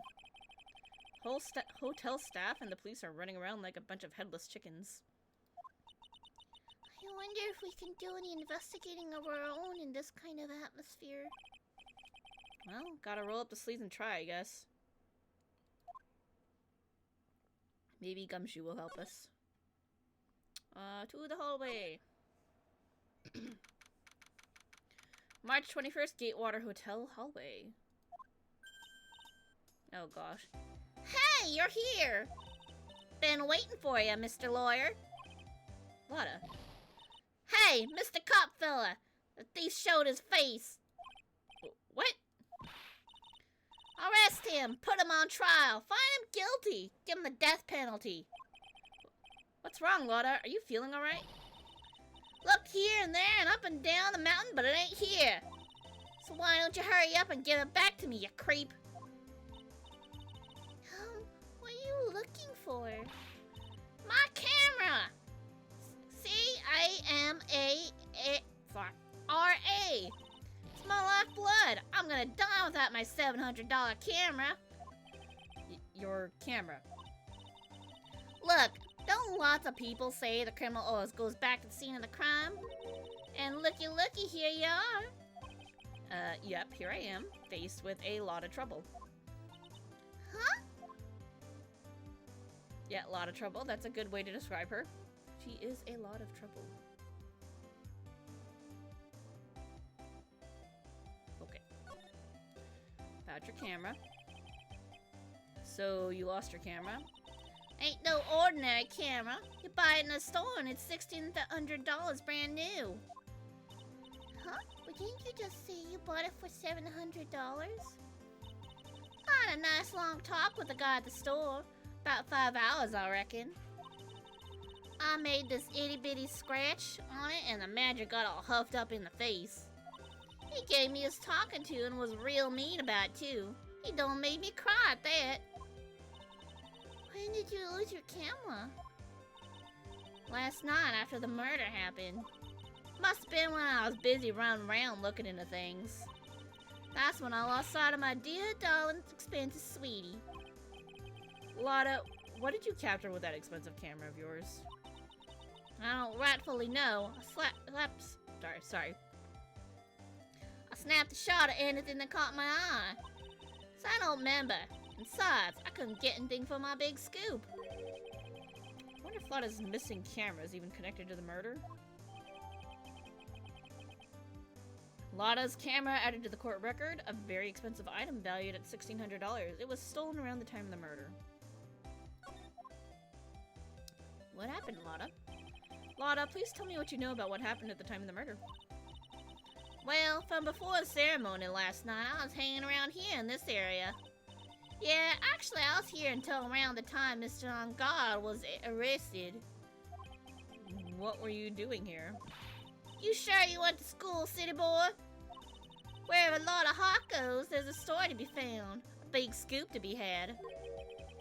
Big scoop? Told you before, I'm gonna be the best tabloid photographer the world's ever seen. Reckon, course, that means I'm always looking for the perfect shot. I wonder what scoop she was after this time. Although, I was also on the lookout for the other stars that were here.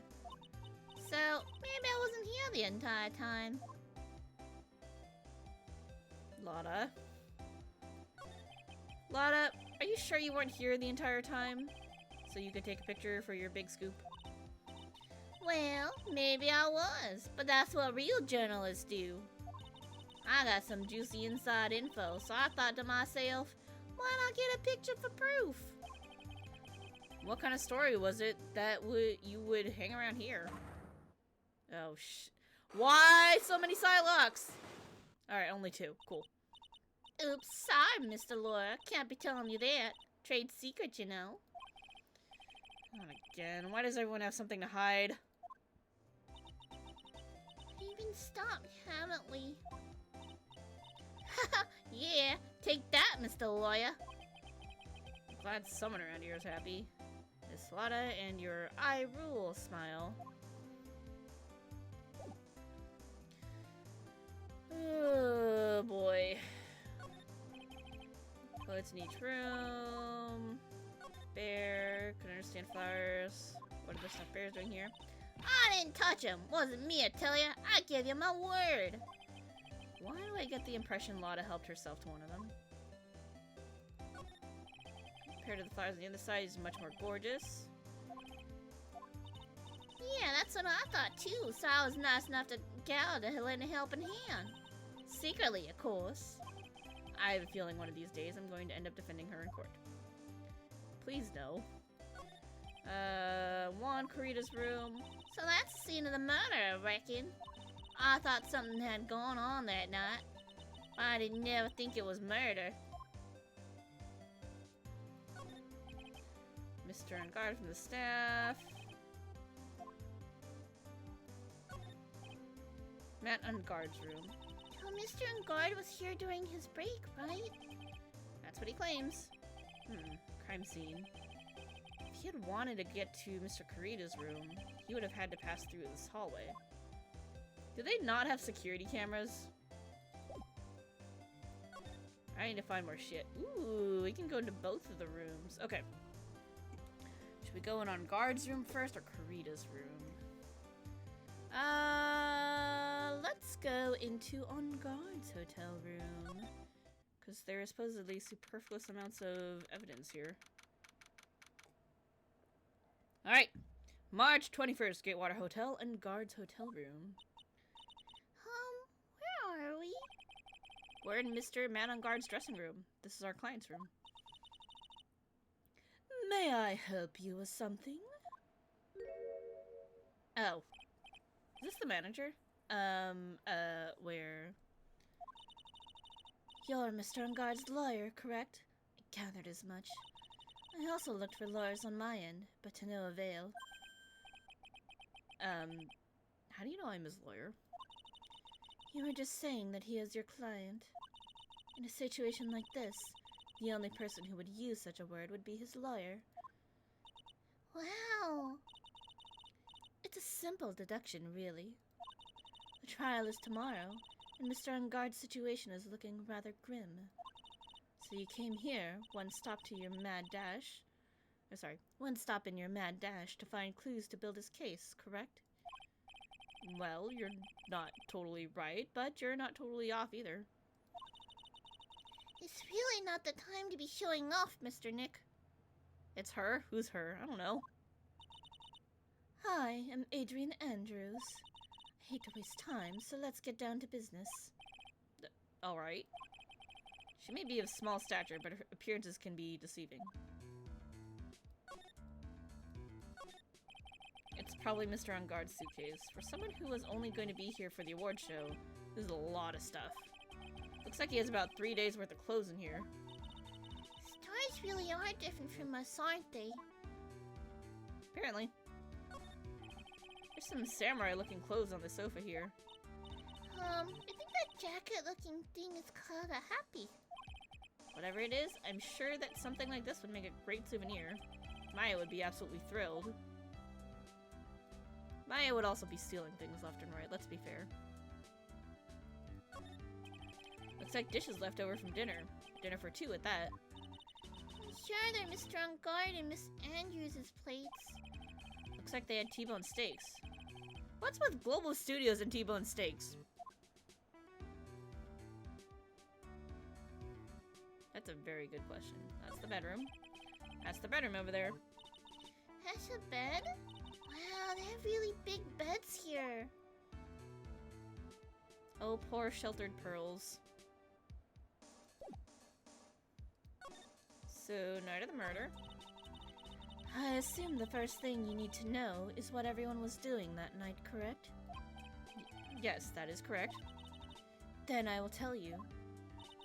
For the award ceremony, I had dinner with Mr. Ungard. In this very room, I might add. Dinner? What'd you eat?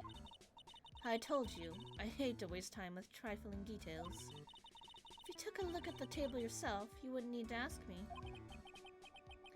I bet she's a lot of fun at parties. When the award ceremony, when the award show was starting, I headed for the Viola Hall. And after the show ended, you came back to this room? No, I had some small errands to run. I helped with the preparations in the lobby. Oh, preparations for the post-ceremony show, I guess. When it was time for the post-ceremony show, I came back to call for Mr. Ungard. After that, I went to visit Mr. Corrida. And that's when you found his body, isn't it? He really held strong through everything. Yeah, she does seem to be mentally tough as nails. So about you and... Stop right there. You aren't seriously about to ask how Mr. Ungard and I are related, are you? Sorry? It's a fair question. I have no idea how he could choose you as his lawyer. Why did she have to go and say something like that? Mr. Nick, calm down and hang in there. I'll give you a shoulder rub to relieve your stress later, alright? I already gave you my name earlier, but I'll add that I'm Mr. Ungard's manager. His manager? Speaking of managers, did the victim, Mr. Corrida, have one? No, he did not. He didn't? Global Studios has a very different policy from Worldwide Studios, in that Worldwide Studios does not assign individual managers to their stars. I see. This industry is very ruthless and unforgiving. Actually, you look quite ruthless and unforgiving yourself to your poor partner. dragging a little girl like her to places like this. Honestly. You're wrong! I'm doing this to help Mystic Maya. Pearls, calm down and hang in there. I'll buy you juice later, alright?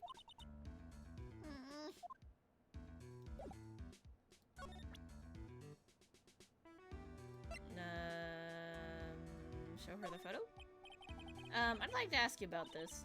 I told you. I hate trifling matters. It's a waste of time to show me things that have no relevance to me. Pearl gonna throw hands? Yep.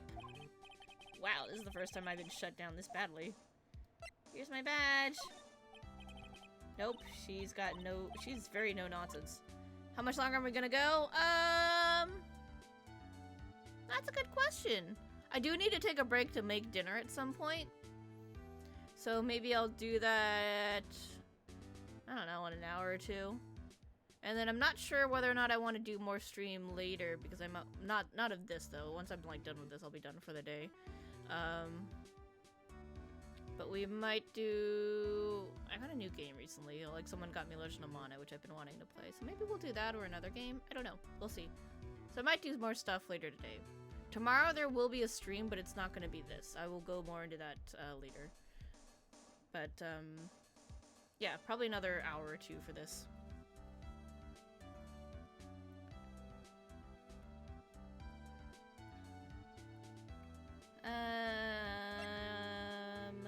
What profiles? Tell me about yourself. I hate talking about myself. It's a trifling matter, that's why. Sorry? Take away that layer of sarcasm and she really does seem to hate herself. I asked to become Mr. Engarde's manager. It's a pleasure to manage with his nice disposition. Mr. Engarde does seem like a rather weak-willed man, always doing as he's told. He's always saying, my manager, right, Mr. Nick? Interesting. What about Juan?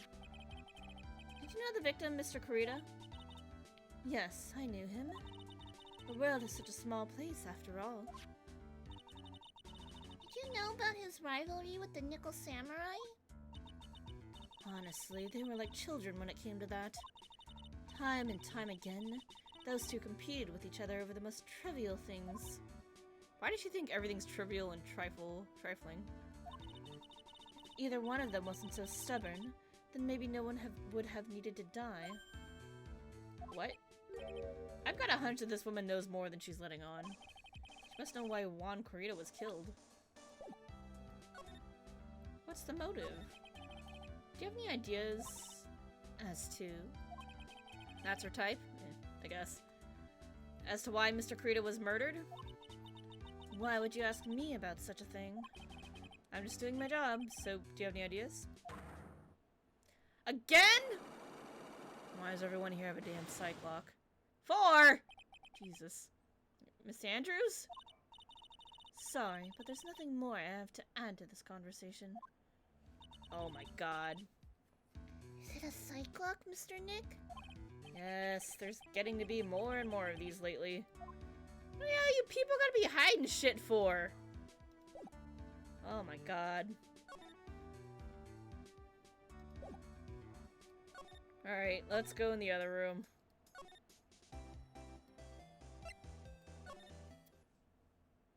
Holy shit, that's a lot of teddy bears. March 21st, Gatewater Hotel, Kurita's hotel room. Mr. Nick, where are we? We're in Mr. Juan Kurita's room, Pearls. Mr. Kurita? Hella chocos? Yeah, hella chocos. The victim, which makes this the crime scene, too. Oh, it's you! So, what happened? A kidnapper. Has he contacted you again? Not yet. He probably won't until we win Mr. Engarde's acquittal. Mr. Grizz in the back? Oh yeah, you're right. Doing okay, pal. Hanging in there. I just want Maya to be alright. I don't have a lot of time left, but I'm gonna help you as much as I can, pal. Can you do that, even if we want to look around the crime scene? Just this once. Special circumstances, right, pal? I'll even tell you everything I know. You've gotta keep quiet. It's my neck on the line here. Thank you. Ah, that's right. I got you guys a map of the hotel, pal. Here you go, little missy. Wow, you're giving it to me? Thank you. Haha, wouldn't want you to get lost in a hotel too big for its own good.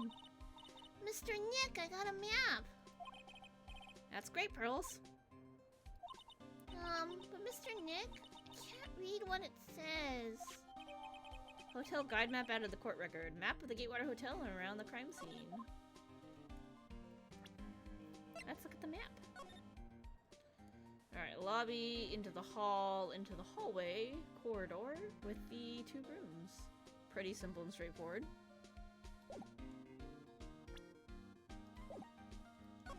What is the deal with all these bears? Wow, there are lots of bears. Alarm clock lens, collector editions, stuffed teddies, plastic models. It's pretty overwhelming. Is there a kind of bear he doesn't have? There's even a few in the trash can. That's so sad. Yeah, I get the feeling maybe the guy didn't really like bears. What the? Poor teddies.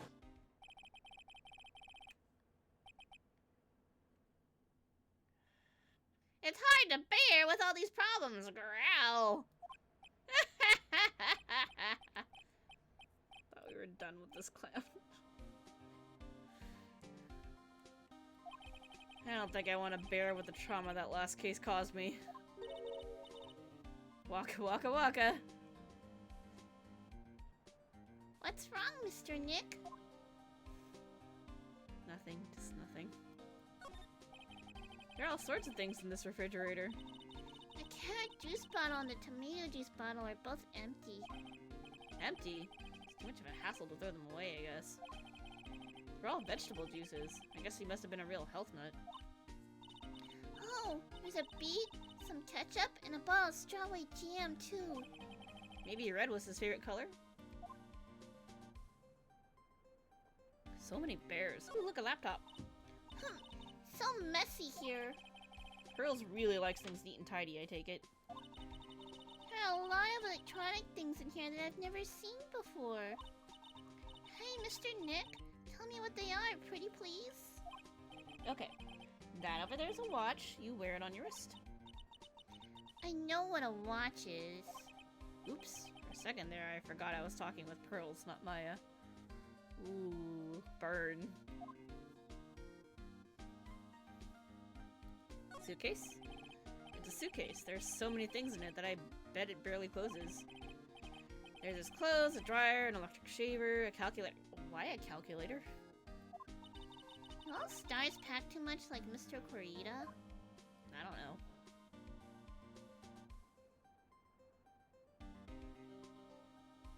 So if he doesn't like teddy bears, why are people giving him so many bears? Do you know what was the cause of death? Well, technically, the final autopsy report isn't out yet, but one look at the victim should tell you, pal. It should? Yeah, here's a picture. You got stabbed with a knife? I'm assuming that's a steak knife. Oh shit, they were eating steaks across the way. Oh no. There's a knife in his chest. Yeah, pal, that's the murder weapon. So he was stabbed to death. We're looking at the fingerprints down at the lab right now. There are fingerprints on the knife? Yep. And it looks like they're pretty sure they're Mr. On Guard's prints, pal. Shit. That's bad. Real bad. Crime photo added to the court record.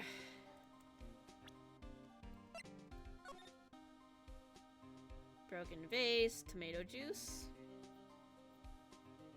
Oh, where's the guitar? That was this thing in the back.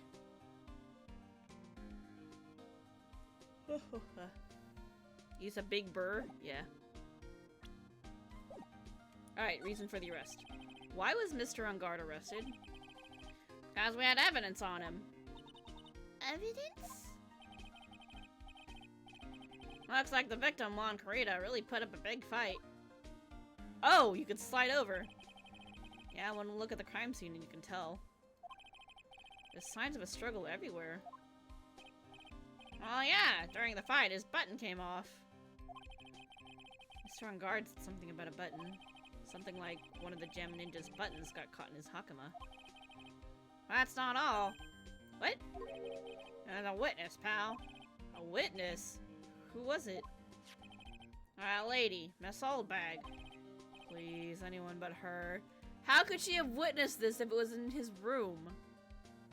What the hell was she doing in here? Prosecution has plenty of evidence to make a solid case. Not to mention, there's something around where the Vic was that's a little off. The big button, those Hakama police have quite the hammer sauce. I don't know. Something that's a little off? As in that's for you to figure out, pal. Alright, let's try to figure it out, Mr. Nick. Well, time to slide over. Whoop. Looks like Mr. Kurita had dinner last night. This bottle, it's tomato juice. We ate a lot of food at the award show last night, but I wonder if the stars had gone on stage after only eating a meager meal like this. Certainly a mess? Yep, this is a pretty big mess. Oh, look at the robotic bear. That's kind of cute. Phone on the floor. That's a cell phone. Guitar case. This is a guitar case, I guess. A little beat up, but it's still usable. That's strange. The guitar's not here. Maybe you forgot to bring it to the show? But Mystic Maya, she said the bright red guitar was the Gem and Ninja signature item. That's true. Huh? This guitar case is wet, but it's only wet on the top of the lid. Yeah, there's no water inside the case.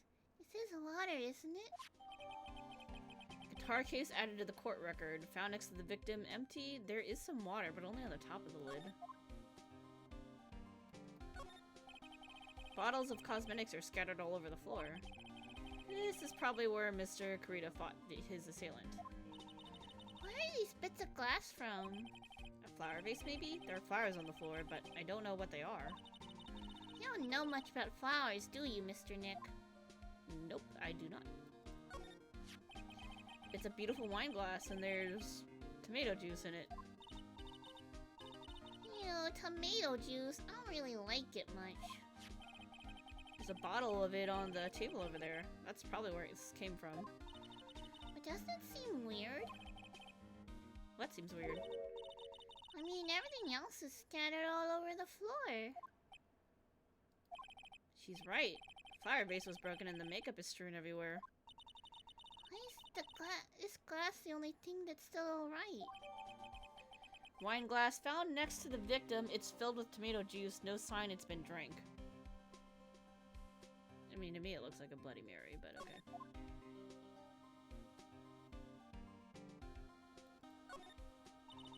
So that's a bed, right? Yep, it's big, but it's a bed. Ah, Mr. Nick, it's so soft. Big beds must be a rarity for her. Is this the weird thing you were talking about, Gumshoe? So about this wine glass? Ah, so you noticed it, pal. The whole crime scene was a mess, but this glass was the only thing that was untouched. You noticed that too, Detective Gumshoe? Oh, actually, Miss Von Karma noticed it first. He tries. Yeah, Pearl's noticed it before me too. Hey, wait a minute. So does that mean Miss Von Karma's here at the hotel? Yeah, she's around. Man, you're gonna be in so much trouble, pal. Crap, that means she's gonna be our prosecutor. Especially if she catches you in here. Well, you can bet the instant I see her, I'll be running the 1,000-meter dash. Oh no, she's coming! Oh no, we gotta get out of here. What's that beeping noise, Mr. Nick? I've heard this sound somewhere before. Miss Von Karma! Huh? For some reason, whenever I hear that sound, she pops out of nowhere and whips me. Run! Run! Come to think of it, that's exactly what happened the last time. Sorry, I gotta make myself scarce. Later, pal. Run, Nick! Oh my god. Oh, she's already here. It's too late. Ow! At last, you reveal your true nature, Mr. Phoenix Wright. Would it be too much to ask for you to be nice to me for a change? So, you're the type to steal information from pitifully hopeless detectives. Coward didn't run? Yep. That's very dishonorable of you. Ow! Stop whipping me! Hey! Don't you dare run away, Scruffy McChenchcoat! Like how they both sat there and talked about it and didn't run? Yep. The moment I heard that, I was like, we need to run. We need to get the hell out of here. Ah. I didn't think the detectives of this country could be this pitiful. Ah! Detective, come over here for a second. Ow! Oh my god, Gumshoe, no! Oh my god, is he dead? Did you kill him? I feel better knowing at least you were a man enough to face your punishment. He was so scared, he just froze up on the spot. Mr. Phoenix Wright, you have soiled my perfect prosecution record. I'll never forgive that. This time, victory is mine. Beat up Phoenix again, leave Gumshoe alone. Poor Gumshoe. Victory is yours. Is that all this means to you? What? Come, Scruffy. The investigation briefing is about to begin. Yes, sir. This isn't over yet. I swear on my family's honor. Ow, what did she throw at me now? What is this?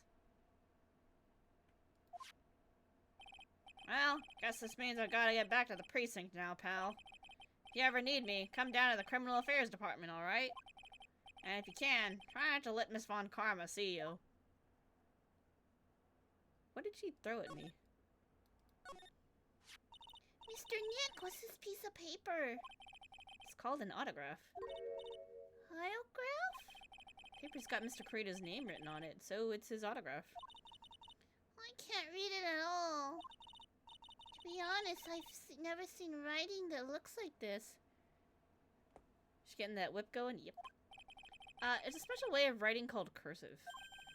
Look here, see how it says, to my dearest This is the present for Old Bag. To my dearest Wendy, in more normal letters here? This is sloppy, unreadable writing. It's crazy and cruel to get this to someone. Oh, you thought that she left her own autograph? That would have been hilarious. Yeah, that would have been pretty funny. Hold on. Wendy, I've heard that name somewhere before. It's the Windbag. Mr. Kurita's autograph added to the court record. Juan Kurita's autograph to my dearest Wendy is written on it. Well, I guess that's enough to probably go break down Wendy. Although, let me go check something in On Guard's room real quick. Yep, there is indeed a knife missing from here. Well, that ain't good. Alright, let's go bribe Wendy into talking to us. Oh, who's here?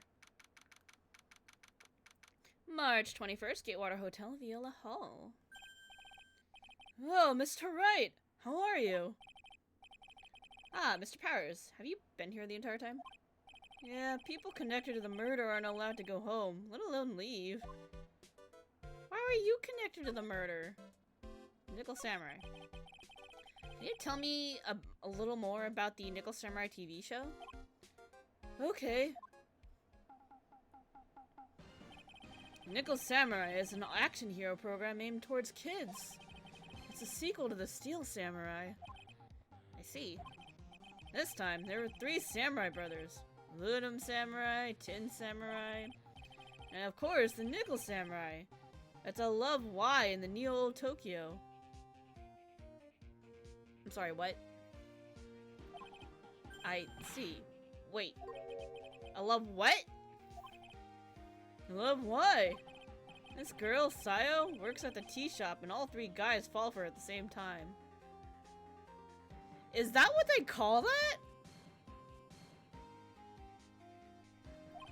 Oh, I guess the Y shape is like three brothers colliding over this one girl? Anyway, Sayo is actually the daughter of the evil Strawberry Clan's leader. Sounds like an unusual situation. Did he say Strawberry Clan? That's so weird. Like Romeo and Juliet times 3. You don't think that's how it is? Yeah, that sounds really weird to me too. I've never heard that term before. Yeah.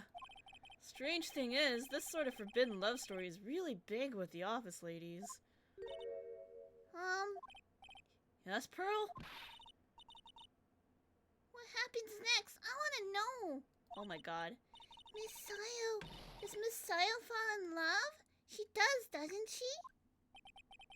Every Sunday at 8 a.m. I'm gonna stop watching Kids Masterpiece Theater starting this week. Oh no, they got Pearls into it too. Can't believe she's really considering it. Oof. Alright, tell me about the Jammin' Ninja. So, what's the Jammin' Ninja TV show like? Started from a remake of an old movie, to tell you the truth. Jammin' Ninja, like the samurai shows, is geared towards kids. No, Pearl, you can watch 2 shows at the same time.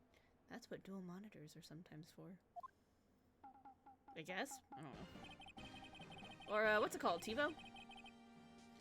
It's the story of a ninja who can't scale a wall, but became a big pop star anyway. What?! So he failed at being a ninja, so he became a pop star? What? He was a really lousy ninja. Absolutely couldn't do any ninja things right at all. But boy, could he sing! With this trusty bright red guitar in hand, he took the ancient world by storm. A ninja with a bright red guitar. And then, the final fight in front of his beloved Princess Missoula! The show sounds pretty hilarious. Yeah, kinda. Jammin' versus the Muromachi 5. Suddenly, our brave hero catches a not-so-jammin' cold the night before he battled 3. Aw, that's too bad for him. Yeah. But this kind of pop music-based love story is something high school girls really like. Yes, Pearl? What happens next? I want to know. Jammin' Ninja, will he be able to sing? What about Princess Missoula? Every Sunday at 8 a.m. What show should I watch? Can't believe she's really considering it. I mean, I don't know.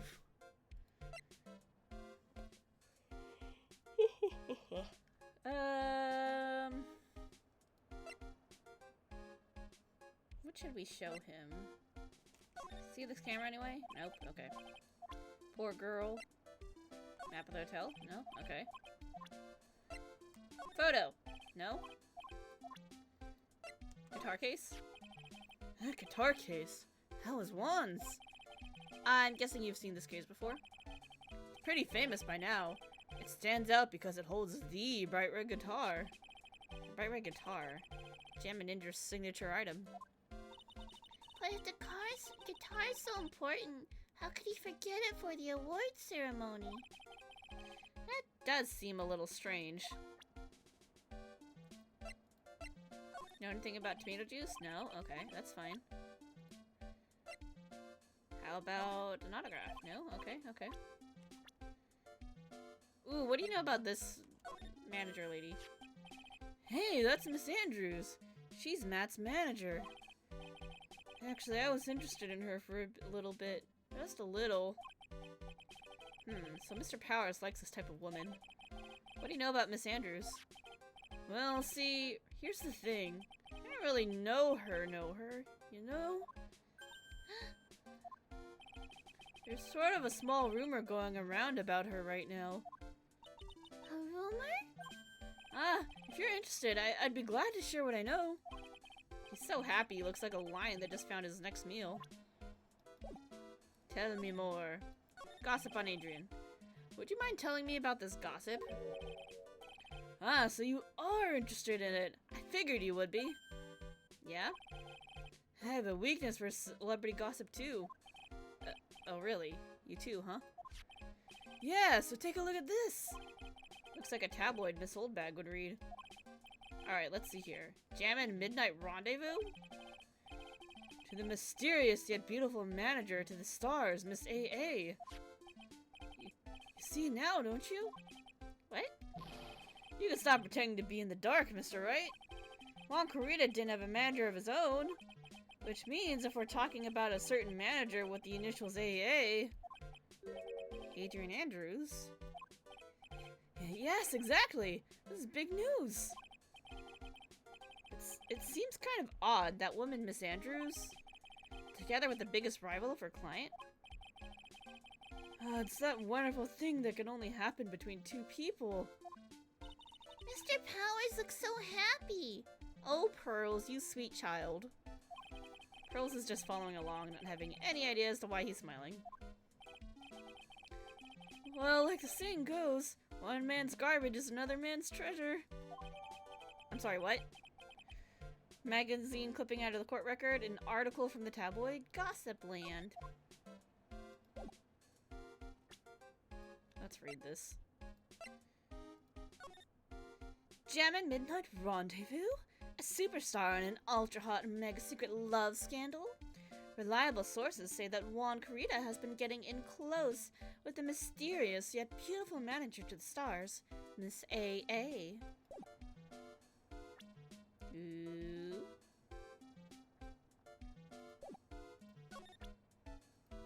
Got anything else to say about it? No? Okay. Got anything to say about Oldbag? I never would have thought I'd see her here of all places. The last time we saw each other was during that really bad incident. You know, I mean, when I look back now, I think of all the good things, so it's not so bad, I guess. Yeah, I would love to go back in time and relive a few of those good things. That's not funny. Yeah, I guess not. Okay, let's try to crack Miss Oldbag now that we have a bribe for her. Take that!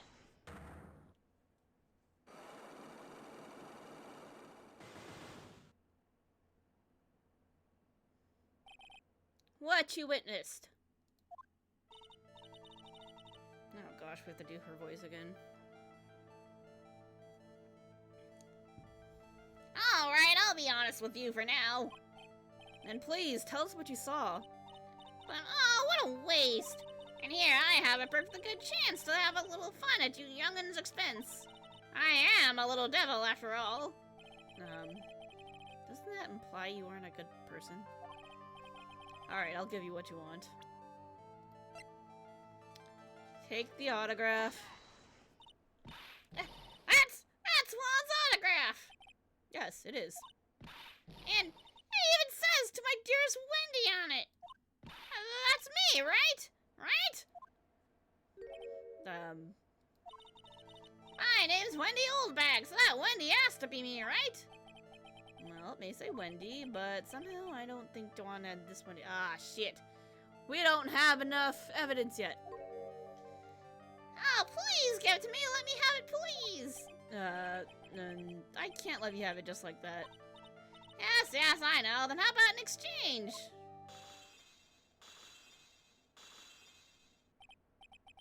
Wow, she must really want this autograph. That broke 3 locks. My offer isn't good enough for you? Fine, Mr. Wright, you win. And the old bag ready to open up her heart. All for my dearest Juan. That was weirdly easy. What the fuck? What just happened? Autograph given to Wendy Dearest.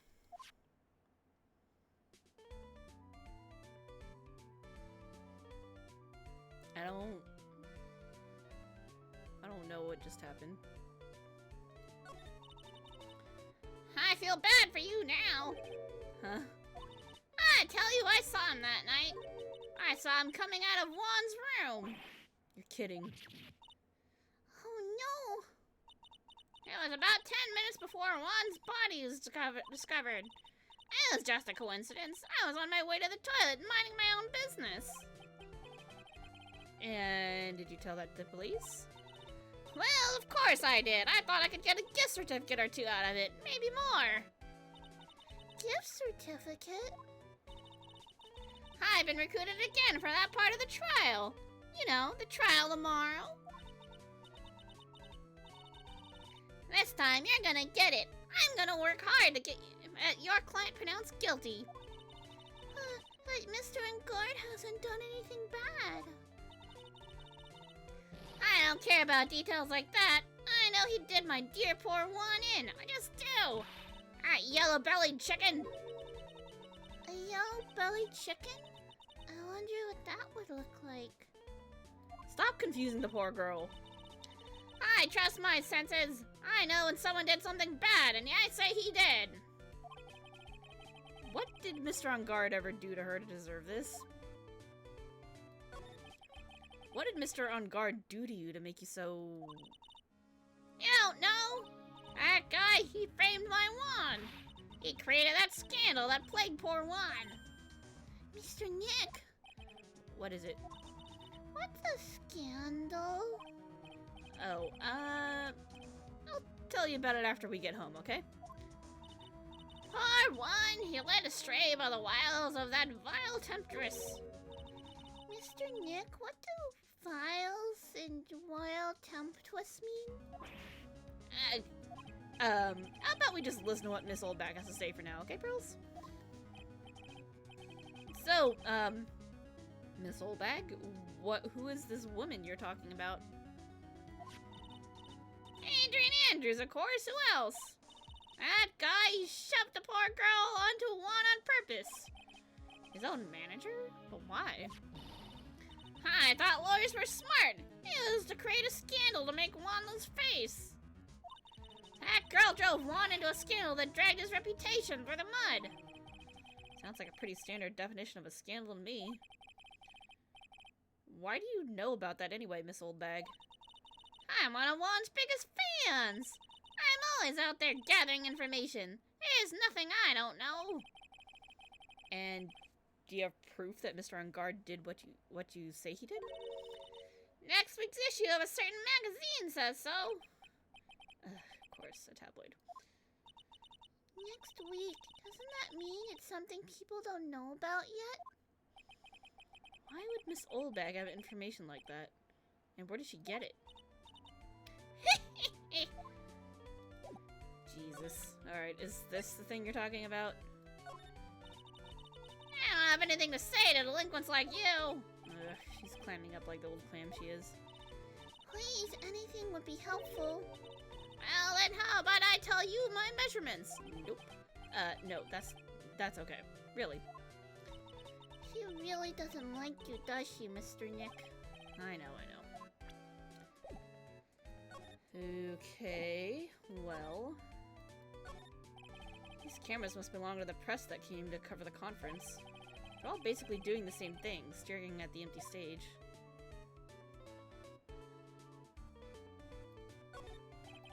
Seats for the spectators of the post-ceremony show and press conference. It's too bad neither event is going to be held now. I'm looking for the camera. Stage they're going to use for the post-ceremony show. After the show, there was supposed to be a press conference, but... Even Mr. Engard himself didn't seem to know, huh? How does the person who's supposed to give a conference not know about it?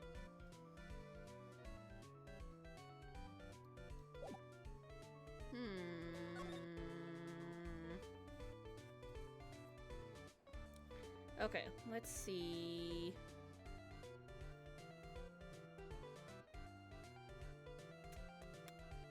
Should we go in the hall? Should we go back to the hallway and try Lotta? I don't know.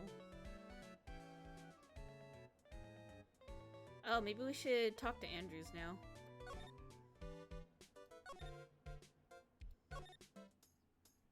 What were we trying to get out of you? Oh, we're trying to get Lotta's big scoop. Okay, let's talk to you. You're involved in a scandal. Let's check this out.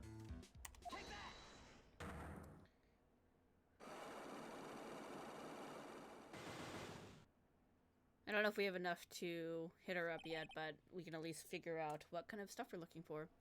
Motive for murder. Why was Juan Carita murdered? If you ask me, I think you know the reason he was killed. Why are you hiding things? Don't you realize you're putting Mr. Engarde's life in danger by your actions? Why do you ask questions for which I have no answers? The truth is, I was not that close to Mr. Carita. You were not that close? That's right.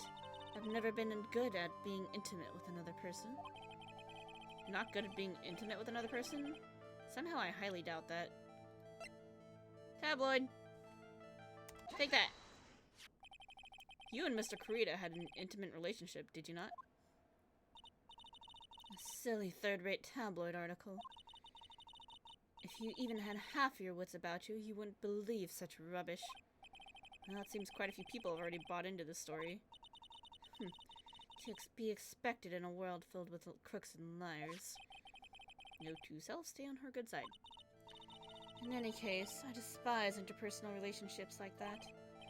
I see. However, what if there was a need for you to get close to someone? Me? A need to get close to Mr. Carita? As if there was ever such a need. Didn't you get close to Mr. Carita for this person's sake? For Mr. Engarde? Do you really still not understand? What? It's not in my nature to enjoy doing things for others. But you're a manager. It's called a job. I'm in charge of Mr. Engarde the star, not Matt Engarde the man. Oh. You are not my client. That's my subtle hint to go home. But I know you must have had a need to get close to the victim. Me? A need to get close to Mr. Carita? As if there was... Okay, we don't have enough info. I don't know who we're talking about yet. Alright, we gotta go investigate some more. I need to take another quick break. There's music playing. Entertain yourself by staring at the scary lady. Be right back.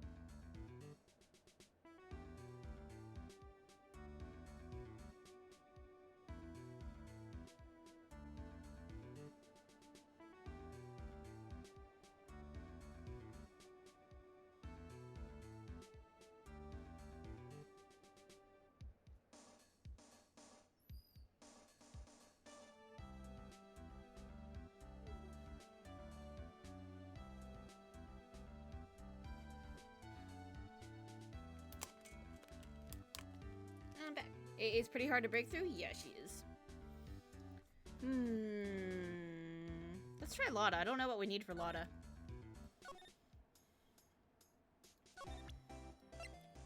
What kind of stuff do I need to show you? That'll give me an idea of like what we're looking for. Big scoop. Lotta, will you please answer my questions? On the night of the murder, why were you loitering around the victim's room? I told you, didn't I? For my scoop. What I want to know about are the details of the scoop. That's not something I can tell you. I mean, that there's my bread and butter. Alright then, an unpleasant tabloid photographer looking for a scoop. I'm gonna say that you were looking into a scandal. Could it be that you, Lotta Hart, were looking for a break with a huge story? Perhaps an unfolding scandal between Juan Carita and this person? AA. this woman? She's Adrian Andrews, Mad on Guard's manager. The Nickel Samurai's manager caught secretly meeting with his rival, the Jammin' Ninja. It would be the hottest story of the season, wouldn't it? Ooh. You're pretty good at this guessing then, Mr. Lawyer. But you can't make up any old thing and think it'll make the papers. You gotta have backup. Backup? Yeah, you gotta have that. Now, what's it? News sauce? You mean news source? That's it. So show me something that shows that one guy had something with Miss Andrews. We had it all along. Here we go. This is the article from a certain weekly tabloid. Jammin' Midnight Rendezvous? To the mysterious yet beautiful manager to the stars, Miss A.A. Ah! Mr. Kurita didn't have a manager of his own. Hey Momo, welcome back. What's more, his rival, Mr. On Guard's manager, Adrian Andrews, she has the initials AA. You saw this article and then thought to take some pictures of them as proof. And that's why you were lurking around Mr. Kurita's door last night. Ah!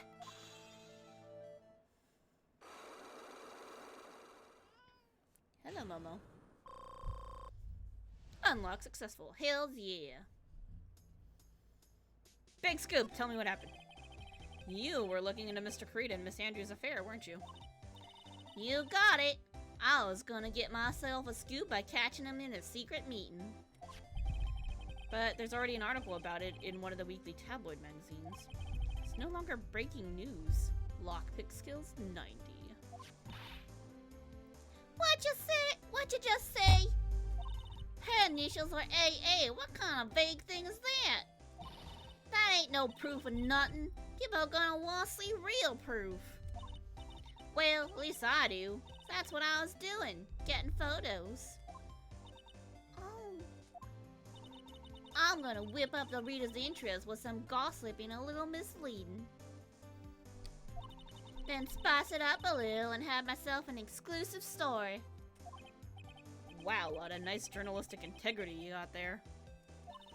I already finished writing up my spicy article, you know.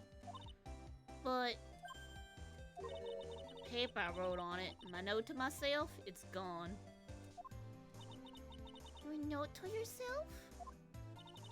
It was inside the case of my $1,600 camera. They don't run off together. I came here for my big story. Didn't come here to have my treasure disappear on me. Yeah, I understand. It's enough to make a gal go bonkers, I tell ya. What's with people now, anyway? I never thought I'd see the day when someone don't steal something from me. You really want that note back, huh? Got no idea why, though. Story on that note is probably a bold-faced lie. Lada's camera updated in the court record. Stolen on the night of the murder. Tabloid article about the victim was in the case. Interesting. Well. That was something. Maybe we should go to the detention center. Lieutenant lobby. Criminal. Ooh, we can go to Criminal Affairs Department. Ooh, let's go there. March 21st Police Station, Criminal Affairs Department. Detective Gumshoe said they had an investigation briefing. Yeah. Oh, he's back. Hey, so you came, pal? Why the blunt greeting? Because there's nothing to be friendly or happy about. What do you mean by that? Well, things look perfect this time around. The evidence and testimony are airtight. But we can't just roll over and die. We have to stay positive. Shit. Hey, Chief, how's it going? This must be the chief of the detectives here. He's glued to his computer screen. What? The Hero of Heroes Award ceremony? The grand prize got away from the Jammin' Ninja again? Shouldn't you be reading something more important? Oh, it's kind of cute. Mr. Nick, what is this stuffed animal's name? That's a blue badger! It was my idea. I made it. It's this precinct's mascot, you know? Oh, wow. I'll get him a signed mascot of every police station if it's the last thing I do. I hope you succeed in your mission, sir. Oh, Pearls, you cute, sweet child. That must be one of the detectives. He's mumbling something to himself. Freeze! Police! Everyone against the wall! Hands where I can see him! Hey, what are you doing, Gumshoe? Their hands, not yours! Oh. That's sad. Poor Gumshoe. He must be doing image training for us. Why is Gumshoe in the image training? Airtight evidence. So what do you mean the evidence is airtight? I can't give you all the details, pal, but there's 2 big pieces. Shit. 2? And both of them are in this photo.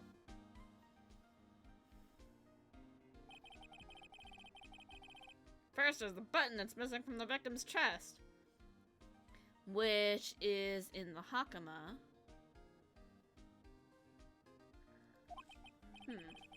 What's the button that you found during your body search of Mr. On Guard? Yep, found it in the folds of the Nickel Samurai's pants. And the second one is a knife in his chest, pal. Fingerprints on the knife in his chest, to be exact. Ah, shit. That's got Matt's fingerprints on it, doesn't it? Fingerprints? Whose are they?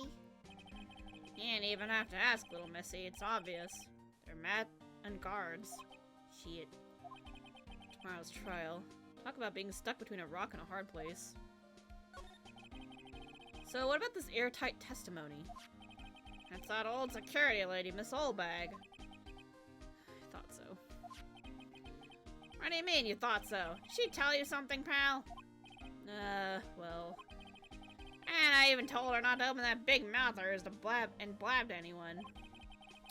Her blab knob is stuck on 10, and there's no turning it down, trust me. Yeah, well, Miss Oldbag saw it all, pal. She saw Mr. On Guard come out of the victim's room around the estimated time of death. No way! Why do I have a feeling, like a very distinct feeling, that she saw the Nickel Samurai come out of the victim's room and not specifically Matt On Guard? Because this is the exact same stupid shit that happened in the first game. Wendy.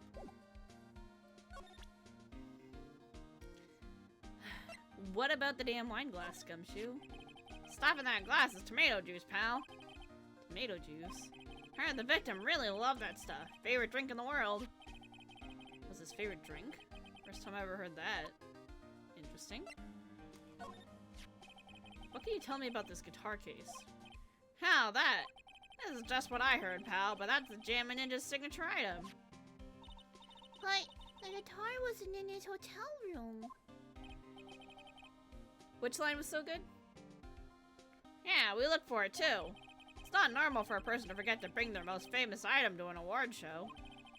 It's starting to sound like the red guitar is related to this case after all. Like somebody stole it, maybe? We're pretty interested in this bit of gossip ourselves. Scandal with Mr. Kurita? But why?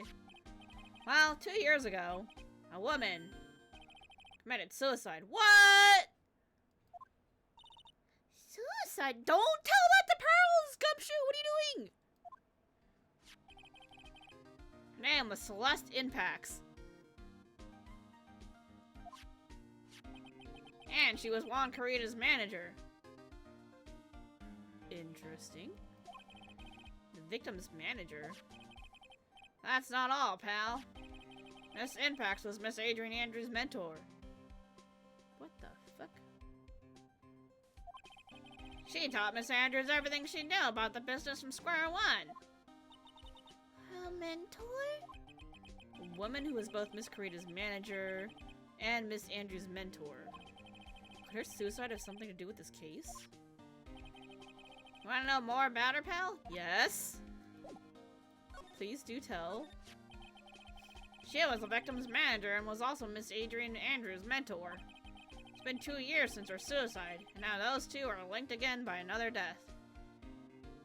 Adrian said they didn't employ managers. Yeah, exactly. So what the hell is this? Maybe it's just a coincidence, but... Ah! God damn it, Francisca! I'm getting sick of dealing with one foolish idiot after another. Miss Von Karma!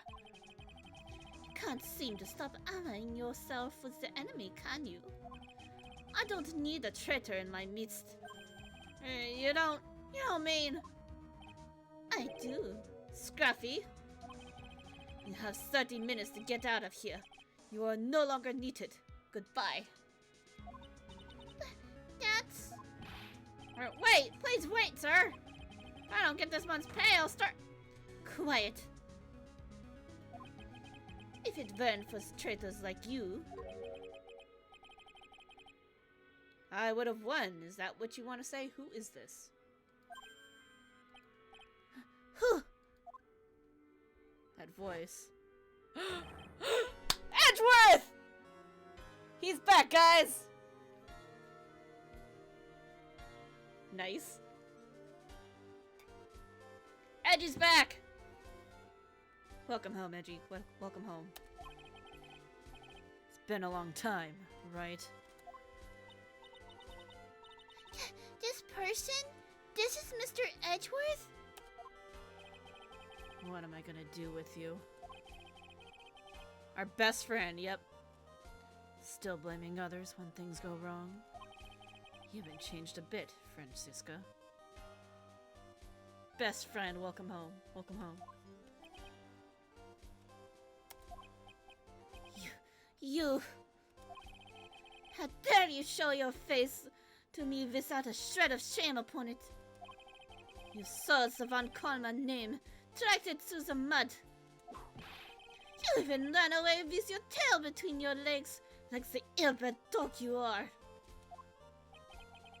Are you talking about the... Sorry, hold on. Are you talking about the Von Karma family creed? To be perfect in every way. And let's hear it, Francisca. How are things going? Holy cow, this is kind of hot. Yeah, it is. Damn. I hear you're having a rough time maintaining perfection in this country. You... seem to be getting crushed under the weight of it all. That's why I came back. Keep your assumptions to yourself. I haven't given in yet. I won't lose. This case is mine. I'll never hand it over to you. Never! In this country of Japan essay? Yeah. Mr. Phoenix Wright, I will see you tomorrow in court. It will be a clinical lesson on the meaning of total victory. Still the same wild mare she always was. Hi, Edgeworth! How's it going? Tomorrow's trial. I thought you, the prosecutor, Miles Edgeworth, had gone and died. Mr. Nick? I never wanted to see you again. I think that's enough of a warm welcome for someone you haven't seen in a year. Are you gonna run tomorrow's trial? You heard her, right? That wild mare hasn't given in yet, it seems. So no, I don't think I'll be making an appearance.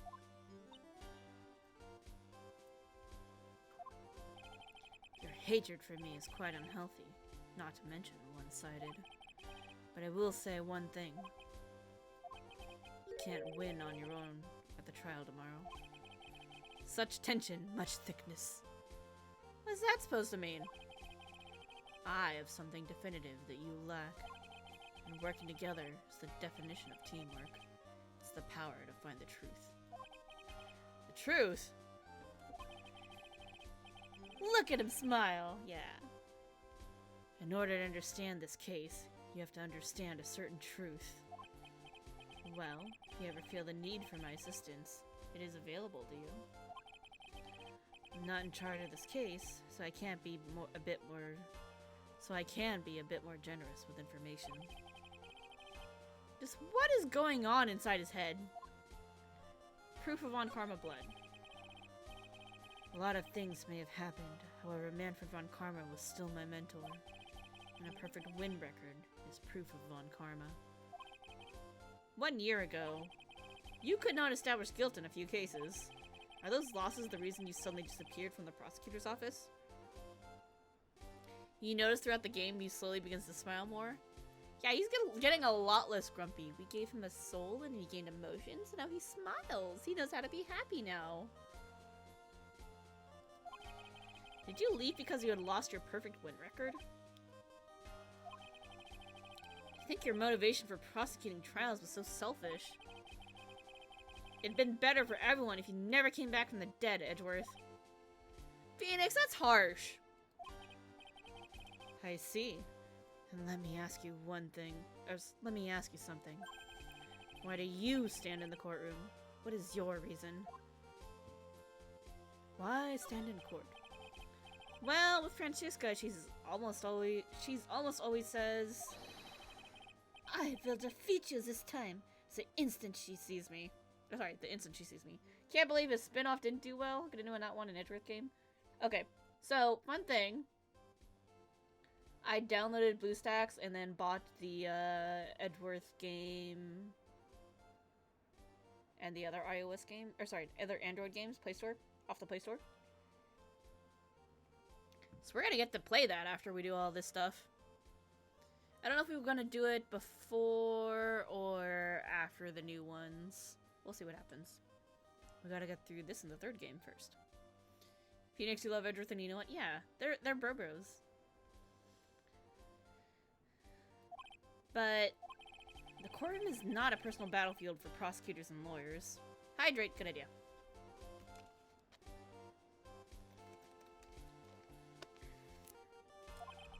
I stand in the courtroom to defend my client. To save their lives. Save your client, you say? Those who think only of their own ego-driven goals. Those kind of prosecutors are reprehensible to me. Even if you're a prodigy. Or someone like you, Edgeworth. Looks like there's still a lot you have yet to learn. A lot I have yet to learn? Me? Well, that's enough for now. The time when you will see is coming. The time when you will see is coming soon enough. What do you mean by that? I'm gonna show my badge to you because I like to show it to everybody. I have no interest in talking about useless evidence. Put a little more thought into what you show me. Phoenix, right? Ooh. He's trying to teach you to not make it personal in a professional setting. He's a good boy. Yeah. Still as stuck up as ever. Why are you so salty at him? Shit! Know anything about this? No? Okay. Photo? No? No? Okay. What do you know about the camera? I mean, sorry, the case. Tar case? No? Okay. Article? No? Alright. Gumshoe? We're looking into leads. We can only look into a few key players with our limited resources. There's no reason for us to waste our energy investigating this person. It's Gumshoe! Why don't you just tell it to me straight and say, I don't have any info? Victim? There's an interesting rumor about this man. You mean the one about Miss Andrews getting close to him? Well, that's pretty common tabloid fare, isn't it? I don't take things at face value when there's more to be found. About the...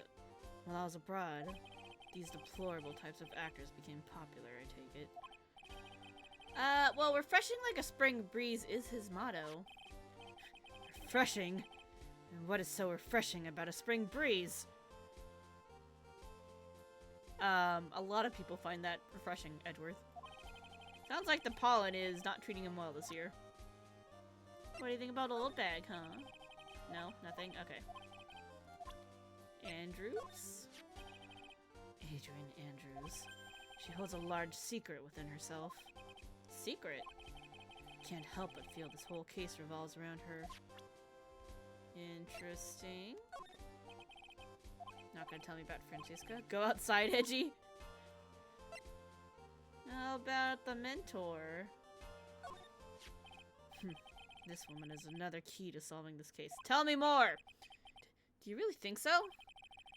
She was Adrian Andrews' mentor a long time ago, but she was suddenly called away by a different show and became Juan Corrida's manager. And then, a few months later, Celeste Impax died. But her death was ruled a suicide, right? Yes.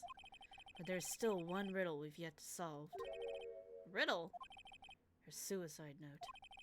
It went missing. No one could find it.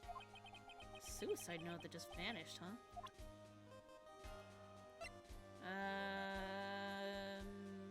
Tell me about yourself? No? Okay. Missing suicide note. Give me more info on that. Miss Impax's death was most certainly a suicide, and that there's no mistake. However, could not find her suicide note. And that's when the police began to suspect that someone had hidden it. Suicide note? But how do you know Miss Impax even had written such a note? There's no solid evidence, however. We did find traces of ink on her right index finger, which makes the likelihood of a suicide note very high. Interesting. But who would hide such a thing? It's kind of a weird thing to hide, right? The police think it was Mr. Juan Corrida himself. The victim?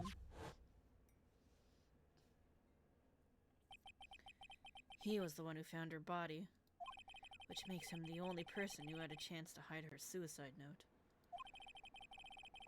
Mr. Corrida hid his own manager's suicide note? But why? As long as her note is missing, any speculation beyond this is meaningless.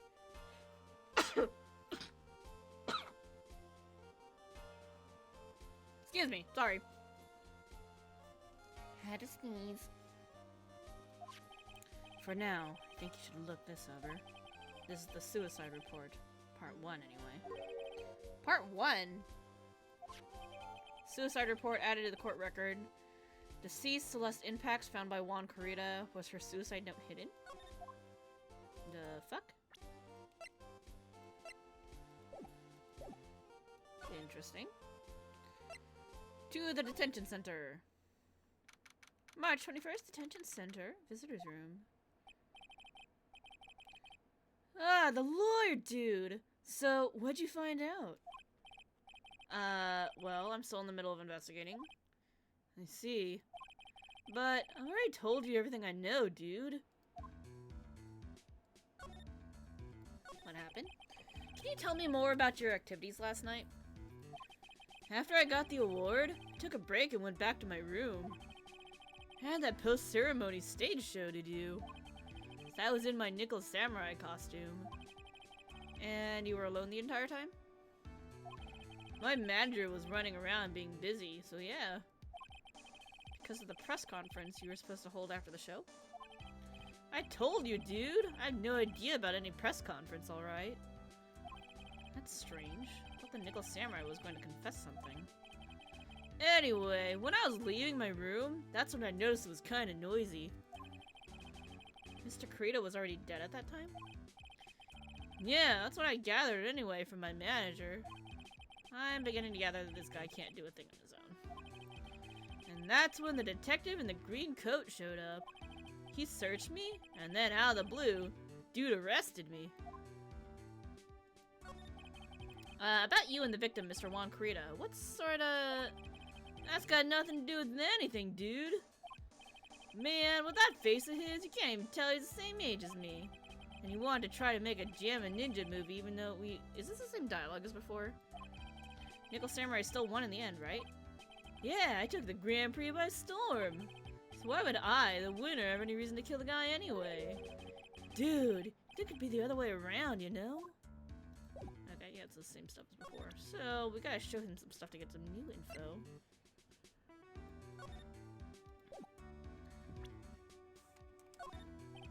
Dude, I know I like to throw money around, but it's not like I buy anything and everything. That's nice because it's not up for sale anyway. Guitar case? No, okay. Do you like tomato juice? No, you don't. Okay. Ooh, gossip. What do you think about this article?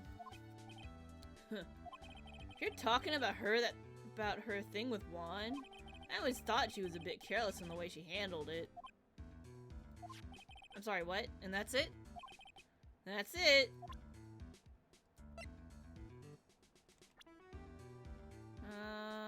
Tell me more about your manager. That's my manager! Did you meet her? Yeah. What do you think? Strong woman, right? And she takes good care of me. You're such a mama's boy. What do you know about Celeste? What's wrong? How much do you know? What do you mean, how much? Mr. Lawyer, I may be your client, but I hope you will keep yourself out of my personal life. No, I would never... Now, if you excuse me, I have a lunch appointment I have to keep. You're in prison! How do you have a lunch appointment? You're in detention. Who in the world are you gonna eat with? Security guard? Mr. Nick? Celeste Impacts lady. Somehow I get the feeling she's a very important person in all this. Oh, he just like straight up left. What the fuck? Okay, we're gonna go back to the hotel. It's Edward's theme. I'm so happy. Okay. I think this is the person that we needed for, what's her face? Adrian. So let's go break her. March 21st, Gatewater Hotel, Unguard's hotel room. Oh, looks like Miss Andrews isn't here. That's not good. I still have a few questions I want to ask her. She has that sight lock on her heart, right? Well, we don't have much of a choice. I guess we'll have to come back later. Shit! Still overjoyed that Edwards is back? Me too! Man, that's so exciting. I didn't think he was gonna be back, because or like, I thought it was gonna be like some, I don't know, some like huge drama, but he just like suddenly appeared, so that's cool. Let's see if she knows anything. Do you know anything? I told you how many times now? I'm a journalist. I got so much info running in laps in my head, I forgot things here and there. Please don't get so worked up over this. Ha! I don't care if you beg me. Be extra tough on kids. That's this gal's motto on learning youngsters. Right, so she's useless. Okay, moving on. Let's go into this room. Nobody here.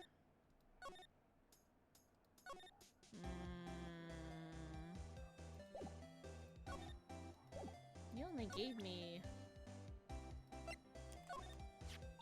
I just bought that camera. Who did it? That thieving rascal? Please don't look straight at me when you're saying that. When I find the bugger who went and did this, they're gonna pay with a bullet. Excuse you? And if you do that, don't expect me to defend you. Alright, let's go back to the hall, I guess. Do you know? Oh shit, sorry. That was the wrong button. Do you know anything about Celeste Impacts? Nope. Okay. Do you know anything about Edgeworth? Or do you remember? No? Okay. Fair.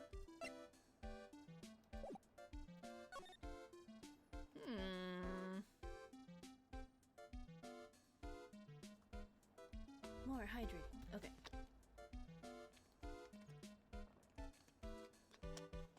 Gotta stay hydrated, guys. Where could Adrian be?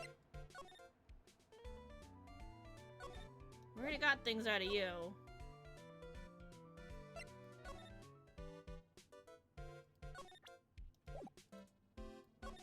I don't think there's any point in talking to her.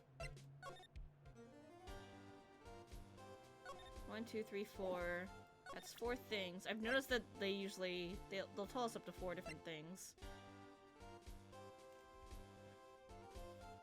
Tell me more about this thing and why it's only part 1. I don't like to look through reports. Like suicide reports, even less. Worst of all are the reports that have multiple parts, like that one. That is 2. 2 parts? What you just handed me is the first part of the report. Here's the second one. You! The second part of the report is about an attempted suicide. The attempter's name is Adrian Andrews. What? She tried to kill herself? Miss Andrews? What did she do? She tried to kill herself? She doesn't seem like the kind of person to try to kill herself, though.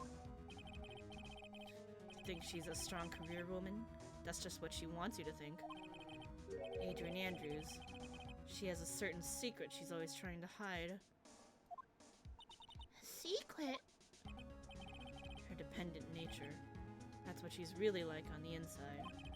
Miss Andrews, dependent? Talk about the exact opposite of what that woman is.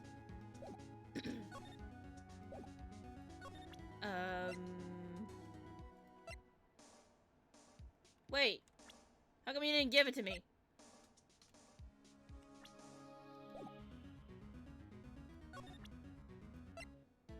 Why didn't you give me the other half? Alright, maybe let's try to go back to the hotel now.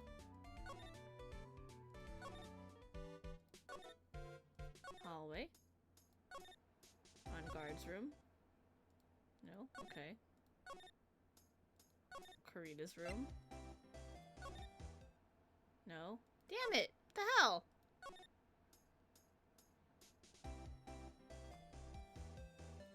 I don't got anything else for you.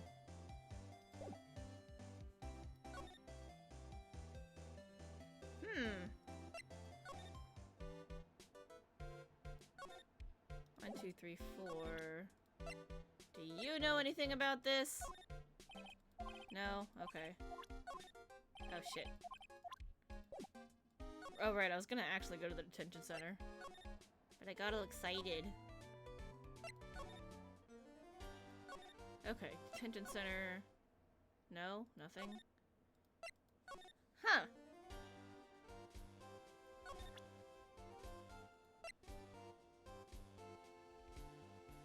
Highly dependent.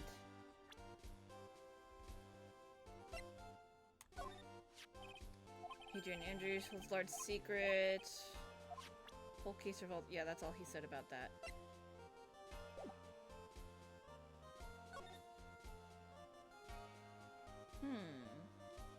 What else can we do? Poor girl? Yeah.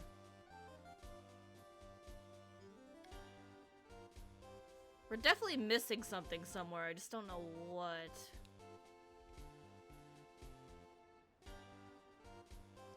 So probably either... Not you. You've already told us everything I think we're gonna get out of you. I don't know if there's anything else he can tell us about, though. Maybe about the stage show? They called this thing so suddenly that something about it just seems off, you know? You mean the press conference? Yeah, he said, there's something I'd like to confess if I win. I heard he faxed his request for a conference into the office only yesterday. Yesterday? Yeah, that is kind of sudden. I guess his manager set everything up somehow, so he was lucky. Nice manager.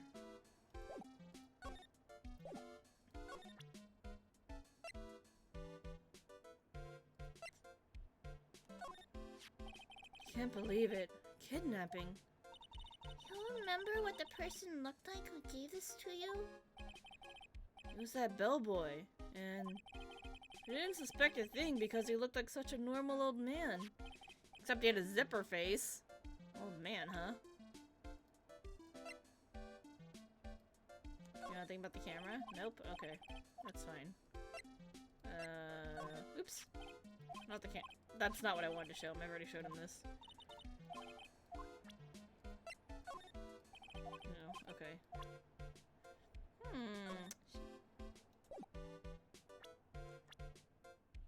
We missing something somewhere? He doesn't know about Celeste. Alright, let's go. Hey, do you know anything about the... Hey, what's that? Press conference ticket? How come I ain't got myself one of them? Please don't direct your anger at me. Why in tarnations wasn't I invited to that? How come someone on the bottom of the popularity chart like you got the info, but not me? Info like that is worth nothing to you, am I right or what? Is that the kind of person she thinks I am? Are you going to stand there and take that, Mr. Nick? I don't know. You don't know anything about it, though. Nope, she doesn't know anything about this.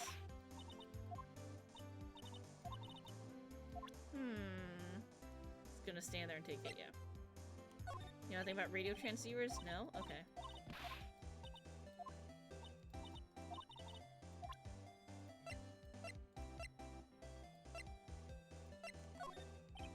Nope, nothing. Okay. Man! What are we looking for?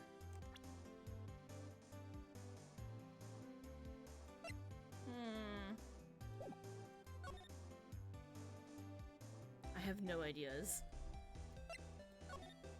Unless we missed something somewhere. Did we miss anything? No, not that, not that. Got all that.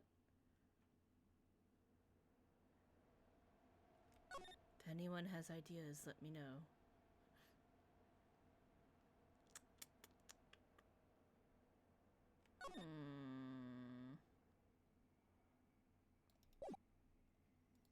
Alright, maybe let's go back in the other hotel room. Look around here. Oh, here we go. There's a giant bone sitting on the plate. I don't really like meat. Huh?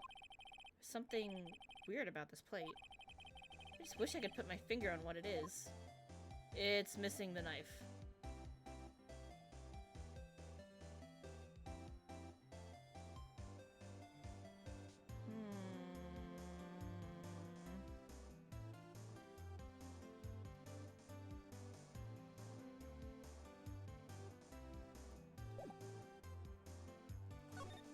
I mean, I know what's weird about it.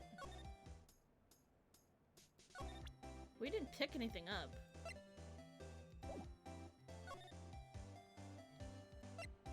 I need more evidence of something, I just don't know what. Is there anything in here? This sure is one luxurious hotel, to the point of gaudy. Speaking of fancy, didn't that bellboy give you something like that last year? Yes, that was the other bellboy. We ate at this table last night, didn't we? Yes. I was really happy then. I wish I could make you smile again, even for a second. Aw, poor Pearls. The award ceremony was held on that stage just last night. It was really fabulous. You just reminded me of the circus for a second. I wonder if everyone's alright. I heard that very big circus just recently started holding performances again. I'm sure they're all fine, Pearls. That is such a beautiful sight. Chandelier? Yes, I can't believe it. I can't believe that such a terrible murder happened under such beautiful lights. It's shocking. Aww. There's a grand set of doors over there. It's the doors Maya followed the bellboy out of, only to disappear. If only we had all gone together.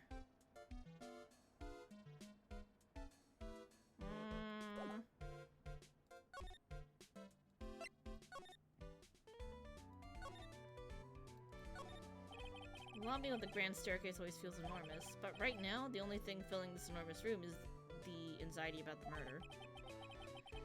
Oh, I really hope nothing else bad happens here.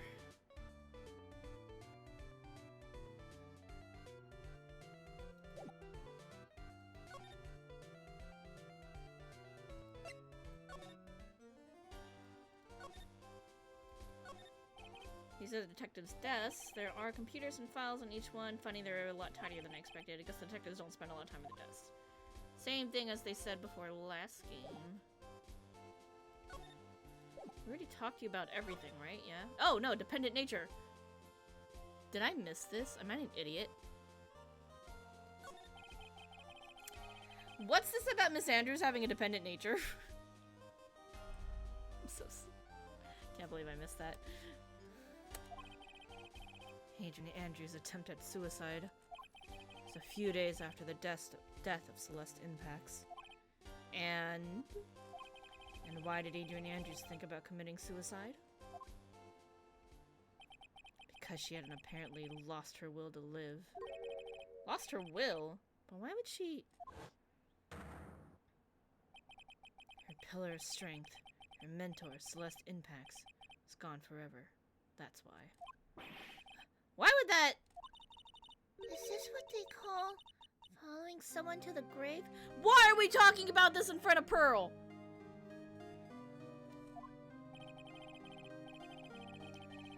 After her attempted suicide, Adrian Andrews started attending counseling sessions. She is someone who needs a person in whom she can trust, absolutely. And once she finds that person, she'll do anything she can to keep them near. Without such an anchor in her life, her crippling anxiety stifles her ability to live. Yeesh! And that's the nature of her dependency on others? When Celeste Impact suddenly committed suicide, the world before her turned pitch dark. That's according to Adrian Andrews herself. Then, that means her super confident attitude. It's all a facade. She's only copying her mentor's behavior to hold herself together. How terrible. Jeez, this did get dark. Attempted suicide report. Attempter Adrian Andrews. Reason shock from Celeste Impacts of suicide. Now he gave us part 2. Thanks, Edgy. Now we can go back to the hotel. And into the hall. And then in the hallway. And into the room. Let's check this room first. March 21st, Gatewater Hotel and Guards Hotel Room. Oh, Miss Andrews is here. But it looks like she's talking with someone. That's Francisca Von Karma, damn it. Miss Von Karma? What are you doing here? Well, you see, I'm his lawyer, so... You've got some nerve following me around. Following you? That's you, Miss Von Karma. You're the one doing the following. Pearls. You're always following after that Mr. Detective with the little beard. Me? Following after Scruffy? Don't make me laugh. Let me show you something interesting, little girl. Beep, beep, beep, beep. Little beard, yeah. What is that? An electromagnetic receiver. I planted a tracking device on that detective. And with this, I know that it fools every move. So that noise we heard was this receiver. I feel really sorry for poor Detective Gumshoe now. Nelson, let's stop wasting time. Adrian Andrews? Yes? Think hard about what we just discussed. Understood? All right. What were those two talking about? Miss Andrews? She seems a little dazed, doesn't she? What did you talk about? Oh. Alright, we're gonna do the Magatama thing. Alrighty, let's figure this out. Take that! We're gonna skip through the first block because we already know the answer to it. Murder for murder. Alright, we're hiding things. Not close to Kurita, so she claims, but we have tabloid.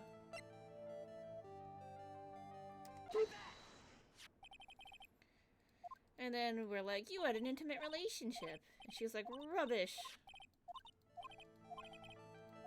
She had to get close to him for her mentor's sake. Take that! Celeste Impacts, your mentor. She has a tracking device? Holy cow, woman, yeah. How do you know about Celeste? Miss Impact, she committed suicide, didn't she? But it looks like no one knows why. Right before her death, she was Juan Corrida's manager.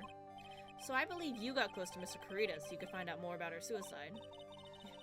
You have a great imagination. You may have a future yet as a slimy muckraker for a putrid third-rate tabloid. Miss Andrews? There was no mystery surrounding her death. None. It would be pointless for me to force myself into a relationship for nothing. Is that really true? Is there really no mystery at all? I don't believe you were completely at ease with the way her suicide was resolved, because her suicide note went missing. Miss Impact's suicide note was never found, was it? It looks like the police were under suspicion that someone had hidden it. Like maybe the person who discovered her body, Mr. Corrida? One? And Miss Andrews, I believe you thought the same thing. That is why you became intimate with Mr. Corrida. Ooh, there we go, 2 locks. I sat by quietly and listened to your insulting ramblings long enough. It's true that Celeste was my mentor. However, allow me to say this again. It had nothing to do with me. I didn't even know that her suicide note was never found. I'm a person who doesn't care about what goes on in the lives of others. That's the impression you like to give, however, I don't think that's who you really are. What? I have evidence that says otherwise. This is the proof that Celeste Impacts was someone very special to you. You tried to kill yourself! Miss Andrews, you nearly went through with it too, didn't you? Went through with what? Ending your life. Miss Andrews, you look and act like a very strong woman who has it all together. You don't ask for anyone's help, relying only on yourself. Yes, I've been very independent ever since I can remember. However, that is all just a lie, a facade. You've always searched out people on whom you can depend on. You were dependent on Miss Impacts, weren't you? Which is why, when she passed away, you lost everything you had. Stop! When Celeste passed away so suddenly like that, I died a death of my own, but no matter how hard I tried, I couldn't stop thinking about what had become of her note. You must have heard about the police report. The one that said the police suspected Mr. Corrida of hiding Miss Impacts' note. You heard about it and thought to recover it from him by getting close, am I right? If that's the case, then everything changes. What do you mean? What topic did we start this conversation with again? It was why was the victim killed? Exactly.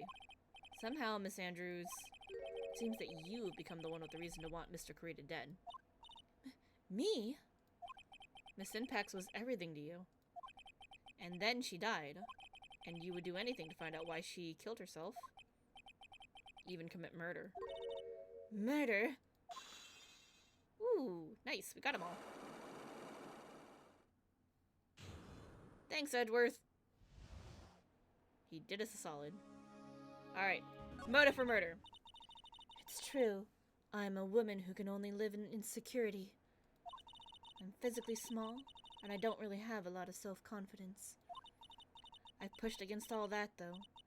I've tried to live strongly. I never wanted anyone to find out the truth. Miss Andrews. This one thing. It's the one thing I wanted to take with me to the grave. It was my secret. Mine and mine alone. I'm sorry. You probably think I'm a worthless human being right now, don't you?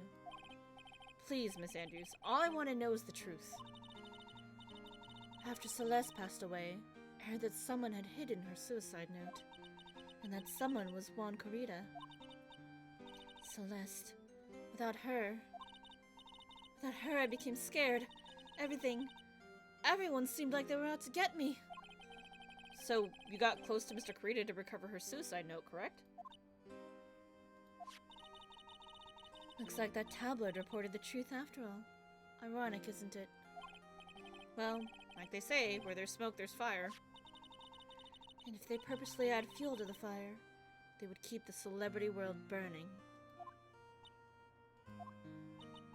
But as for the suicide note, I didn't and wouldn't kill anyone for it. It just doesn't suit me, that's all. Well, that's enough for now. I still have work to do, so... I understand. Oh, I have one small favor to ask. My attempted suicide. I'd like for you to keep it a secret. Miss Andrews? If people found out about my weakness, I would sooner choose to die than live. Alright, I understand. We'll keep it a secret. Sanders. I guess she's the overthinking type. She probably never says anything without carefully thinking it through first. Thank you for your discretion. Mr. Nick, can I ask you something? What is it? Miss Andrews has been playing with that card in her hand since a little while back. That card? Yeah, I guess she has. Miss Andrews, what is that card you're holding? Huh? Oh, this? I don't quite know. It just suddenly appeared in my handbag. The hell is this? What is it? It looks like a seashell? That's what it looks like, doesn't it? I honestly don't remember owning this card. Wonder where I picked it up from. Her not remembering something clearly? Sounds like it would be a rare occurrence. Well, I must be off. I leave Mr. Ungard in your capable hands.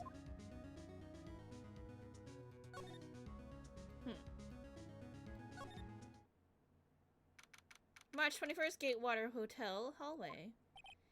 Well, I think we gathered about all we can. What about Mystic Maya? Is she alright? Oh, Pearls. She looks so worn out by all this. She hasn't slept at all and has been walking all over the place with me today. What's wrong, Mr. Nick? Let's go back to the office for a little while. You're really tired, right? Oh no! I'm okay, really. I'm fine, I really am. You don't look fine to me. Oh, Pearls. Okay, we go back to the office now then. To the office. March 21st, Wright & Company Law Offices. So, what now? Well, we did find one thing out for sure. Miss Andrews has a motive.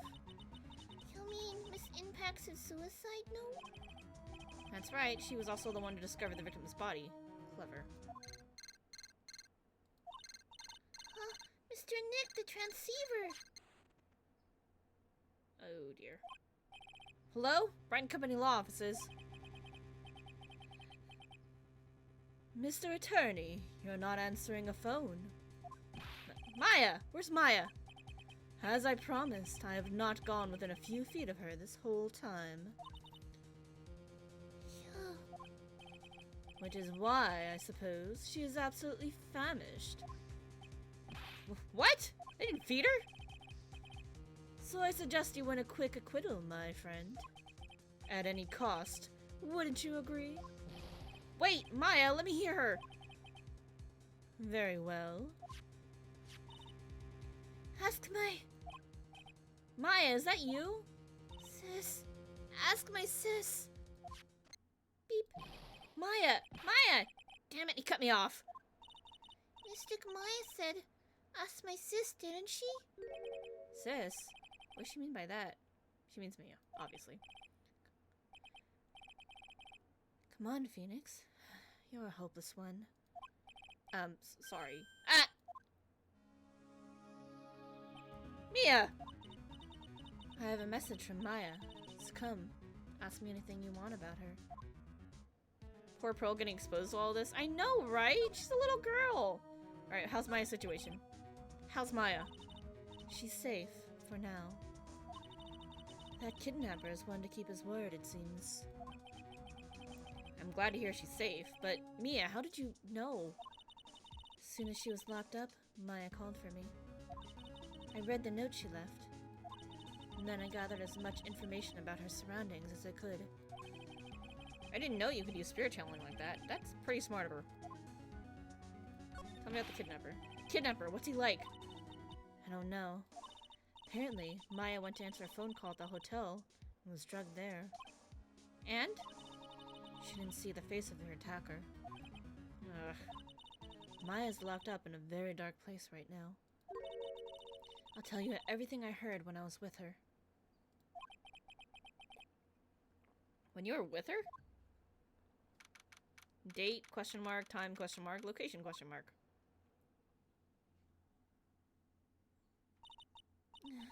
I'm starving. I could really go for some apple pie. I mean, at a time like this, sweets are the only way to go. I have to stay positive. He promised he wasn't going to kill me. I'm not going to die. Sis, I wonder if you're with Nick right now. Huh? Someone dropped a card here. Kinda looks like a business card, but there's no name on it. What's up with the seashell card? It's a picture of a seashell, I think. You have to start dinner? Don't worry, I'm gonna start dinner soon too. I'm just trying to get through this. What a strange card. There's all sorts of things piled up here, but it's too dark to see. What's this? Looks like there are a lot of glass bottles here. And these, they feel like barrels. I'll pass. Too bad I'm really hungry and not really thirsty. Drat, it's locked. But this door's lock seems easy enough to open. On TV, the hero always uses a plastic card or stiff piece of cardboard. Then, click, they magically open the door. I wonder if there's a card like that around here I could use. Ah, that's it! The shell card. If I use this, maybe I can get the door open. This might be my key out of here. I had a feeling this card might be useful. I'm such a genius! Oh, right. Now if you'll excuse me, Mr. Kidnapper. Click. I did it! Okay, now I'm gonna get the heck out of here. I shouldn't keep Nick waiting, or worried. Be continued! Oh, that's where we're leaving off, I guess. Saving content. Yep, we're gonna save. Alright, so that's where we're gonna call it for the day, at least for this game. I'm gonna go offline and then I'm gonna make dinner. I may be back afterwards to stream something else. I don't know yet. We will see if I'm tired. I might be tired. But if not, otherwise, we are going to be doing a stream tomorrow. It's not going to be this game. I'm not actually going to be playing anything. Tomorrow, what we're going to be doing is we're going to be doing a watch party for the Final Fantasy XIV live letter. Letter from the producer live. They're going to be revealing a bunch of the job class changes. So we're going to watch those in... We're going to be in Discord with a free company doing commentary while we watch the announcements, so we can kind of discuss it together. So, you know, free company members, please feel free to hop in the Discord and chat with us. And everyone else, you know, feel free to hop in a chat and, you know, just comment and, you know, give us your thoughts. We've done a few of these watch parties for Final Fantasy XIV content before. It's always pretty fun. So if you like that game, you know, please feel free to stop by tomorrow. That was going to be at 7 o'clock Pacific time about is when the actual live letter is going to be starting. So we will go live slightly before that. But other than that, over the weekend is the next time we will pick up this game, Ace Attorney. And I don't know which day, either Saturday or Sunday. It always depends on what I have to do for chores and stuff around the house. But yeah, we will continue this game over the weekend, and then tomorrow, if you're into Final Fantasy XIV content, please stop by, and we will be doing a watch party for the live letter. Alright, so, thanks everyone for watching. I hope it was fun. Thanks for joining me and stopping by on my birthday stream. It was fun to do something during the day, instead of like having to cram it all into just a couple hours in the evening like usual. This is a 6-hour stream. That's pretty long.